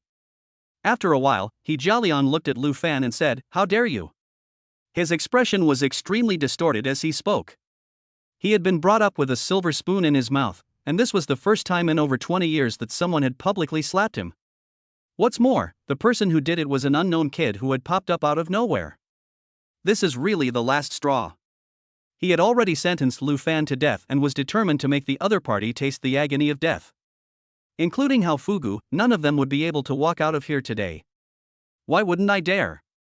Lu Fan took out a cigarette and lit it, taking a drag. Kid, do you really want to die? The man with long hair walked over. Do you know who Liang Xiao is? The other 2 young masters naturally lost their mood to cuddle up, and they surrounded him one after the other. You 3 are also responsible for the injuries on my brother, aren't you? Lu Fan looked at the 3 men and spoke faintly. Let me give you a heads up, each of you prepare 200,000 yuan, otherwise you won't be able to leave this room today. Still mouthing off when you're about to die, you're really ignorant and fearless. The long-haired man sneered. Manager Huang, you take them out first. Lu Fan ignored the other party and looked at Huang Huiwen next to him and said. You go out first. Huang Huifen waved her hand at the group of women. More than a dozen women no longer wanted to be in there, and when they heard her words, they hurriedly ran towards the door, and He Jialiang and the others did not stop them. Manager Huang, you go out too. Lu Fan continued, just pretend you don't know anything about this. Huang Huifen. How can I pretend I don't know when it's like this? She wasn't worried about the Yi family coming to Zhenishuan for trouble, but she had her own job responsibilities. Zhenishuan clearly forbids anyone from fighting here, and if it's just a minor fight, she can turn a blind eye. But today's incident obviously cannot be considered minor, so how can she leave? After a little thought, she looked at Lu Fan and said, Lu Xiao, it is better to resolve conflicts than to let them fester. Can you do me a favor and let Liang Xiao apologize to you and pay 200,000 yuan in medical expenses? Impossible. Before the words were finished, He Jialiang shouted out first. They still want me to pay them compensation and apologize? That's a dream. Today, even if the King of Heaven himself came, I would break both their legs. Bright young master, while there is still room for things to be resolved, let's call it a day. Huang Huiwen's brows furrowed slightly. If it weren't her duty, she really wouldn't want to get involved in He Jialiang's nonsense. Among the many rich young masters in Jiangzhou, He Jialiang was one of the people she least liked, and he really needed to be dealt with. This has nothing to do with you, so stop butting in, or I'll beat you up too. He Jialiang gave her a glance. Don't doubt my words, and don't think that just because you work for Zhenishuan I won't dare to touch you. Mr. Liang, don't drink and forget who you are. Huang Huiwen frowned again. Manager Huang, let me do it. Lu Fan gave a faint smile. Some people are really stubborn. You have to beat them until they are scared and submit, otherwise they will just cause more trouble. Lu Xiao, forget it, his mother is Huang Huiwen, she continued. Damn it, if you dare to touch me again, I'll kill you. At the same time, He Jialiang raised his finger and shouted at Lu Fan. Good. Lu Fan smiled. Before the sound faded, he took 2 steps closer to the other person, then reached out and grabbed the other person's index finger and broke it with a forceful twist. With a crunch, a crisp sound came out, and the finger was instantly disabled. Ah! 10 fingers are connected to the heart, and Jialiang let out a hysterical scream. That's not all. Before the scream fully died down, a sharp pain came from his lower abdomen. Then, the entire person flew back like a sandbag, crashing heavily next to the coffee table and spitting out a mouthful of blood. Before he could catch his breath, Lu Fan had already walked over to him, grabbed him by the hair, dragged him up, and slammed him against the coffee table. Crack! The thick glass coffee table burst open, and the tempered glass shattered all over the floor. The whole process happened in the blink of an eye. By the time the others reacted, Jialiang was already sprawled on the ground like a dead dog. Blood kept spilling from his mouth, and he had 2 bloody gashes on his forehead. Liang Xiao. After a moment of shock, the long-haired man looked at Lu Fan and roared, "Kid, do you really want to die?" Boom! Before he could finish his sentence, he was kicked away. Before he could get up from the ground, Lu Fan picked up a fruit knife from the ground and walked over. Pa! The next moment, Lu Fan raised his hand and the knife fell, piercing the back of the long-haired man's hand and sinking 3 inches into the ground. Ah! The man let out a piercing scream as well, his expression contorted. SSSHH. Seeing this, Huang Huifan and the other 2 young masters simultaneously let out a cold breath. So ruthless. Huang Huifan now regretted bringing Lu Fan here a little. She didn't expect Lu Fan to be so heavy-handed. This is killing him. Hao Fugui on the side didn't have much expression change on his face. Ever since he had seen Lu Fan kill those 3 assassins in seconds the other day, things like this in front of him were no longer a matter. As long as Lu Fan didn't directly kill the other person, it seemed normal to him. What do you think? Do you want to say something? Lu Fan sat down on the sofa, looked down at Jialiang, who was lying on the ground, and spoke lightly. Kid, I promise you, I will definitely get you. Jialiang sat on the floor after crawling up with difficulty. No one in Jiangzhou has ever dared to do this to me. If I don't get you within 3 days, my surname will be He. It seems that he is not scared. Then let's continue. Lu Fan bent down and picked up a fork from the floor. Let's see how long you can last. What do you want? Jialiang's face changed. Lu Xiao, forget it. Huang Huifan spoke at the same time. Not only is he the eldest son of the He family, but his mother is Zhao Yichen's aunt. Poof. As soon as she finished speaking, the fork in Lu Fan's hand had already pierced Jialiang's thigh, and blood spurted. Ah! Jialiang let out another heart-wrenching scream. Manager Huang, what did you say? Lu Fan then turned to Huang Huiwen, whose aunt is his mother. Huang Huiwen. Chapter 27, You'd better not be looking for trouble. Manager Huang, his mother is Zhao Yichen's aunt? Hao Fugui froze for a moment. While speaking, his face changed slightly. If it was just the Yi family, he wouldn't have anything to worry about. Fan even settled Yuan Cohen, not to mention the Yi family. But if the Zhao family is involved, this won't be so easy.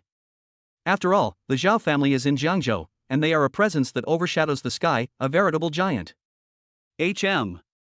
Huang Huiwen nodded. His mother is the younger sister of the Zhao family head, and he is Zhao Yichen's cousin. Oh. No wonder he's so arrogant, it turns out he's got the Zhao family backing him up. Lu Fan gave a faint smile. He obviously didn't expect such a coincidence either, and that he could be related to the Zhao family in this way. I swear I will make you wish you were dead. Not just you, but your whole family. Jialiang spoke with a grimace after a slight pause. You have backbone. Lu Fan revealed a harmless expression, then continue. After saying that, he picked up a knife from the ground. This time, you choose, your arm or the other leg?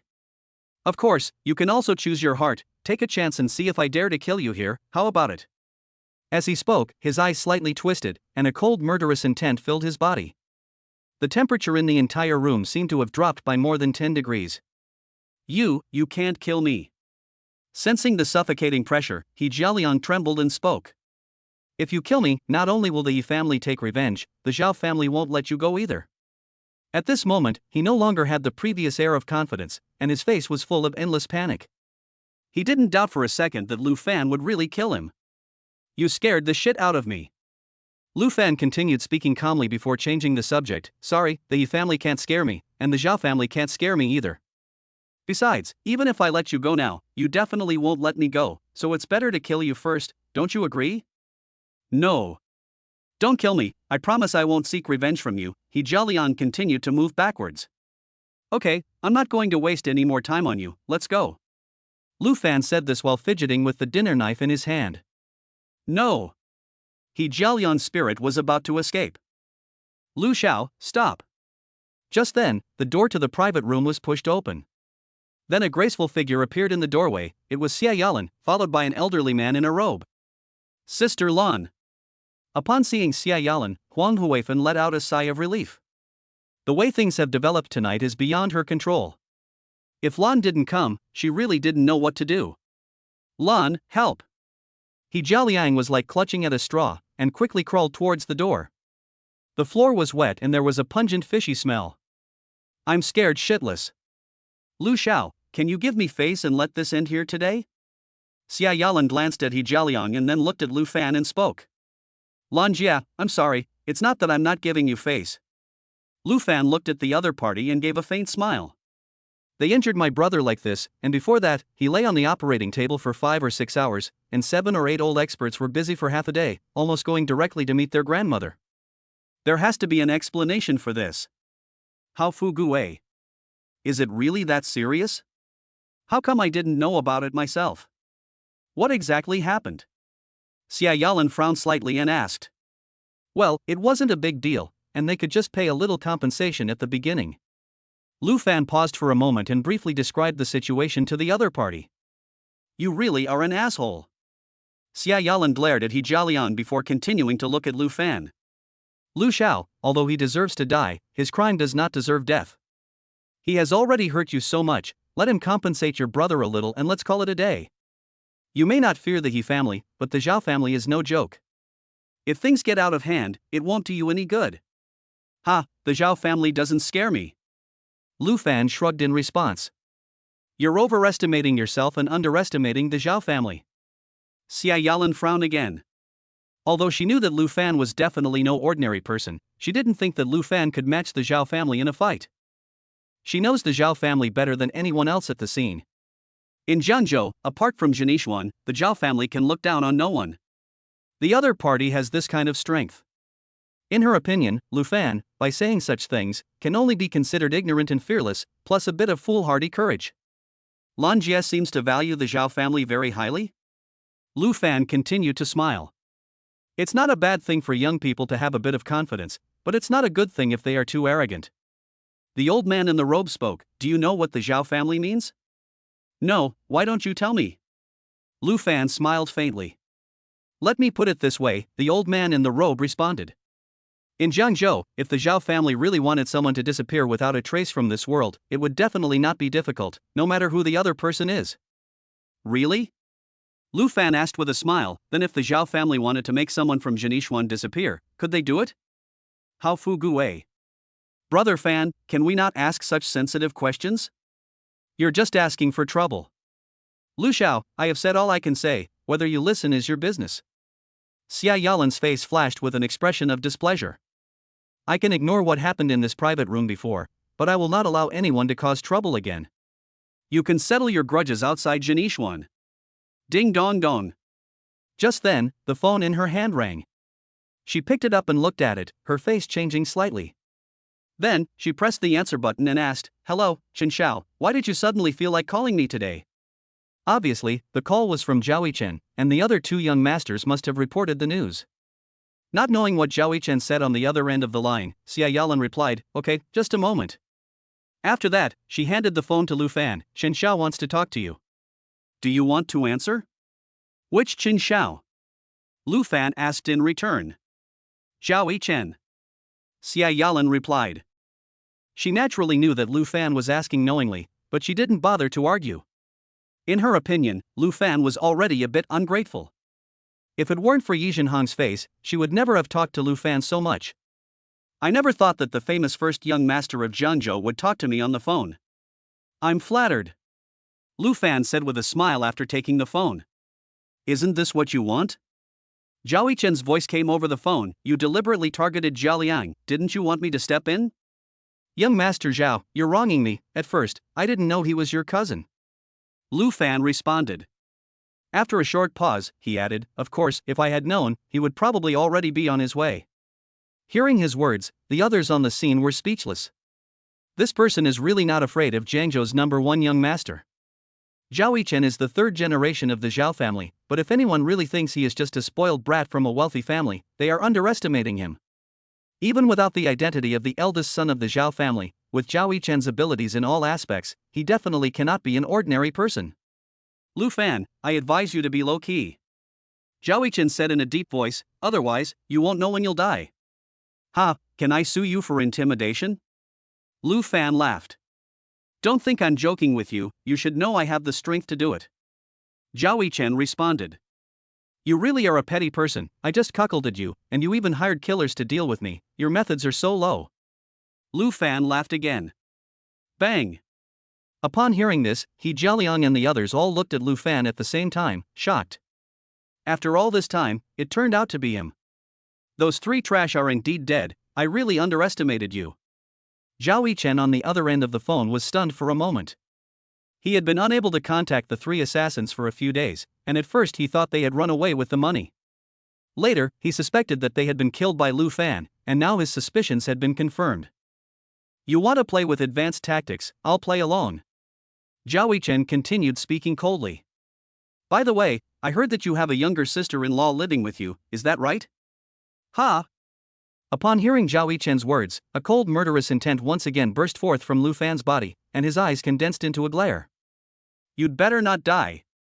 Chapter 28, Something Happened to Yuan Kuan. Half an hour later, Lu Fan and Hao Fugui walked out of the entrance of the club.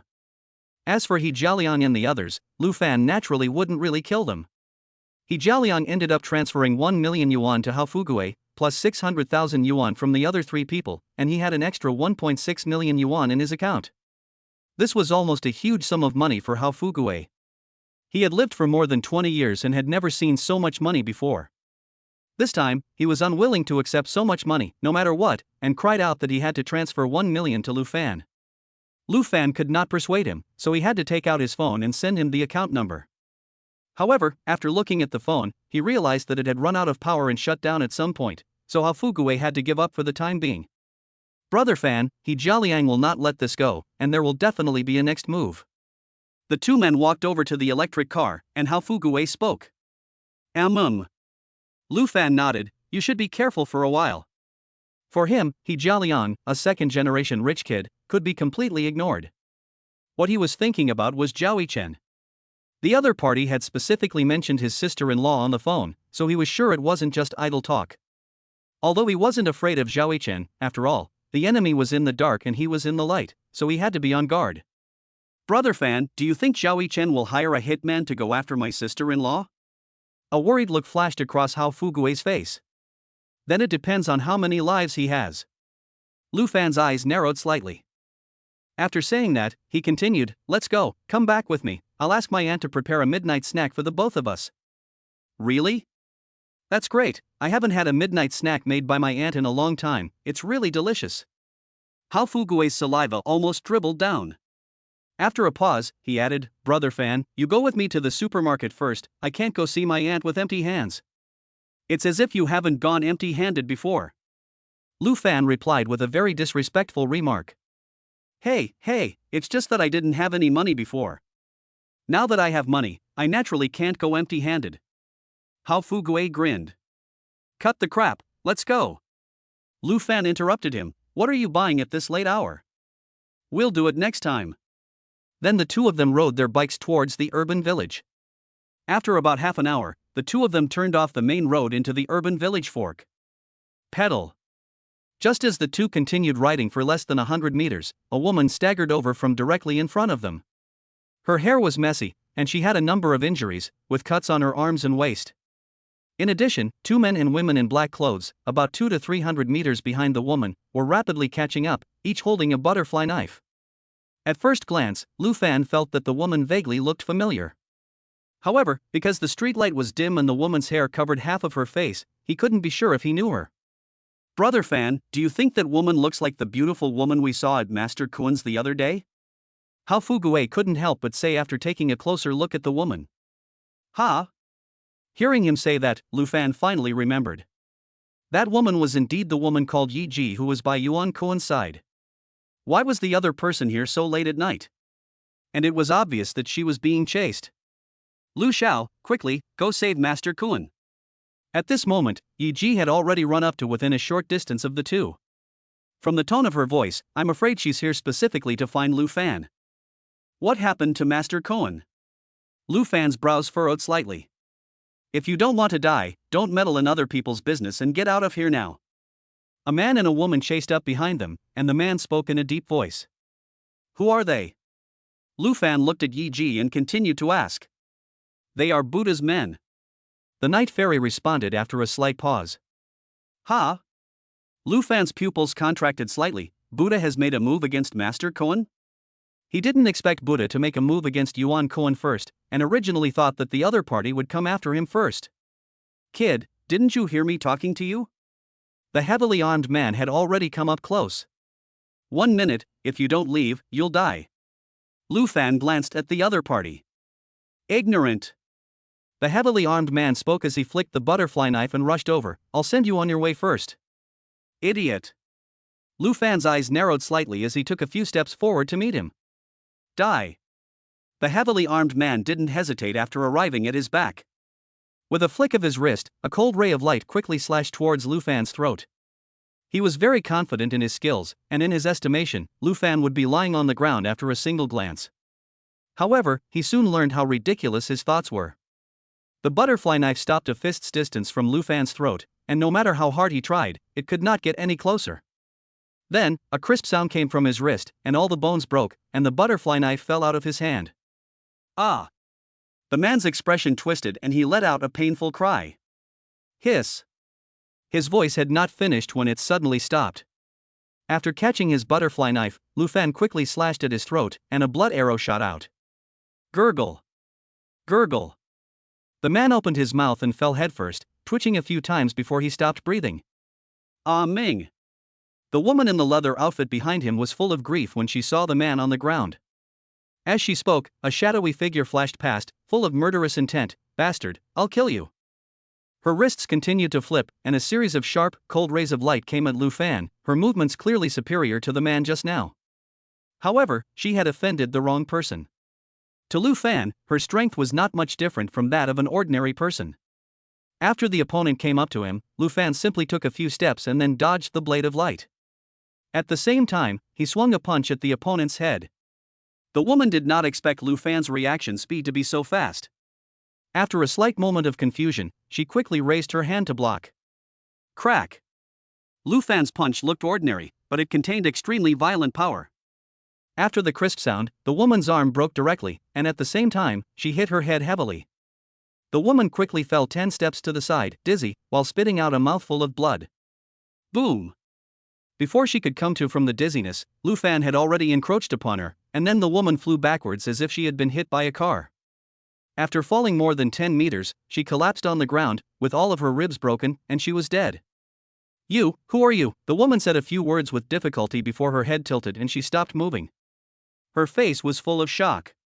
She didn't expect that there would be such a powerful person in Jiangzhou, and she lost her life in just one encounter. At the moment she breathed her last, she couldn't help but worry for Buddha in her heart. This time, I'm afraid I've made the wrong person angry. What exactly happened? Where is Master Kuan? Lu Fan turned to Night Ji and asked. Master Kuan is at the Heavenly Palace Club. Night Ji then gave a brief introduction to the situation. Tonight, Master Buddha invited Yuan Kuan to the Heavenly Palace Club for dinner to discuss matters. The Heavenly Palace Club is the base camp of Jiangzhou City's Baitsu Tianlang, and Yuan Kuan guessed that it was likely to be a banquet set up by the Hongmen clan, so he deliberately did not let Night Ji go. He asked Yi Ji to stay behind at the base camp, and he himself went to the banquet with his advisor, Rhino, and 4 of his close associates. About an hour ago, Yi Ji received a message from Yuan Kuan, which only contained 3 words, Find Lu Xiao. After reading the message, Yi Ji knew that something must have happened to Yuan Kuan, and when she called back, no one answered. Without any hesitation, Yi Ji quickly dialed Lu Fan's phone number, but Lu Fan's phone indicated that it was turned off. Fortunately, Yuan Cohen had previously asked someone to check on Lu Fan's residence, so after putting away her phone, Yi Ji hurried over to the urban village. She didn't know if Lu Fan was home or not, so she had to take a chance. Just as she was about to walk out of the club's front door, she saw the man and woman from before get out of a car. The two sides then started fighting, and in the end, with the help of her brothers, she managed to escape and hurry over here. However, before she could find Lu Fan, she was once again caught up by the two men and women. "Where's your car?" Lu Fan asked, looking at Yi Ji. "It's the big goo at the intersection." As she spoke, Yi Ji handed Lu Fan the car keys. "Fortune, you and her handle the scene, then go find your aunt." Lu Fan took the keys and gave instructions. "Brother Fan, should we go to the hospital to treat the wounds on her body?" How Fortune looked at Yi Ji, who was covered in blood, and said, "I'm fine, no need to go to the hospital." Yi Ji interrupted him. "My sister-in-law will handle it." Lu Fan replied at the same time. As soon as he finished speaking, he was already 100 meters away. Boom! In a short while, a roar sounded, and Dage sped out at top speed. Chapter 29, People Have Insatiable Appetites. The Heavenly Palace Club is not too far from the urban village, a 20-minute drive. Plus, it was nighttime, and the traffic jams had long since eased. With Lu Fan's speed, it would take less than 10 minutes to get there. While Lu Fan was rushing there at full speed, in the lobby on the first floor of the Heavenly Palace clubhouse, Yuan Cohen, covered in blood, was slumped on the ground. There were 20 or 30 bloody wounds on his body, the deepest being a knife wound in his lower back.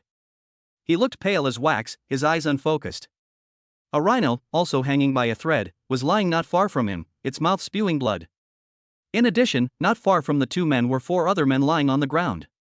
They were the 4 men that Yuan Cohen had brought with him, and they were already lifeless. In addition to these men, there were 30 or 40 strong men standing around the hall, each holding a mountain-opening knife in their hands, and the knives were covered in blood. On the inside of the hall near the front, 3 men were seated. The one in the middle, in his 50s or 60s, was wearing a black robe. His eyes were extremely sharp, his face was unsettling, and auras were swirling around him. Sitting to his left was a man in his 40s, strong and muscular, also holding a mountain-opening knife in his hand.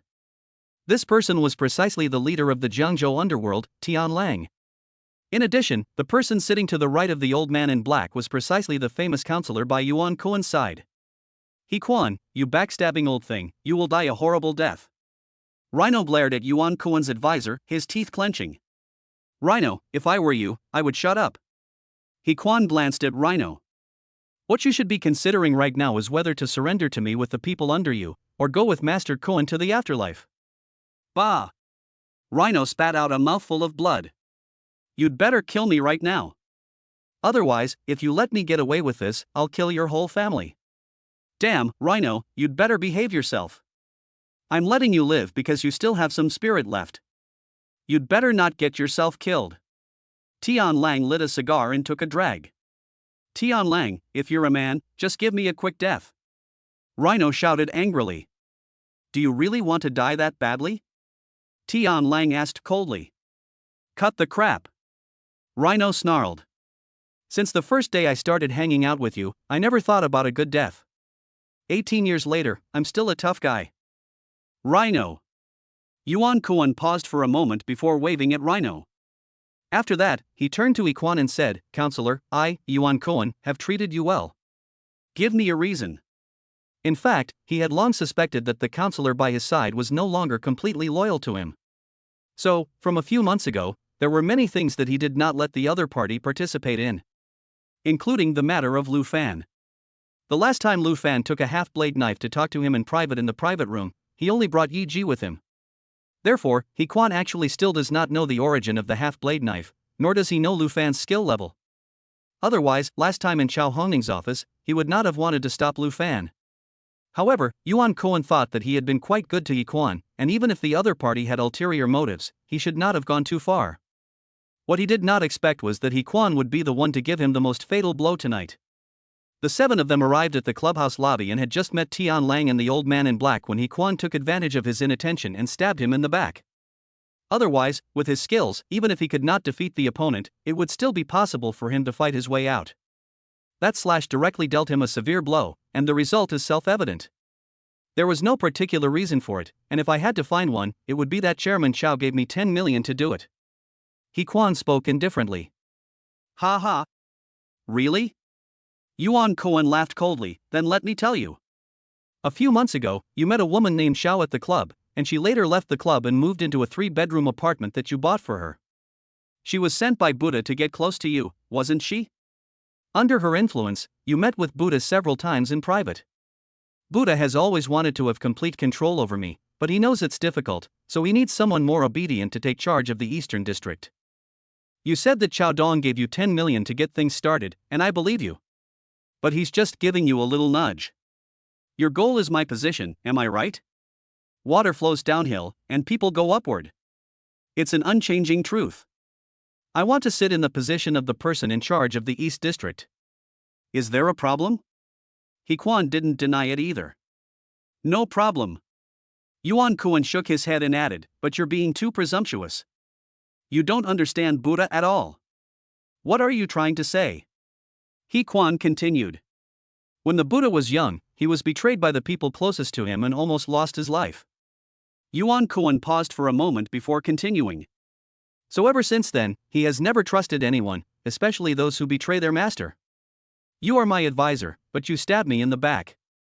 Do you think the Buddha will let you take the position of head of the Eastern District? Don't you worry about that. He Quan's brows furrowed slightly before he spoke. You're dead, and no one is more suitable to take your place than me. Who? Before he could finish his sentence, the old man in black sitting in the middle flipped his wrist, and a dagger immediately pierced towards He Quan's neck. He Quan's pupils instantly contracted as he sensed the crisis. It was too late to dodge, so he subconsciously reached out to block it. However, although his martial arts skills were not weak, the black-clad old man was a lot stronger. Moreover, he suddenly attacked when he was defenseless, so there was no way he could resist.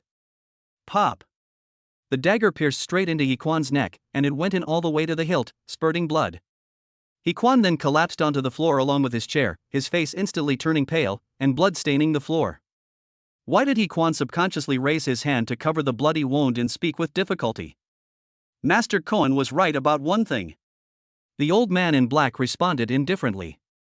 The thing Master Buddha hates most in this life is people who betray their masters. From the day you agreed to do so, your end was already sealed.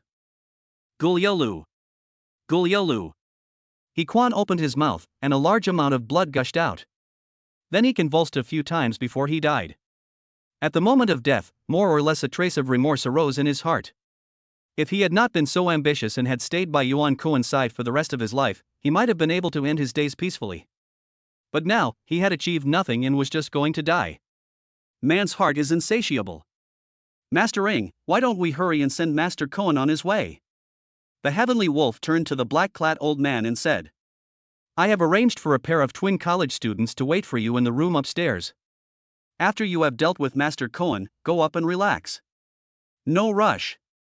The black-clad old man replied and looked at Yuan Cohen. Master Cohen, if I guess correctly, you should have sent out a distress signal before, right? I'm a little curious, who do you expect to come and save you? Take a guess. Just then, a voice sounded at the door. The next moment, Lu Fan strolled in. Chapter 30, Desperately Strong. Swish. Upon hearing this sound, everyone looked towards the door at the same time. Who are you? The black-clad old man frowned slightly. Don't know? Lu Fan spoke indifferently. Didn't you want me to disappear in Jiangzhou? Haven't you even seen my picture? Ha! The black-clad old man froze for a moment. It's you? He never expected Yuan Cohen to call Lu Fan here. He couldn't figure it out. Why call a delivery boy to deliver another head? After a slight pause, he turned to Yuan Cohen. Master Cohen, you wouldn't tell me that you expect a delivery boy to save you, would you? Fend for yourself. Yuan Cohen looked at Lu Fan with a sympathetic glance. Lu, I'm sorry to have made you come all this way. He was the only one who knew Lu Fan's skills best. Although there were quite a few of them, and they were also joined by Ying Yi and Tian Lang, he knew very well that they absolutely did not stand a chance. They were after me, and I've got you into this. Lu Fan interrupted Yuan Cohen. He knew very well that Buddha had chosen this time to make a move against Yuan Cohen more or less because of him. The other party had asked Yuan Cohen to make him disappear in Jiangzhou, but Yuan Cohen not only failed to do so, but also directly sided with him at the Hongning group that day, which must have made Buddha very dissatisfied. Young Master Lu, what about E.G.? Yuan Kuan continued. From what he knew about Buddha, the other party definitely would not let E.G. go now that he had already made a move. Don't worry, she's fine already. Lu Fan responded. Thank you, young Master Lu. Yuan Kuan beamed with gratitude. Where is Buddha? Not here? Lu Fan asked after scanning the surroundings and then looking at Yuan Kuan. When he first entered, he thought the old man in black was Buddha, but quickly dismissed that idea. The old man in black lacked the aura of a long-time overlord, and at best he was just a deputy. Buddha didn't show up today. Yuan Kuan responded and then pointed at the old man in black. He is someone close to Buddha and is very skilled. He's just a nobody. Lu Fan responded, you rest for a bit, I'll take you out later. Ha, that's quite a mouthful. Tian Lang gave a cold smile and then looked at the black-clad old man. Master Ing, who the hell is this kid? He didn't get involved in Yi Zihan's business, so he doesn't know Lu Fan. I'll explain later. The black-clad old man stood up and continued to look at Lu Fan. I'm a bit curious, what can you do to make a hard-headed guy like Yuan Kuan listen to you? He really was curious. He knows very well what kind of person Yuan Kuan is. The Buddha King has always wanted to subdue him, but after so many years, he still hasn't been able to do so. He previously held a knife at Yuan Kuan's neck and forced him to ask what really happened that day and why he let Lu Fan leave his club unharmed, but Yuan Kuan would rather die than talk. You will find out soon enough. Lu Fan interrupted the old man. Then he swept a glance at the crowd. Everyone listen up, I'm only going to say this once. You have 1 minute. Those who are willing to sever an arm on their own can leave alive, otherwise, they will die. Ha ha, Tian Lang laughed out loud. Kid, where the hell did you pop out from? You're really arrogant. The other dozens of strong men also stared at Lu Fan like they were looking at an idiot, all with a speechless expression on their faces. They really didn't know where Lu Fan got the confidence to be so arrogant. He could really go to heaven. Half a minute left. Lu Fan spoke again. Kid, don't you know that pretending to be cool will get you struck by lightning? A man near the door shouted, and raised his mountain opening knife in his hand and charged towards Lu Fan. Immediately afterwards, the hand raised and the knife fell, and a cold light fell towards Lu Fan's head. Ka-cha! Halfway through the fall of the mountain opening knife, the man felt a sharp pain in his chest, and then he and the knife flew out. He smashed onto the floor not far away, his breastbone completely broken, a large amount of blood gushing from his mouth, and then his head tilted and he was out of breath. Ha!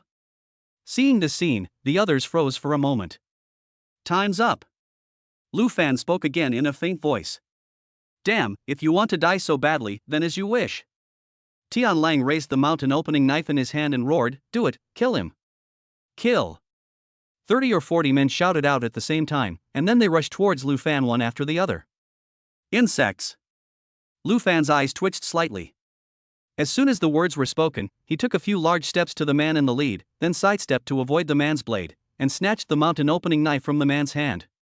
Hiss.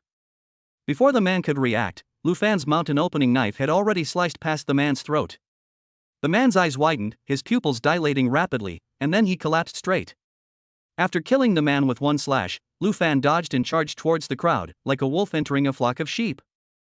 After a few blinks of the eyes, the blade flashed. The whole process lasted less than 3 minutes and was over. All 30 to 40 people on the other side lay down, half dead and half crippled. The floor of the hall was covered in severed limbs and bloody mess, and the screams were endless, like a small purgatory on earth. Wow! Not far away, the already weak rhino opened its mouth and vomited, blood mixed with vomit. Tian Lang did not vomit, but his stomach had already been in turmoil, and if he had not forced it down, it would have been just as ugly. They were right to be in the underworld, and they had seen many dead people. They thought they were well informed, and very few scenes could scare them. But when they saw the scene in front of them, they realized that what they had seen was nothing compared to what they were about to see. It's terrifying. It's your turn. Are you going to sort it out yourselves, or do you want me to help you? Lu Fan, covered in blood, then looked at Tian Lang and the old man in black. Don't come any closer or I'll kill him. Tian Lang forced himself to calm down, rested the cleaver on Yuan Kuan's shoulder, and a look of intense fear appeared on his face. I really underestimated you. At the same time, the old man in black spoke coldly, I'll meet you. As soon as he spoke, he rushed quickly towards Lu Fan, his hands alternating in a hawk's claw stance, aiming straight for Lu Fan's throat. His speed and strength were just so, but it made a gusting sound. This time, Lu Fan didn't fight him head-on, dodging the other party's attack. The old man didn't stop, and after a slight pause, he continued to attack. "Master Eagle, don't hold back, kill him!" Tian Lang shouted from behind. He was on the verge of despair, but when he saw the black-clad old man actually manage to suppress Lu Fan, a glimmer of hope arose in his heart once again. No wonder he is the Buddha's personal attendant, his skills are truly extraordinary. A little excited, he didn't bother to take Yuan Kuan as a hostage anymore, and with the mountain opening knife in his hand, he charged towards Lu Fan and the old man. He wanted to help the old man and end the battle quickly. However, just as he was about to leave Yuan Kuan, the mountain opening knife in Lu Fan's hand already whirled towards him.